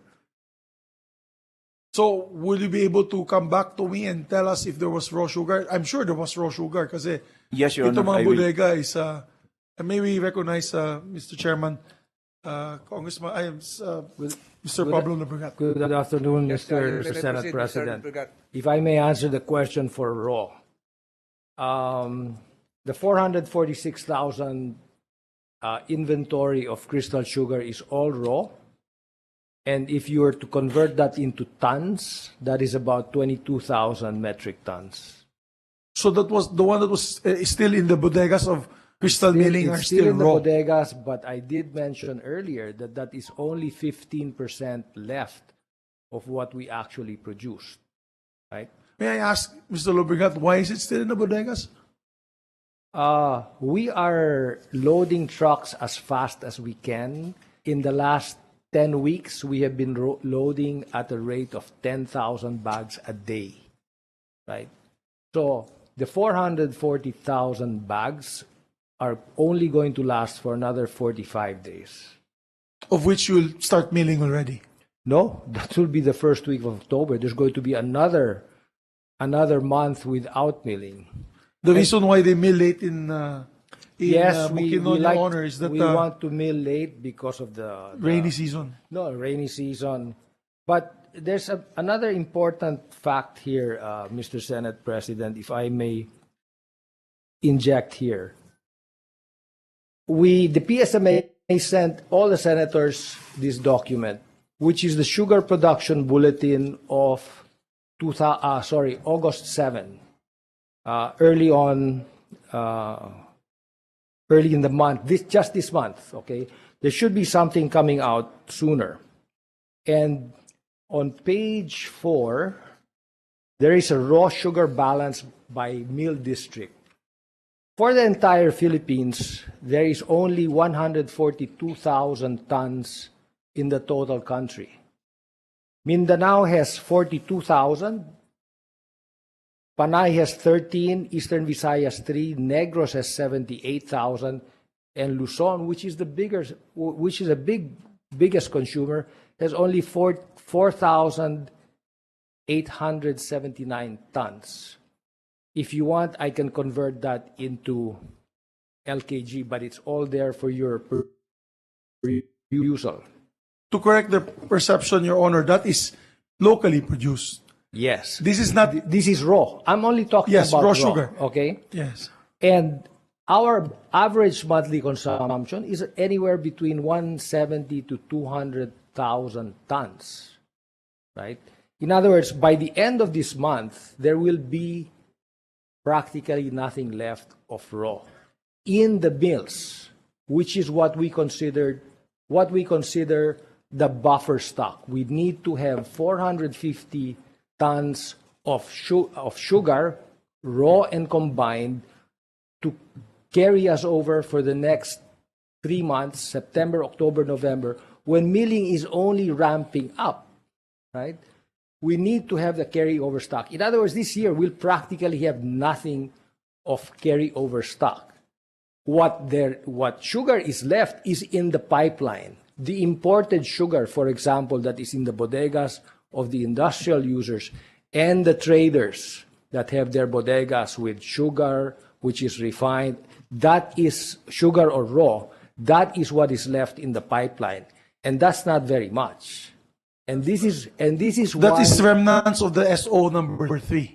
That's included, and which is not really available. For example, what was raided in Cavite yesterday that I read in the newspapers was 350,000 bags. It sounds a lot, but that's only 17,000 tons, right? And what we're saying is this is the main reason why we,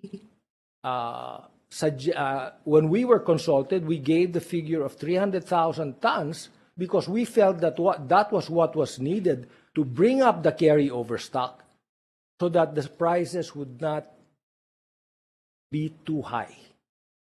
But that is the reason why we need to inspect SO number 3's remaining balance of sugar.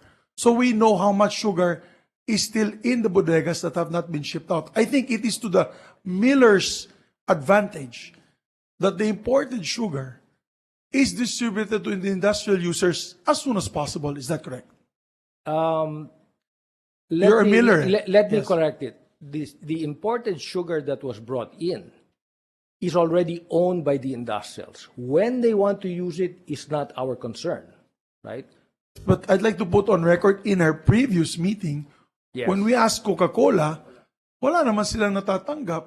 That is exactly the reason why we're having this meeting, is also because are we allowing importation given to particular importers that are not going towards their intended user or demand, or the intended demand user.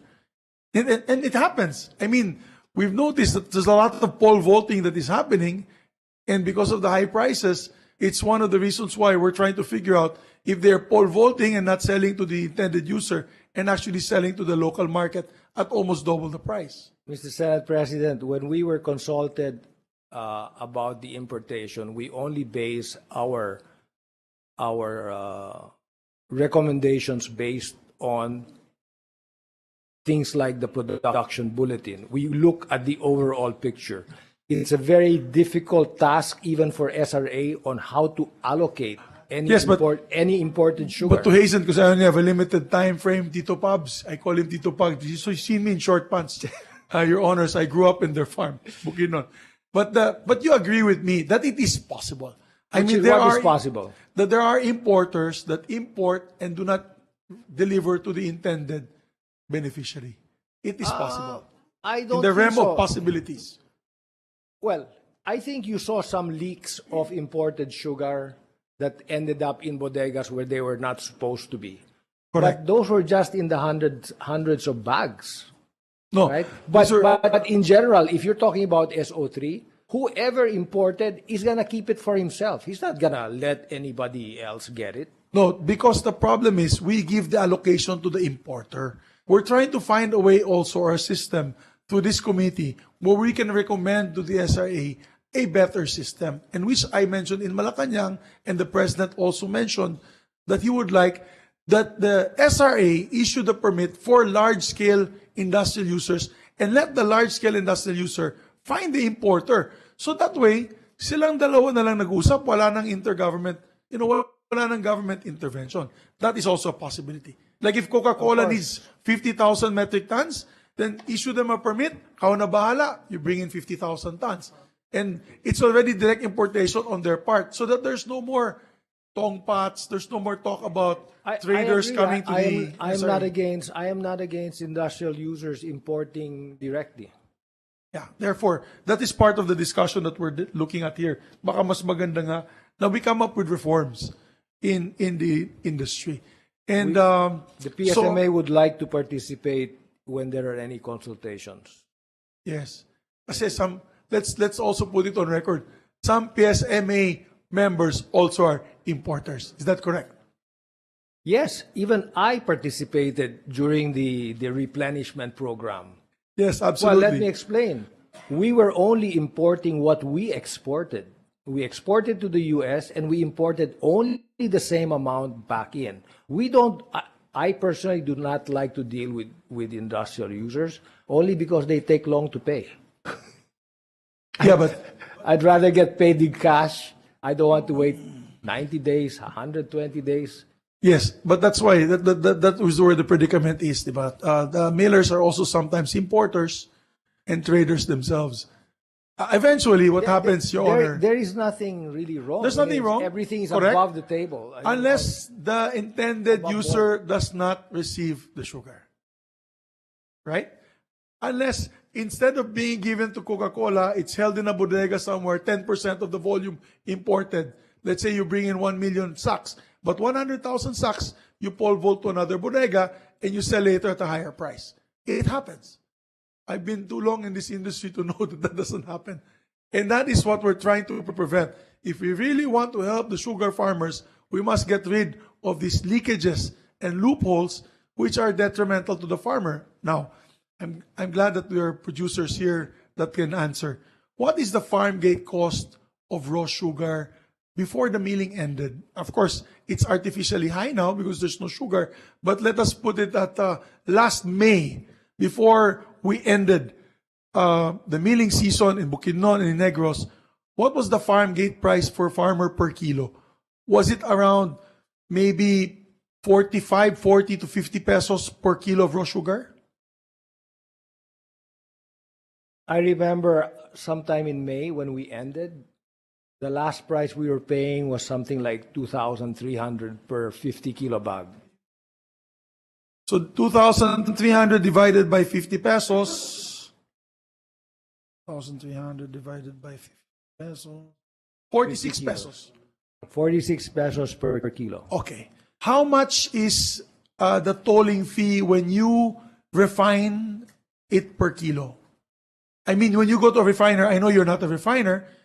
I know Busco is the refiner in Bukidnon. When you want to refine raw sugar into refined sugar per kilo, what is the cost? 10 pesos? 15 pesos? I know that you get a yield of about 92% from 50 kilos, so you only have about 8%. A rough number. Could you give us a rough number per kilo? You would have to pay a tolling fee of about approximately 300 pesos at that time. Per bag? Per bag. Okay, 300 pesos per bag. So 300 divided by 50. That's 6 pesos. So 6 pesos plus 46 pesos raw sugar, that's 52 pesos. So, question is, when it is being sold, and alam po ng SRA ito, it is sold at an average, at that time when there was supposedly no sugar shortage, it is being sold at 80 to 90 pesos per kilo in the supermarkets. Correct? At 80 to 90 pesos per kilo, the trader is the one making a killing at almost 30 to 40 pesos per kilo. That is the problem, Your Honors. Ang problema dyan, napakalaki ng kita nitong mga traders na ito pagdating ng asukal sa merkado. Kaya, ipinaglalaban po natin dito ang ating mga magsasaka and sugar farm workers. Kasi, pag magsira ang farm, wala na rin trabaho yung sugar workers, yung mga tapasero, sakada, lahat. Yung mga mill workers, syempre, apektado din sila if they have no sugar to mill, because the fact of the matter is, when it is no longer feasible or profitable to plant sugar, people will shift. That's a phenomenon in Bukidnon. That's why there's more pineapple, more bananas being planted in Bukidnon. The sugar areas are getting smaller and smaller dahil napakaliit po ng kita ng ating mga magsasaka. They'd rather deal with Dole Philippines, Del Monte Philippines, or whichever, para ma-convert nila yung lupa nila from sugar to banana and pineapple. Kaya yan ang problema ng industriya. We have to make it profitable for the farmers and also profitable, pero wag naman sobrang laki, for the traders kasi sila po naghahatid sa merkado nitong asukal na to. So it's a very complicated situation, Your Honors. But the fact of the matter is, the farmers are only selling at the highest ever being sold before the end of the milling at 46 pesos lang farm gate. Di ba po, Your Honors? 46 pesos lang. Eh kung lumalabas na 100 pesos yan na yun, hindi kasalanan ng magsasakayan. Hindi kasalanan nila yan. So, I'd like to ask a report from the BOC. Can we give the committee a report on the amount of sugar that was already inspected? Is it still ongoing, Your Honors? Are you still locating sugar? That is your mandate, and you can still do so. Are you still doing so? Yes, Your Honor. We are presently still in conducting inspections, Your Honor. And please do so. We have laws that will protect you from doing so, making these inspections. It's always best to err on the side of the law and the farmers. Yan pong utos ng ating Pangulo to make sure na walang hoarding, na walang price manipulation, para sa ganun ay maibaba talaga natin ang presyo ng asukal. And for the record, Your Honors, Yes, Mr. sir. President, for the record, I really laud the efforts of Malacanang in this situation. There are sectors that are trying to portray illicit conspiracies. But the fact of the matter was, they are asking for a plan. What was given instead was a sugar order to import. The president stopped this and called it illegal. And the president wants the farmers to take advantage of his newfound mandate as the secretary para tulungan natin long-term ang ating mga magsasaka. That we no longer need to import if it is possible. There are many issues. Mahabang usapin yan. Baka under the committee of Senator Villar, we can discuss how we can increase production and yield of our farmers and make it more profitable to them para hindi sila lilipat sa ibang mga produkto. Ang importante po dito, magkaisa po tayo. All farming or all sugar association federations, I'm making an appeal to them. Because right now, it's a mess kasi nag-aaway-away sila. One is calling one Pinklawan, the other is calling the other mga Marcos loyalists and all that. I think we should stop calling each other names. If you want to help the farmers and the federations, let us come up with the bottom line scenario of helping the industry. Let us help each other help the industry. Other than attacking each other online in the newspapers and calling each other names. I think I'm making that appeal to all our sugar farmers and federations. And I think we can all stand on that. That tigil na muna natin yung away. Let us come up with a better system of importation, a better mechanism for the SRA to say if we really truly need to import so that the farmers will not lose their income and lose, of course, the opportunity to earn a bit of money of their farms and their products. I think that is the most important that we have to, the most important message that I would like to share with everyone in the industry today. Let us stop right now the black propaganda against one federation over another. I think tigil na natin yan. Let us come up with a solution to correct the mistakes of the past and the sugar importations that we have done, if there were any, and come up with a a long-term plan to really help not only the farmers but also the millers. For example, let us help Crystal Milling come up with their own refinery instead of tolling to another refinery, or other companies in Negros that have no refineries. In Brazil and in India, all the sugar mills, almost all of them have their own refineries. Para sa ganun, yung raw sugar pwede nang ibenta as bottle-grade refined sugar. Hindi na natin kailangan mag-import. So yun lang po, Mr. Chairman, and I really appreciate the participation of all the sugar stakeholders. I believe Mr. Lobregat would like to be recognized. Lobregat, Thank new you. arrivals here, I'd like to recognize the presence of former Speaker of the House, Senator Alan Peter Cayetano. Very good. What would be the essence of your additional statement, Mr. Lobregat? I would just like to agree and support our Senate President for new solutions to all our problems. I would just like to reiterate what I wanted to say in the Congress, which is the big problem that we have today is the weather. If you look at the news today, they say in Spain they are going to produce 50% less olive oil this year. If you remember, Indonesia stopped the export of palm oil for a while because everybody, when push comes to shove, they will keep their production for themselves. And it's very important to discuss the self-sufficiency that the country must try to attain in every crop. I have some proposals that I would like to discuss with you guys in private, but that's for another day. Thank you. We note that. Thank you, Mr. Lobregat. We recognize likewise the arrival of our Minority Leader, Senator Pimentel. Next to ask question would be... Mr. Chairman, yes. before you recognize somebody, may I be excused from the meeting? You know that Secretary Manalo is coming over this afternoon to meet the members of the Senate and hopefully ask for his help for his Commission on Appointments hearing on Wednesday. May I be excused, sir? Yes, Your Honor, but can I also be excused in that meeting? Because I will be Yes, Your Honor. continuing with the Mr. Chairman, proceedings. before the Senate President leaves, and I'd like to congratulate him for his privileged speech and bringing this up. Just before this, Senator Padilla brought up a very, very, very good point because SRA is a GOCC. So, ang kailangan ma-appoint dyan from a short list from the GCG. Maybe through the Senate President, we can also make a representation na hindi muna ipapadala ng GCG yung kanilang short list sa Malacanang nang hindi na co-consult yung stakeholders.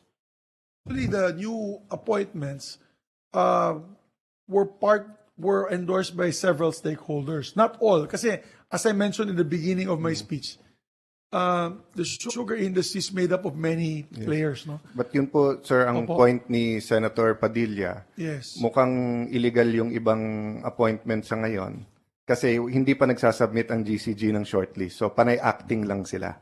Okay. Because under the GCG law. So, I'm happy that Malacanang, as a fact, consulted the stakeholders. But wala sa law ng GCG to consult these stakeholders.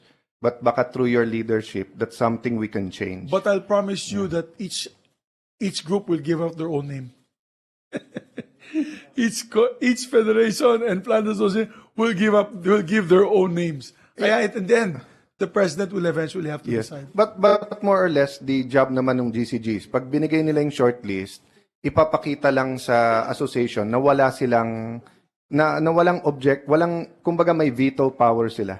Oo. Na wala doon na tulisan, to put it that Yeah, way. definitely. Diba? I totally agree. And we've been doing that. As a matter of fact, that's why they met with the president, the different stakeholders met with the president, and Mr. Lobregat was there in the meeting in Malacanang. I'm to talking in discuss- general, Mr. Senate President, kasi like, as we investigated last Congress, di ba? Ang Yes. PhilHealth, dumaan lahat ng GCG yan. Pero kita naman natin yung dami ng scam Oo nga. sa PhilHealth. Maybe because hindi rin nakonsulta ang mga doctors, nurses association, mga health insurance. So I'm not talking about this administration specifically. Yes. But in general, it might be a good idea. So anyway, I'd like to thank Chairman Thank you Tolentino for the and the information. Senate President. Before the Senate President leaves, can I hold him for 120 seconds till? Part of your privileged speech, Your Honor, has something to do with the two injunctions issued by Negros courts. That's why we have here the presence of the Office of the Solicitor, Office of the Government Corporate Counsel. And part of your speech, Your Honor, has something to do with the functions of the OGCC. Can you give us, in 2 minutes, the gist why the twin injunctions issued by the courts in Negros cannot apply nationwide? Your legal opinion there, OGCC. And your name, please. Good afternoon. Magandang hapon po, Mr. Chair. Magandang hapon, Mr. Senate President, and to the members of the committee. I am Manuel F. Santos Jr. of the Office of the Government Corporate Counsel. Yes, Your Honor, the position of the OGCC is that a preliminary injunction issued by an RTC is effective and enforceable only within the territorial boundary of the region where the RTC is located. This is actually based on Section 21 of Batas Pambansa 129 or the Judiciary Reorganization Act of 1980 as amended. Under said Section 9, it provides that regional trial court shall have original jurisdiction in the issuance of writs of mandamus, quo warranto, habeas corpus, and injunctions enforceable within their respective jurisdictions or within the respective regions. So that is the position of the OGCC, that since the RTC, which issued the two regional trial courts which issued the injunction orders are located in Negros Occidental, which in turn is located in Region 6, then the sugar importation activities can proceed outside of that territorial jurisdiction, Your Honor. Your Honor, I'm not a legal luminary like yourself. I'm kung sa Bisaya, murag abogado ba? Parang abogado lang sa nag-aaral. But in the United States, when a lower court issues an order, it is applied throughout the United States. If there's an injunction at a particular government agency, it basically affects the whole territory. Is there a legal precedence to what you have said, Your Honors, by the Supreme Court?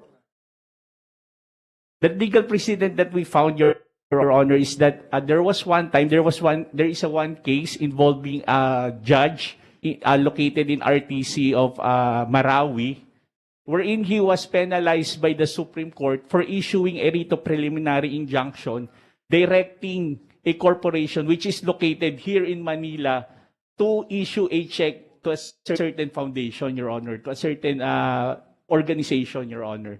So the Supreme Court penalized the judge for issuing a writ of preliminary mandatory injunction outside of his territorial jurisdiction, Your Honor. So this has not been questioned yet.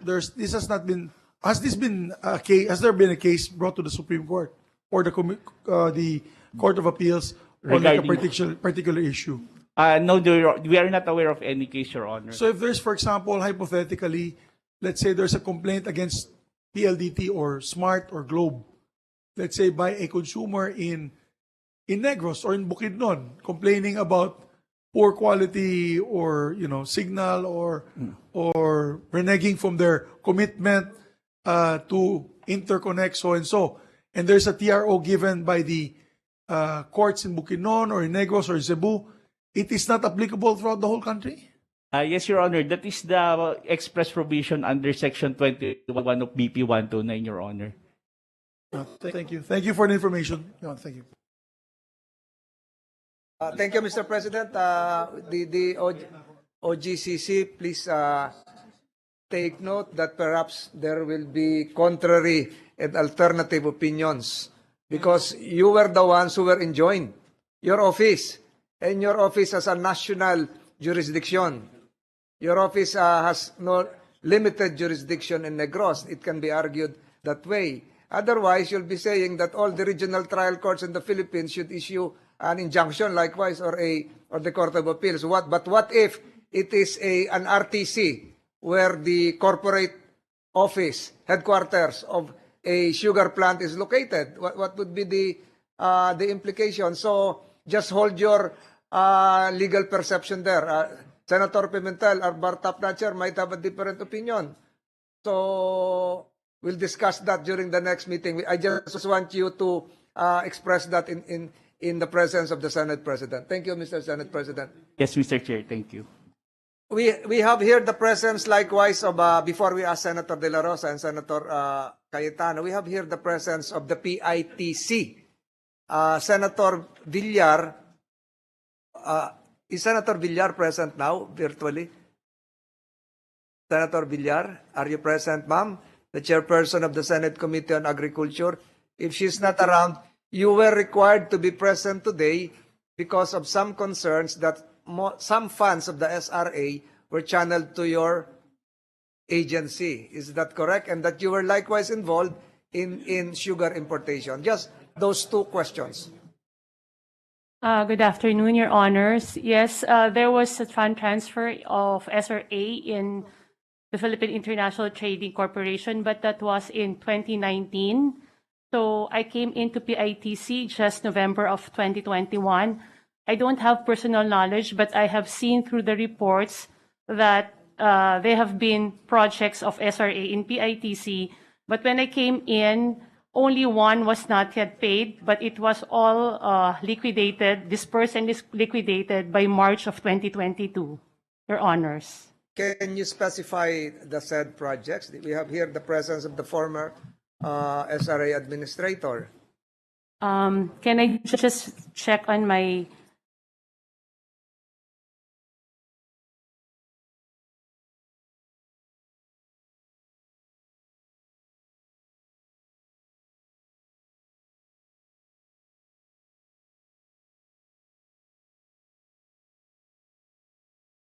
So there were projects completed and there are still projects pending and there are still amounts lodged in your office. Is that correct? At this point, Your Honor, no more pending projects with SRA. All has been liquidated, sir, by March of 2022. And the last one was? And the last one was implemented before I came in, but I was... Involving? Sir, come again, sir? Involving which project? Procurement? Importation? Sir, it's a project po of SRA to PITC. Concerning? Concerning harvester, sir. So that's for the farmers under the SIDA law of 2015. Opo, sir. Yes, and the sir. amount involved? The total amount involved for SRA projects with PITC is 494 million, Your Honor. 494 million. That Yes, was sir. the last one. Can you confirm and affirm that, Administrator Serapica? Yes, Your Honor. So everything, May I intercede, Chairman? I'm online. Yes. I was speaking on your behalf because we had the lady from PITC waiting here since this morning. We recognize the virtual presence of the chairperson of the Senate Committee on Agriculture, the Honorable Cynthia Villar. Yeah, I want to manifest that if you are going to do mechanization, you ask PhilMech to do it because that's the agency of the government in charge of mechanization. In every law that I pass, it's PhilMech which is implementing. So I'm just curious why they go to PITC. Oh, because the Department of Agriculture has a mechanization agency that is PhilMech. So why are the people always going to PITC? Even DNR, when they have a project on establishment of composting facility and plastic recycling facility, they go to PITC. And then it took them 6 years to implement. So I'm just doubting already why they go to PITC. Are there things that, why don't you go to PhilMech? Because that's the SRA? agency of the Department of Agriculture that is in charge of mechanization. SRA, can you answer that? This issue on the farm machineries only happened once, Your Honor, and there was no subsequent procurement undertaking with PITC, Your Honor. But under the SIDA law, you're supposed, Mr. Serapica, under the SIDA law, you're supposed to implement it yearly. There is a budget for that. Under the SIDA law, you failed to implement it. The only time you implemented it is you gave it to PITC. Any answer, Mr. Serafica? Or would your silence mean that you agree? This procurement only happened once, Your Honor, and during that time, way back in 2018, there was a MOA that was presented to the Sugar Board for A approval. while ago you mentioned 2015. Now it's 2018? Sorry, Your Honor? You mentioned 2015. Now you're saying it's 2018. 2018, Your Honor, not 2015. But there has been a budget for mechanization since the enactment of the SIDA law, and they are not implementing it. The only time they implemented it is they gave it to PITC. So that's kind of weird. Okay, thank you. PITC, anything to add? Bakit po kayo lagi ang gusto ng mga government agencies? Sir, I cannot speak for that, sir, because I only came in 2021 November, Your Honor. So, although in our reports that I have with me here, the fund transfer of SRA to PITC was February of 2019, Your Honor. So it's not 2018. Na- Previously it was 2015, then 2018, now it's 2019. Sir, which is maybe which? because there is a MOA, the MOA should come before the fund transfer. So MOA might be in 2018, but the fund transfer came in on February of 2019, Your Honor. And you assume your position 2021. Yes, sir. So, November of 2021, Your Honor. I have no further questions to the lady from PITC. I think Senator De La Rosa next in line. Thereafter, Senator Pimentel. Senator De La Rosa, you have the floor. Thank you, Mr. Chairman. There's just one rejoinder. Mr. Chairman,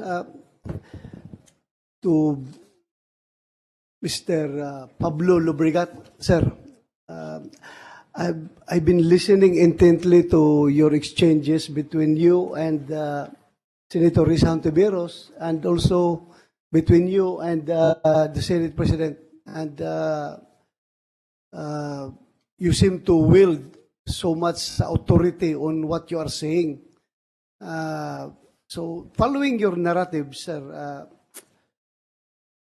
nasabi mo kanina that there seem to be no hoarding activities happening around because the results of the Bureau of Custom raids or inspections only shows around the 10% or 15% of the inventory of the what is supposed to be the sugar level that we have, a sugar supply level that we are supposed to have at this point in time. So, sir, tanungin ko lang diretso kung following your narratives,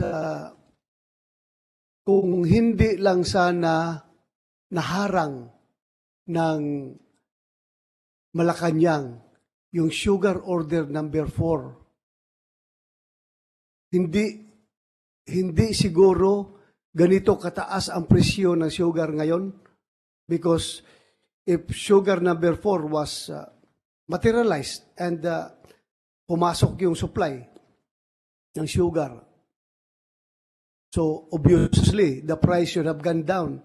So kung hindi yung naharang, okay siguro ang presyo ng sugar ngayon, hindi ganito kataas. Just your opinion, sir. I just would like to ask you on that. Mayong hapon, sir. Hindi naman sa hinarang ng SO4, no? Like I said, I mentioned that ang hinarang was SO3 first in January. dapat pumasok yan sa Marso. Kung pumasok yan sa Marso, I think it would have calmed the perception that there was not going to be a deficit or a shortage of available refined sugar, right? What further delayed it, and this is what was in my presentation in Congress, was the elections created paralysis in many government agencies. SRA was hesitant to issue sugar order number 4 because it was sugar order number 3 was still pending at that point. They were scared that pag nag-issue ka ng sugar order number 4, you're already in contempt of court. Right? Hindi pa na-resolve yung sugar order number 3. Right? So there was a delay. Okay? And when the go-ahead was given to come up with sugar order number 4, for me, in my opinion, it was already late. We have passed on to the Senate the same presentation that we gave in the Congress, and we showed this chart here. I don't know if the Secretariat has our position papers and all that, and they can show it. By that time, the sugar was already too high. You're going to have to dampen that price. You can't fight a big fire with a hose. You're going to need a big fire truck to douse that fire, which was the price. Yes, So, sir. But again, this is what I said. This was an inherited problem of the president. He only came in June. This was going on already, right? And so maybe, I said, I have no opinion on the validity, legal validity of whether the signatures were wrong or they did not have the authority to sign. But I reiterate that sugar order number 4 had a valid rationale, which should have been implemented even 2 months before.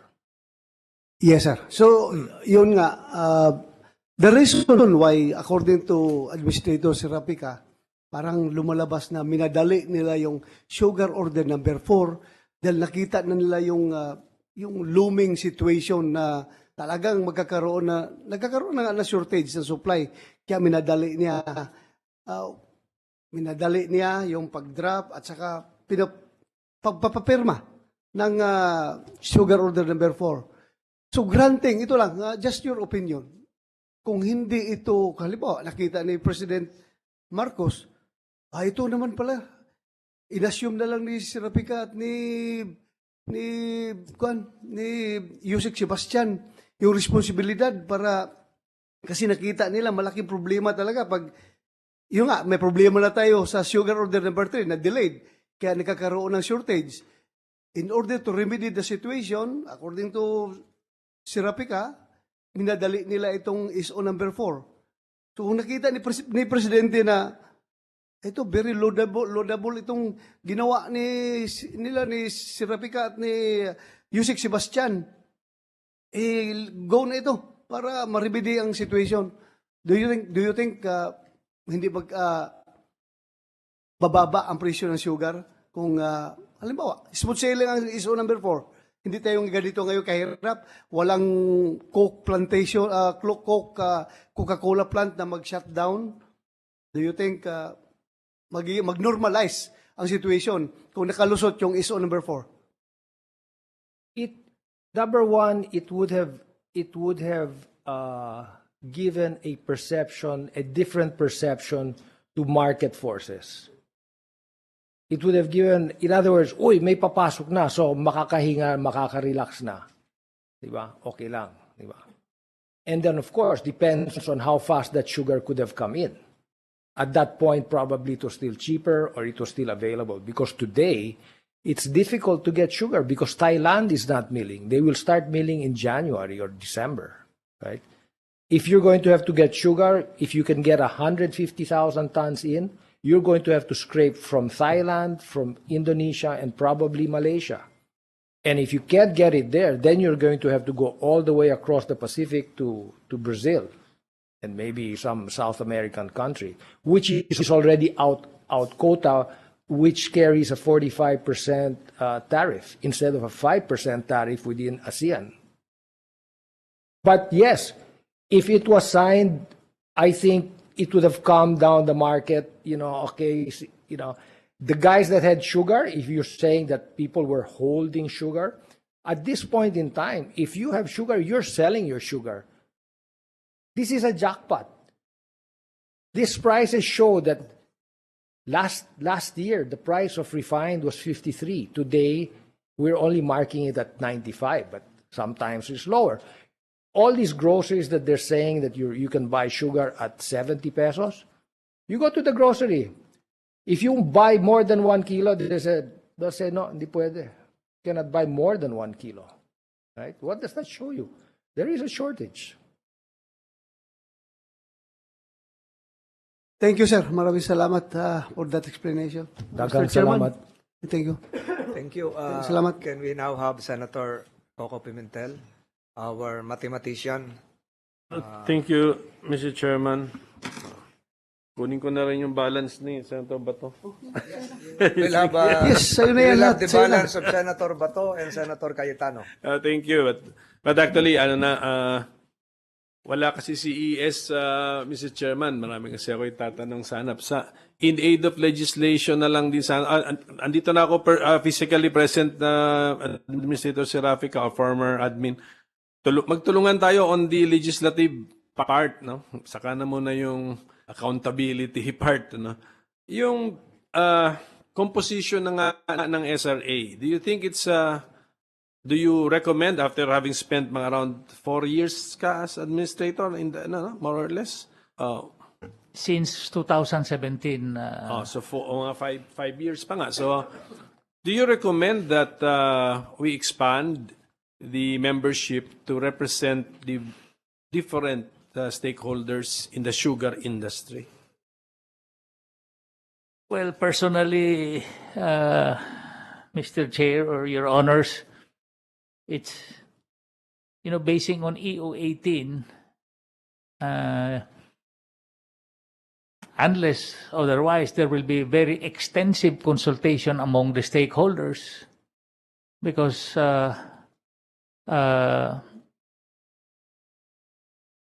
the essence of EO 18 already represents the industry, the miller sector and the farmer sector. But if you want to expand it to the consumers and the other users, that will be studied carefully and with due consultation with the stakeholders, I suppose, Your Honors. Sige, sir. Thank you for your answer. Precisely, yung concept nyo pala talaga ng stakeholders, very, very narrow, very, very limited. I think it's time to expand the concept of stakeholders. And I would like to believe, kaya kami nag-hearing dito ngayon, is because reklamo ang consumers sa presyo nga ng sugar. So, from, wala akong normal price. What is the normal price before the issue? Normal price, then 110 pesos per kilo. So, naging at the forefront ngayon ng issue ng sugar because napakamahal. And then, bumaba at 70 pesos per kilo today. Correct me if I'm wrong, kung sino yung marunong kung alam yung current prices. Hindi dumating yung hindi dumating yung 300,000 metric tons ng SO4 And yet, napababa ang presyo from 110 to 70. Can somebody explain? What happened to the emergency? Na supposed to be emergency, pag sinabi emergency, kung hindi natuloy SO4, yung 110 should have even gone up, pero bumaba. So, yes, sir. Mr. Lobregat will give us the answer. Good afternoon, Mr. Senator. I was in the Malacanang meeting when there was a voluntary offer to make available 1.5 million kilos of refined sugar by URC. I don't know if there were subsequent offers also to make additional sugar available. I think the Victoria's Milling has also made offers to bring down the retail price of refined sugar. URC does have retail outlets. They have supermarkets. I don't think Victoria's has its own supermarkets. But I told them the Philippines consumes about 180,000 tons a month. Okay. If you put in 1,500,000 kilos, that sounds like a lot. But if you convert the 180,000 tons a month, that is 180 million kilos. So you tell me if 1.5 million is going to make a dent when the requirement is 180 million kilos. I mean, I'm not belittling their donation or offer, right? But this is why I don't know how many supermarkets are selling at 70 pesos. Correct, correct, sir. Kaya nga ganito, if you go back to the basic economics principle of supply and demand, so are you telling this committee that the 70 pesos per kilo is an artificial price? Yes. That's your. So somebody is absorbing a loss when it sells at 70 pesos per kilo. Not necessarily a loss, an opportunity to make more money. Yun, precisely, an opportunity to make more money. So at 110 pesos per kilo, who is having this opportunity to make a lot of money? Mr. Senator, I do not want to accuse. Importer. Senator Villar, would you like to interject formally? I just want, yes. I just want to manifest that during the time of when we wrote the RTL, the price of rice rose to 60 pesos per kilo. And then we wrote the RTL, we liberalized the importation of rice. It has never risen to 60 pesos per kilo. Kasi noon, may exclusive right na mag-import ang NFA. And yung nabibigyan niyang mga importer, kinokontrol ang presyo. May cartel. So nung i-liberalize, hindi na nakontrol ng NFA. Ngayon, misikailan hindi na tumaas ang presyo ng bigas more than 40 pesos per kilo. Sometimes, kahit ka magpa-import, pag nakartel yung supply, tataas ang presyo. Why will the prices go up more than 70 pesos when it's cheaper to import and the cost of sugar in the Philippines, as they said, is something like 52 pesos? Baka tataas ng 100? Mas mura pa yung imported na sugar. Di may nagko-control ng supply. So, yun ang problema natin. That when we allow exclusive to importers, they control the supply and they raise the price. Hindi talaga because mas mahal ang sugar, but because nakokontrol yung supply. That's what happened to rice. O kaya tinanggal namin yung exclusive right of NFA to allow importation. Nung tinanggal yun sa NFA, nawala na yung pagtaas ng bigas Ngayon, hanggang 40 na lang ang bigas Noon, nag-60 noong 2018 Kaya nag-liberalize tayo na importation of rice. Thank you, ma'am. So for my education, if our resource persons can comment on my question. Mr. Senator, I just want to make a statement that the sugar industry is the most organized agricultural product in the country. We did not want these high prices, and this is why we were pushing for importation when we saw that there was a need to balance the supply and demand requirement. But there were many things that prevented this. That was explained very clearly in my congressional presentation, which I think we gave, it's on YouTube, but we also gave this to the Senate. It's a very short explanation, very simple to understand. And I called it the perfect storm. We got hit by a storm which paralyzed Negros momentarily, but it did have lingering effects on refined sugar production. Then an importation program was delayed. Sugar order number 3 was delayed by a TRO. The elections happened. There was paralysis in the government for a while. I mean, paralysis in quotation until the new administration took over. And this is why prices were alarmingly high. And we were trying to stop this by bringing an importation program. We were saying from the very beginning, there is going to be a big deficit. And if it's not corrected, then prices are just going to go up, because when there is a big demand and there's a very small supply, if I have 5 pieces of sugar to sell and one starts bidding, a buyer starts outbidding the other, what am I going to do? Right? I'll sell it to the highest bidder. Here, I have one. Who wants it?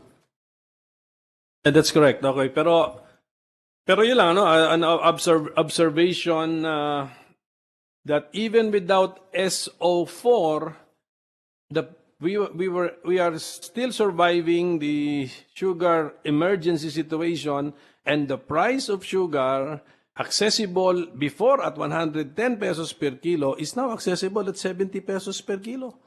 Medyo mapapakamo tayo ng ulo doon actually, unless you're telling me that this is a very artificial situation. But the information I get is that kahit yung nagbebenta ngayon ng 70 pesos per kilo ay hindi nag-aabono kung monti lang ang kanyang kita. So that means before, grabe pala ang pagpiga sa ating mga consumer at buyers at 110 pesos per kilo.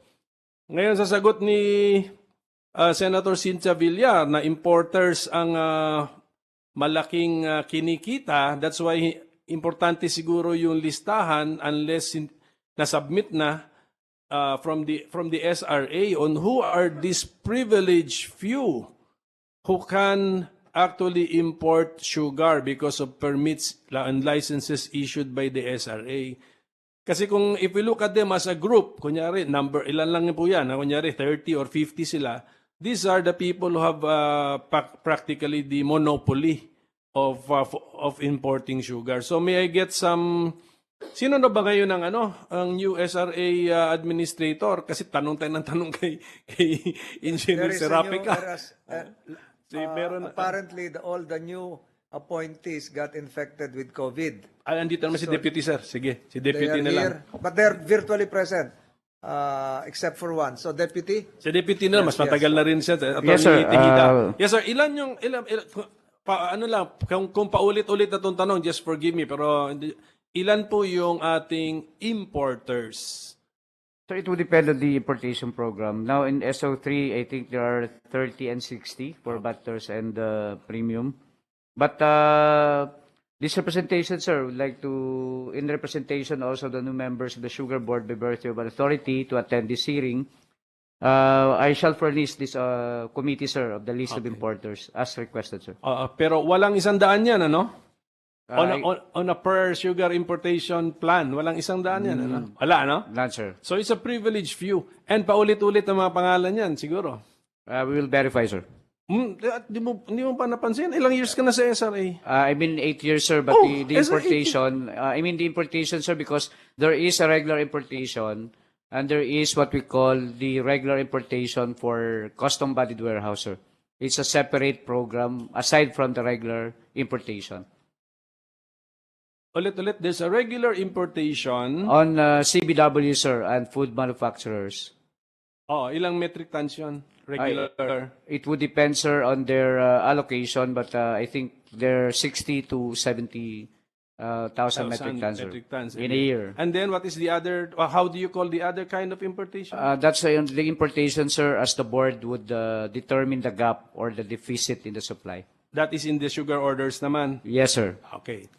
So, pero siyempre, may idea ka na yung sino yung nabigyan ng license sa regular importation at saka sa sugar order importations, common names. Yes, sir.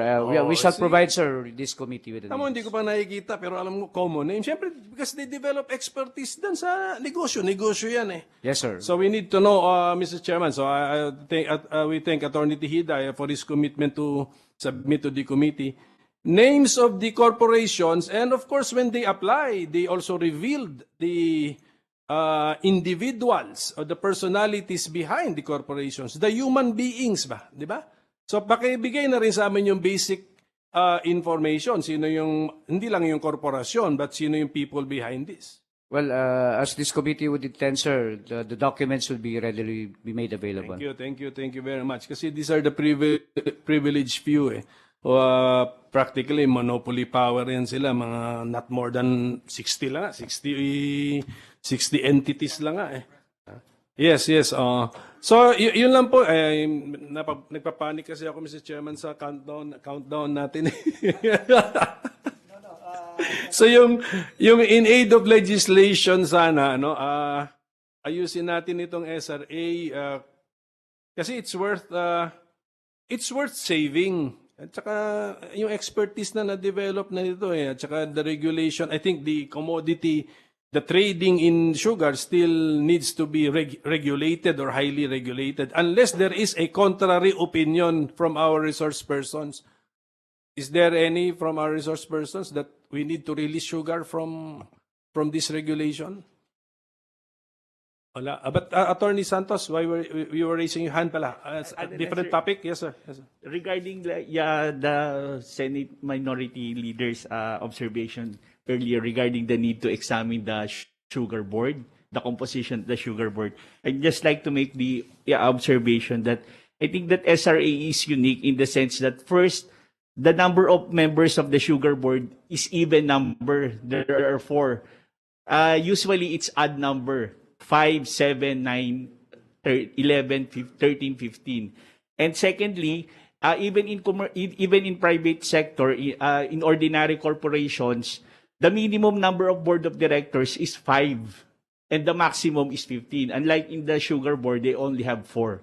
So that is for the consideration of the... Thank you, sir. Actually, yung aming pinag-iisipan ng amendment is we will enlarge the representation in the board and make it an odd number. So thank you for that. Marami pa sana tayong tanong, pero kay ES, tsaka, well, anyway, Mr. Chairman. Ano? Yes, I have some quick administrative matters with the permission.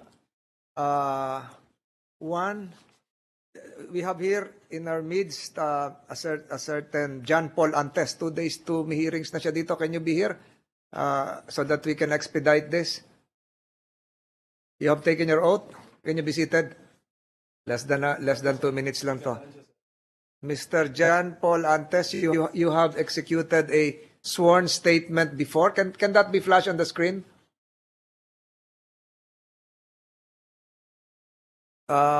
You are Mr. John Paul Antes. You are a senior sugar production and regulation officer.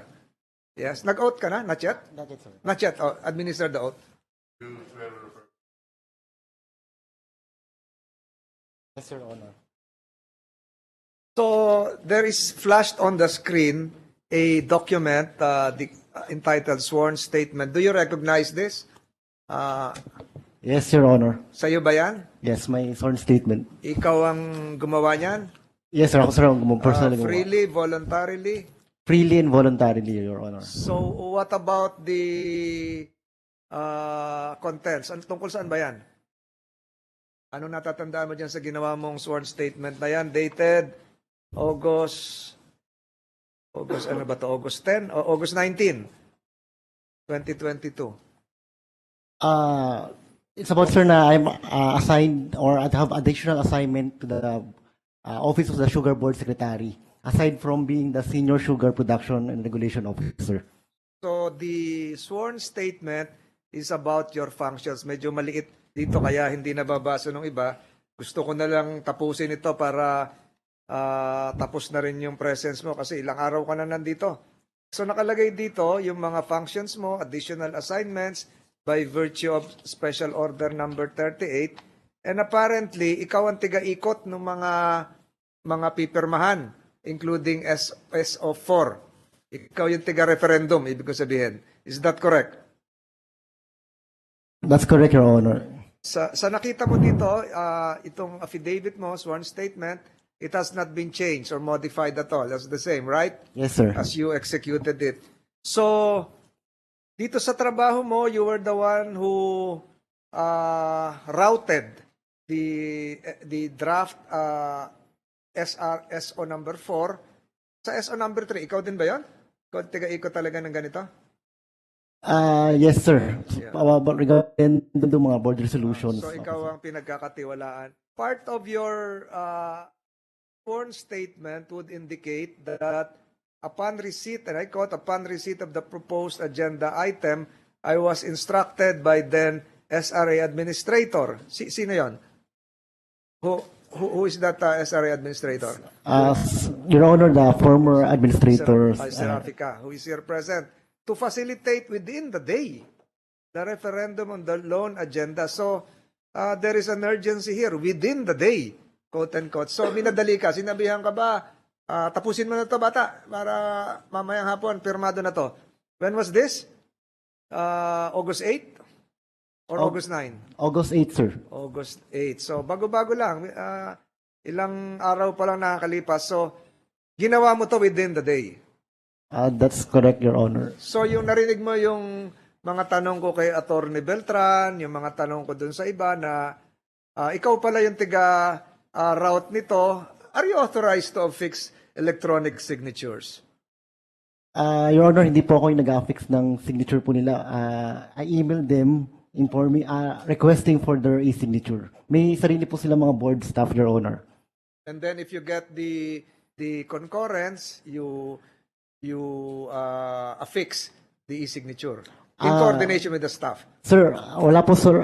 For the record, sir, wala po akong ina-affix na e-signature. I'm not authorized. I'm just email them the draft board resolutions, and upon their approval, their board staff will be the one who are going to affix their e-signatures.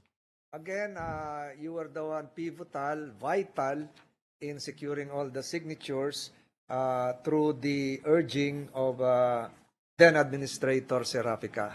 That's my last question. Tama ba yan? Yes, sir, because I'm the one who emailed the former board members. You affirm the contents, again, of the sworn statement. Yes, sir, I'm affirming my sworn statement. So, Mr. Secretary, can you make this part of the exhibits coming from the SRA? And for administrative purposes, let's do it this way. For all the exhibits coming from SRA, we mark it A-1 consecutively. For all exhibits emanating from other government offices, including the Office of the Executive Secretary, the PITC, etc., we mark it B-1 consecutively. For all exhibits coming from the private sector, including the Philippine Sugar Millers, other associations, etc., we mark it C-1 consecutively. Comsec, can you do that? Yes, Your Honor, we will do that. I think, Mr. Antes, I'm done with you unless my colleague, the Honorable Minority Leader, has some other questions concerning your sworn statement. So, Senator Pimentel, no questions for this witness. You are excused.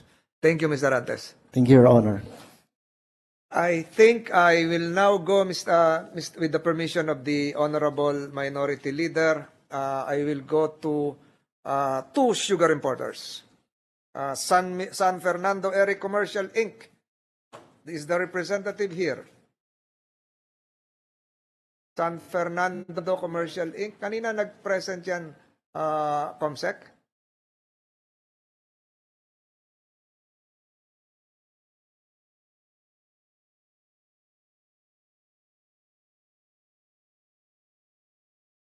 Is San Fernando Commercial Inc. present? Ito yung Commissioner of Customs.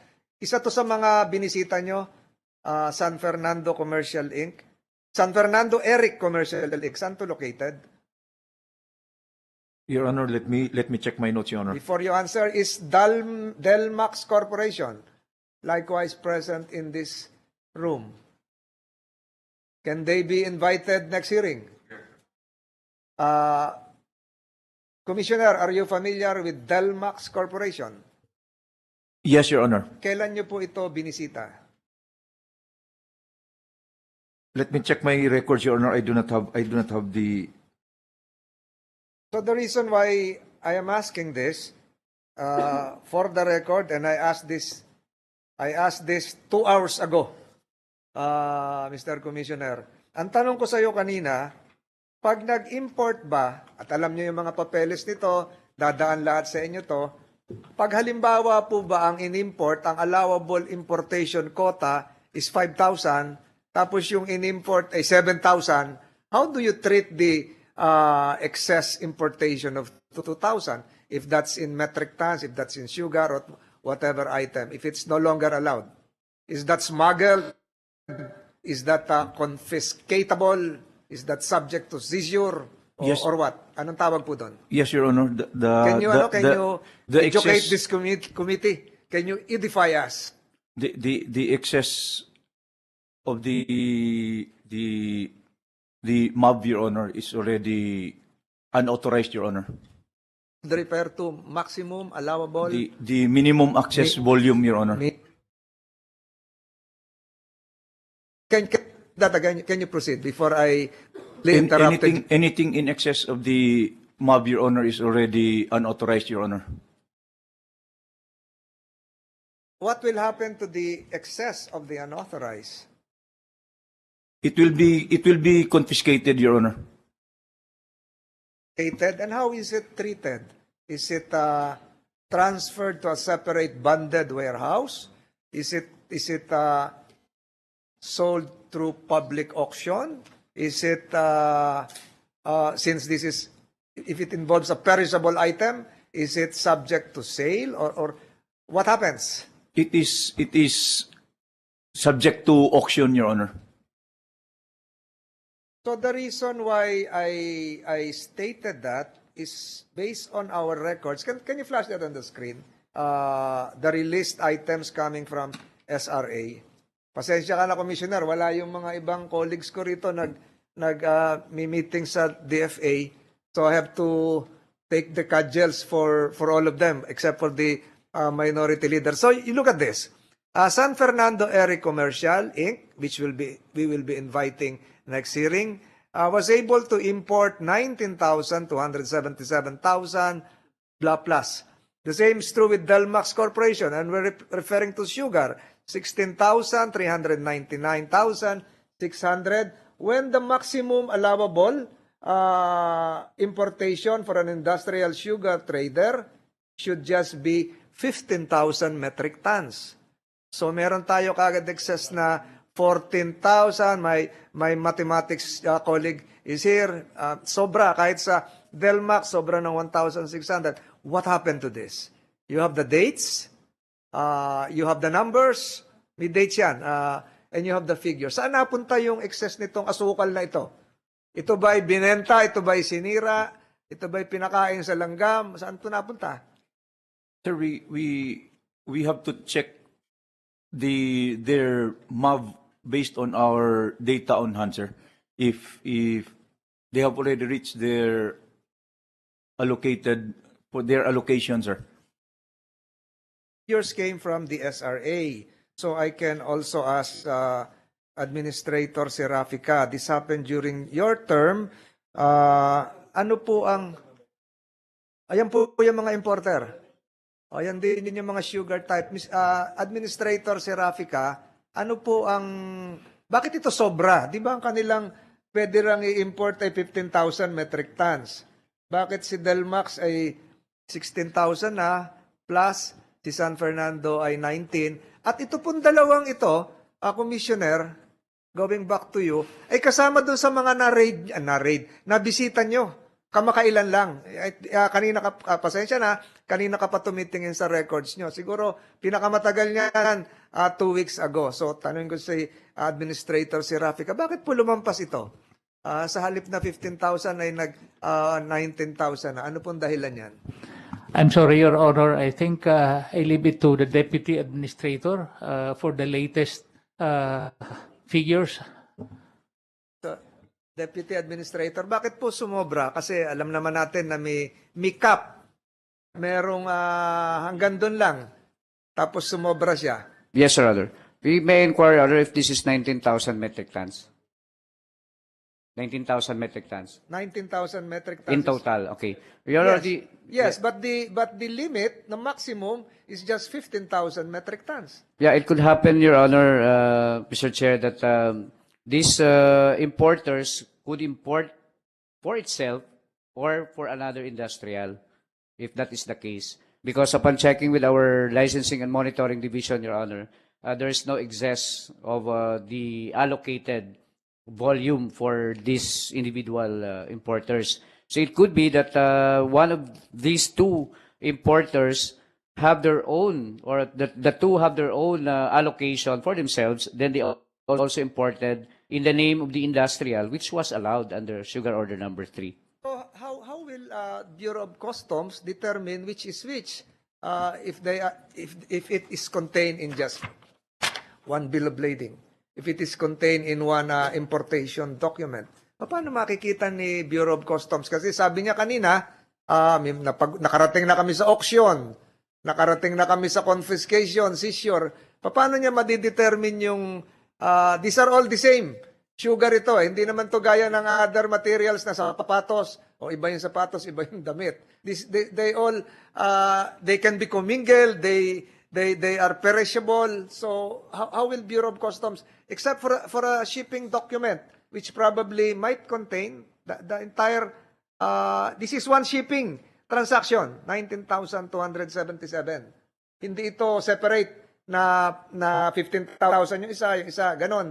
So, for administrative efficiency, how will the Bureau of Customs determine that? How will the Bureau of Customs likewise pursue that in terms of the appropriate fees, charges, wharfage fees, venue, taxes, etc., etc.? Di ba magulo?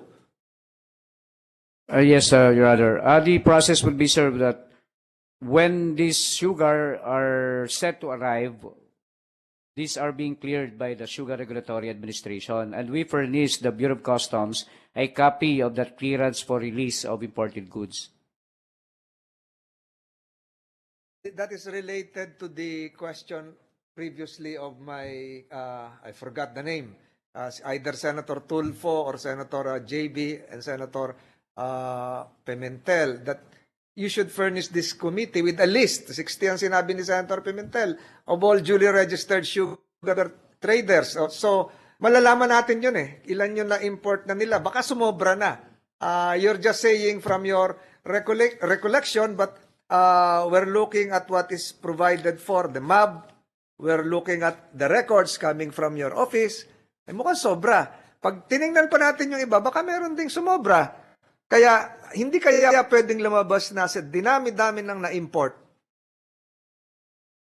Bakit nagtatanong yung iba nating mga consumer, meron pa rin tayong shortage. Ito na nga, sobra na nga ito, ba't nagkulang pa? Diba? Tingnan mo, 15,000, naging 19,000 siya. Sobra na yung inangkat niya, and yet, we feel the pinch, quote-unquote, of a shortage. Kaya balik ulit dun sa shortage. Is there a shortage? Pero ito, sobra Sobra yung, sa inyo galing yan hindi sa amin yan Sumobra yung na-import, ganon din siguro yung nangyari sa Subic, na hindi pa na ibababa sa commissioner, hindi pa na ibababa sa barko? Hindi pa. Not yet, Your Honor. Hindi pa na ilalagay sa warehouse yun. Not yet, Your Honor. Tatama na naman ng bagyo, baka ma-apektuhan pa yun. So, how do we reconcile all of these figures na in excess? Sabi niyo, baka meron pang, can you provide this committee during the next hearing the latest and most accurate figure so that we can all reconcile all of this? Baka, halimbawa, baka yung how much sugar order 3? 200,000? 200,000 metric tons refined sugar, Your Honor. Ilan na? 200,000 refined sugar. Pag in-add natin, baka naging 250 na yon, di ba? Baka sumobra na. And yet, merong kulang. Mr. Senator Pimentel, I am really at a loss. You are more proficient in mathematics, but my little experience with algebra would let me wander in uncharted space. So, salamat, Mr. Deputy Administrator. But for the next hearing, provide us with more accurate figures as well as the list of all duly registered industrial sugar traders. We expect that from you. And then the same is true with the good commissioner. Ilan na yung na-zist, ilan na yung na-auction, ilan na yung na-confiscate, ilan na yung na-meted out ng fine. Senator Pimentel, you have something Yes, to Your say? Honor. So, thank you, Mr. Chairman. Siguro dadaanan lang namin ng staff ko to kasi we have to get the domestic production of sugar. Then we call that raw sugar, di ba? Tama ba yun? Correct my terms, ha? Please, nodding na lang, through nodding. I'm just looking at Engineer Serapica kasi he's considered expert na yan. And from the domestic production would come our domestic production of refined sugar. Di ba? Yun. Domestic. Doon siya magagaling. Correct or not correct? Mr. Serapica? Yes po, Your Honor. Correct, di ba? Okay, so, and then, so yun yung ating total Philippine domestic production na. Yun. Hindi lalampas si production of refined sugar sa production of raw sugar. Tama? Logical? Okay, so, okay, tapos you have this 175,000 metric tons monthly demand for raw? Is that raw? Raw. And then 85,000 metric tons for monthly for refined is the demand. Yan. Okay. So, babanggain lang natin yan. That would now be our need to import. Dalawang categories pa rin. Pwede pa, tama, our importation is dalawang categories pa rin, of raw and also of refined. Is that correct, Engineer Serapica? Yes po. Sige. Yes, Your Honor. So yon. And then, as I understand it, you put an allowance. So it's not purely ima-minus lang, right?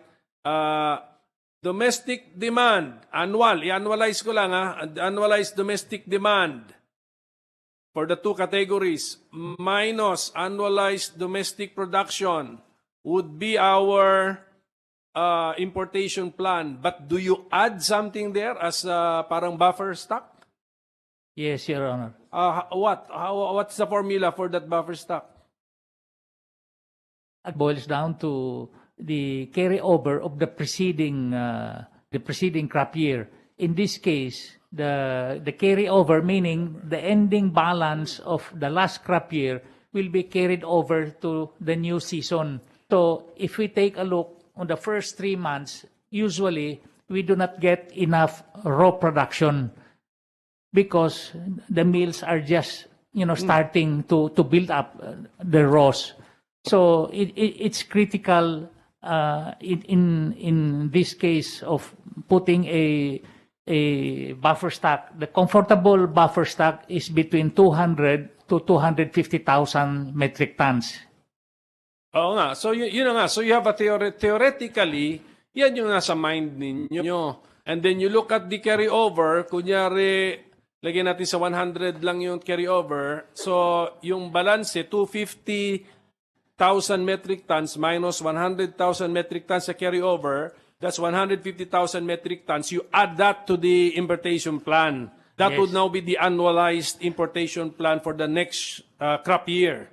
Tama? As I understand it? Yes. Okay. Ito lang yung concern ko eh. Yung carryover natin, every crop year is a combination of domestic production and imported sugar. Is that correct? Mr. Ravaka? Yes, although it is segregated, what is domestically produced and the importation, but still, at the end of the day, that will be part of the inventory for the entire, let's say, refined sugar in this case. Ang aking kasing concern nga, ang ating point is, kulang na nga si domestic production sa domestic demand. Kulang na yun, di ba? Bakit hindi na, yun lang kung bakit hindi na natin inuubos? Dapat ubusin si domestic production of both raw and refined. Dapat zero nga carry over dun eh. Sa column na yun on domestic, zero yun. Because that's the only reason you're importing kasi ubus si domestic eh. You need the help of foreign countries to satisfy the demand because domestic cannot satisfy domestic demand. Domestic production cannot satisfy domestic demand. So sana ganon, na inuubos muna natin ang domestic supply. Dapat benta lahat yan. I mean, is there something wrong with that kind of theory or theoretical approach?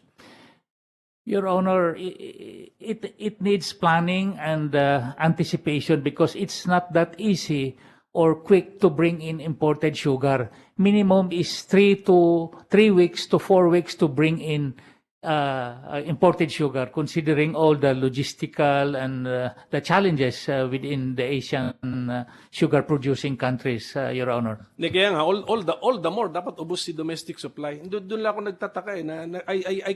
I saw your mga crop year reports, meron kayong carry over na domestic supply. I mean, I find it illogical that there is we say from the very start, our assumption is domestic demand far exceeds domestic production or domestic supply.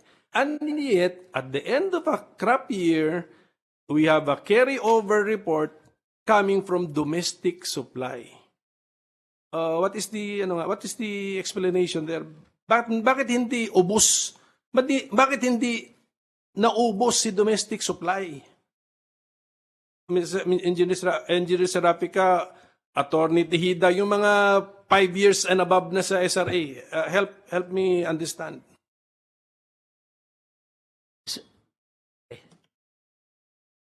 Obrigado. Sige. Recognize, Mr. Lobregat. Yes, You will sector. answer on behalf of the private sector. Private sector, yes. Not on behalf of the SRA.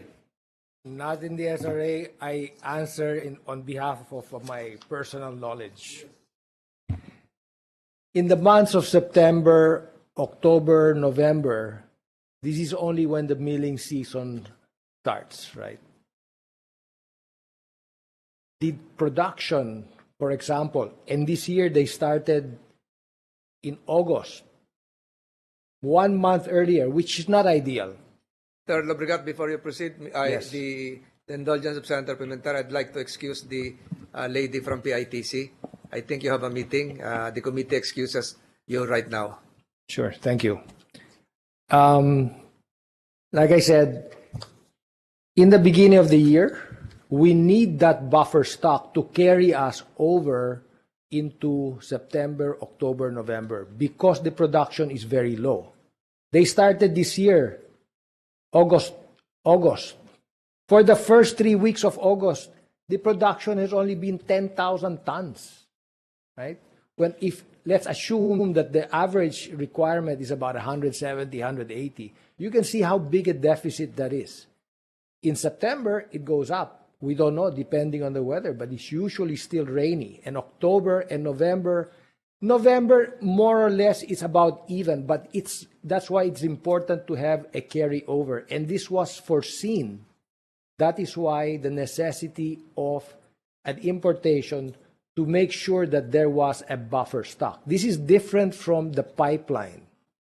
The buffer stock, of course, is what usually comes from mills and refineries, what they still have for sale, right? But that is why it is necessary to maintain that buffer stock, because in the first few months of the new crop, the production is not as high as in later months when you have the peak of production, because later, during the peak, you can hit 400,000 tons in 1 month. So I hope that explains why it's important to have a buffer stock. It's like if you had a car, you're not going to make it run out of gas and then walk to the gas station. I suppose Yes, sir. it's about hindi natin pinag-usapan yung buffer stock. Actually, meron talagang buffer stock. But the buffer stock should be composed of already imported sugar. Kasi kung domestic, yun, ubos dapat yun eh. Yun na yung tanong ko eh. Nakasegregate kasi, am I right, Engineer Serafica, sa data ninyo, nakasegregate yung carryover eh. Domestic and then imported. Ang question ko, how come sa carryover and the may laman si domestic? So, sa crop year, hindi na ubos si domestic. When it's supposed to be, ubos siya dahil domestic production cannot satisfy domestic demand. Can I get the SRAs, yung mga more than 5 years na si SRA? Kasi you prepare the reports eh. Unless you've not seen the table that we have examined, which came from the SRA presentation. In this case, the actual production is very much dependent, as explained earlier by Mr. Lubrigat. We are weather dependent.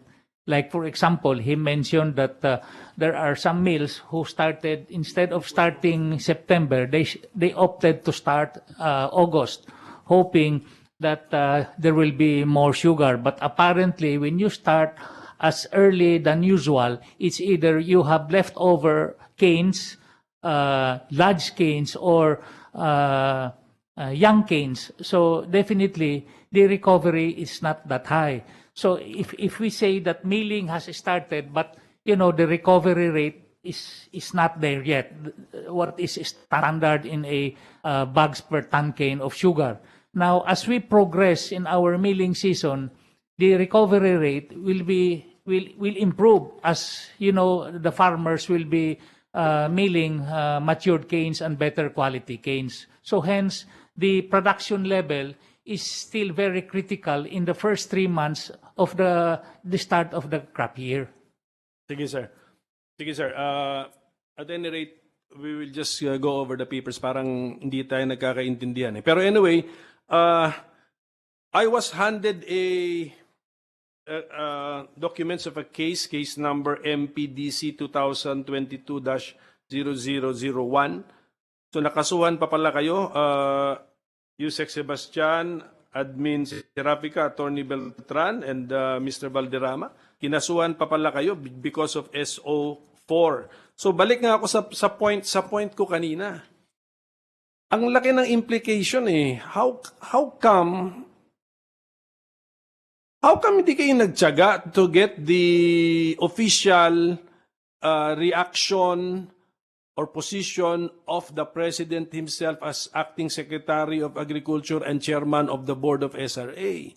You can, sabi nyo, you send text messages. How about a personal visit to DES every day if it is that important? Ang laki ng implications, sir. Ako nung binabasa ko yung basic facts eh. Nung you took the risk na ma-reverse kayo. Nung re-reverse kayo, disapproved, tawag-tawag, do not take it down sa website, call UP Law Center, do not publish, and then you face a case. So the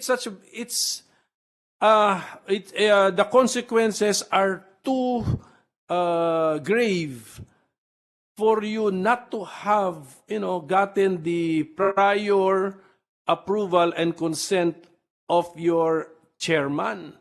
So balik ako sa question ko, why did you do it?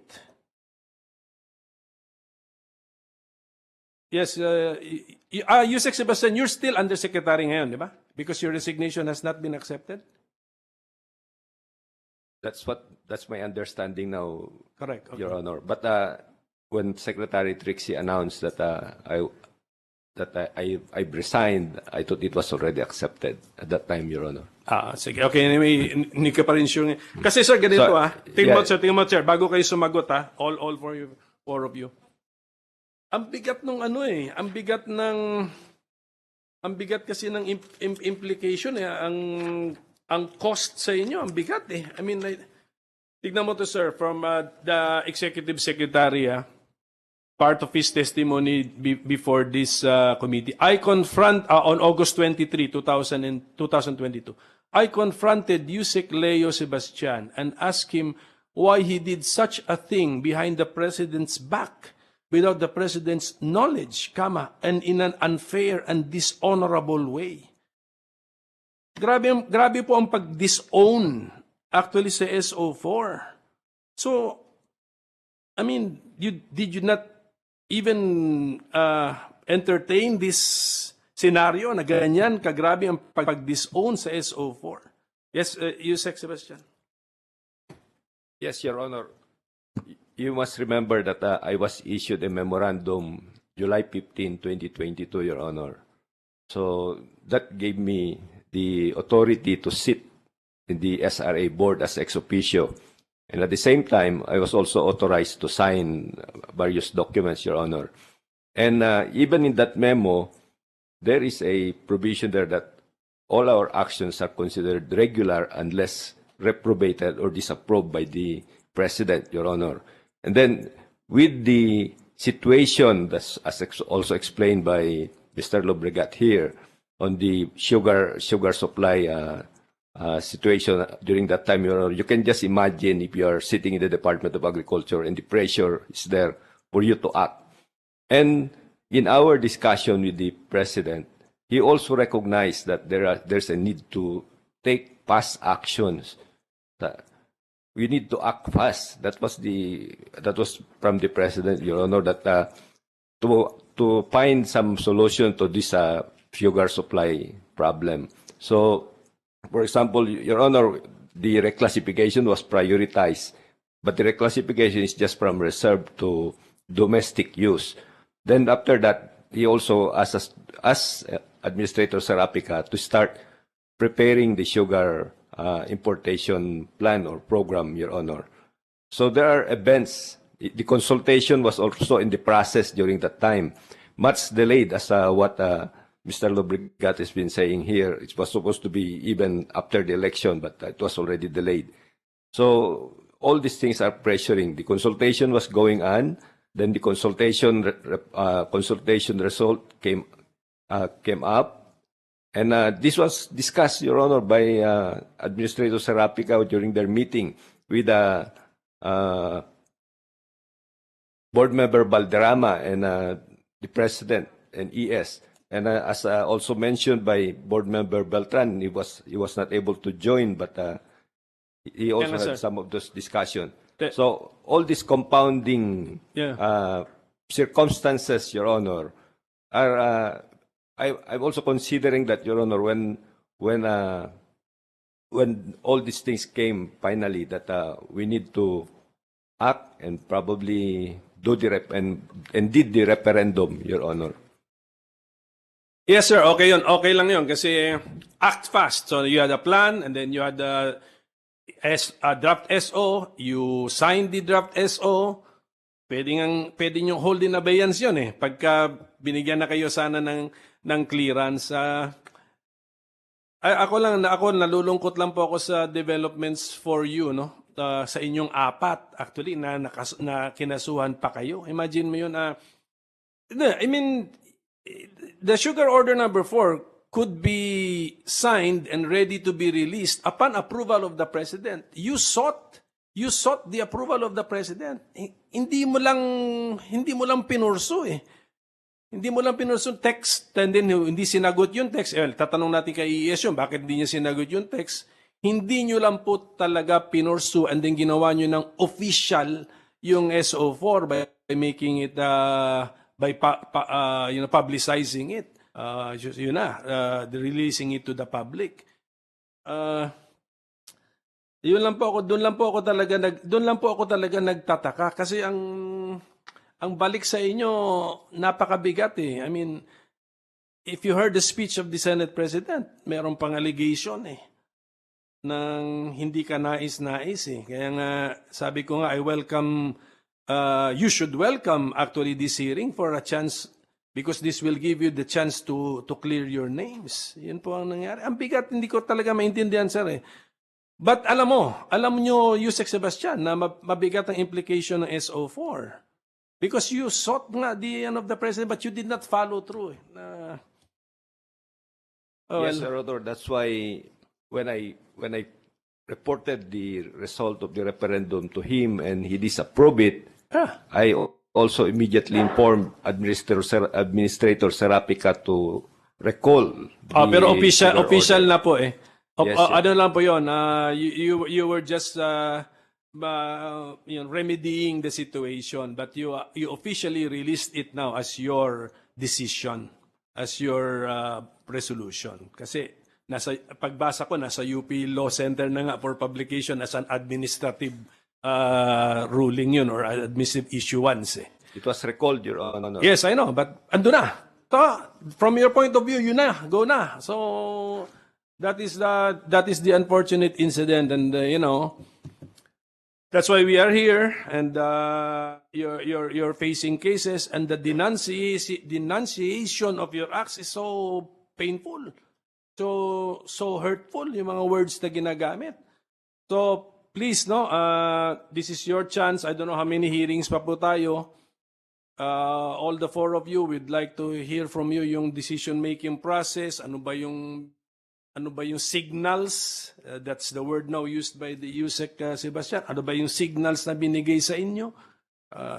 Yung mga ganon. Kasi, actually, ako ano ko sa inyo, naawa ko sa inyo dahil, well, I don't know if we can charge this to birth pains ng new administration na konting hindi maganda ang inyong coordination, pero nangyari na po ito, no? And this is now going to be a blot on your service to the government. But just defend yourself and take the opportunity while hearing pa po itong committee ito before we make the committee report. Give us your version and defend yourselves from these grave allegations. Well, sana kung nandito si ES, tatanungin ko nga yung July 15 memorandum. Ano ba kasi, that was specifically addressed to you, Yusek Sebastian. That's only for you. So, interpret natin yung document na yon when they were drafting it, si ES, ano ba yung nasa mind din niya, no? Ano nasa isip niya. Pero offhand, ako kasi, I mean, if I were given that July 15 memorandum, but the subject matter is as grave as this SO number 4, I think I would really have gotten the prior express approval of the President. You may have signed some internal memo, some reorganization of the DA without getting the express approval of the President. Iba po yun. That's on a different level than compared to SO number 4. Any reaction from you, Sebastian?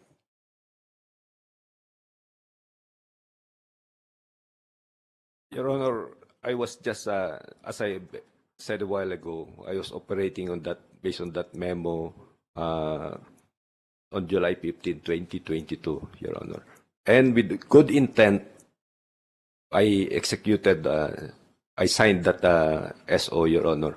But only after also, remember, Your Honor, it's a board resolution.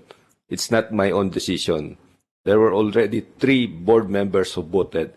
And to make that resolution effective, it has to be a majority of the members of the board, not just one person, Your Honor. So I could not have approved it myself alone. So beyond the process going through several steps before we went to the board, it is also a board majority that was already presented, Your Honor. Oo nga, pero you could not argue that way sa principal mo. Di ba? You answer for your own signature. Ano, sa principal mo. Sir, nasway ako nung 3 eh. Hindi dapat gano'n. No, I was also convinced, Your Honor, by the data that was presented, as I mentioned. Kaya I know. You convinced ka nga, pumirma ka nga eh. Yes, Your Honor. You could have gotten the consent before signing. You could have gotten the consent after signing if you had made the signed SO number 4 as as unofficial muna. Ganun sana. You could have gotten it. But at any rate, ito lang din isa ko na yung observation, Mr. Chairman, yung mga sagot nila, marami akong narinig na sagot na akala namin inapprove na ni President Marcos, kaya pirma na rin kami. Meron din tayong matinanong sa online. Ang information sa amin kasi, approved na yung 300,000 metric tons, kaya nag-submit din kami ng favorable recommendation. Tapos ano ibig sabihin nung nalaman na hindi approve? Biglang bago ihip ng hangin. Sana yung SRA or lahat ng mga collegial bodies na binubuo ng gobyerno, precisely forum yan eh. Forum or a venue where you can express a contrary point of view or other points of view or other opinions. Diba? Then welcome po ang welcome po dyan ang dissenting opinion, welcome po dyan ang I disagree, I dissent. Welcome po dyan. Hindi dapat yung attitude natin na I approve. Paano pala kung the figures lead you to a different conclusion? Diba? Express your different conclusion, your different position. Yun po sana, narinig ko lang sa first hearing natin na ganun yung mga reasoning nila. Medyo nasisira ang collegiate nature of the body, nasisira ang purpose ng consultation of the stakeholders. Sira kasi sasabihin ng stakeholders, ang pagkasabi sa amin, gusto na ng presidente, kaya pabor na rin kami. So, sayang. I mean, what is the purpose of consulting stakeholders?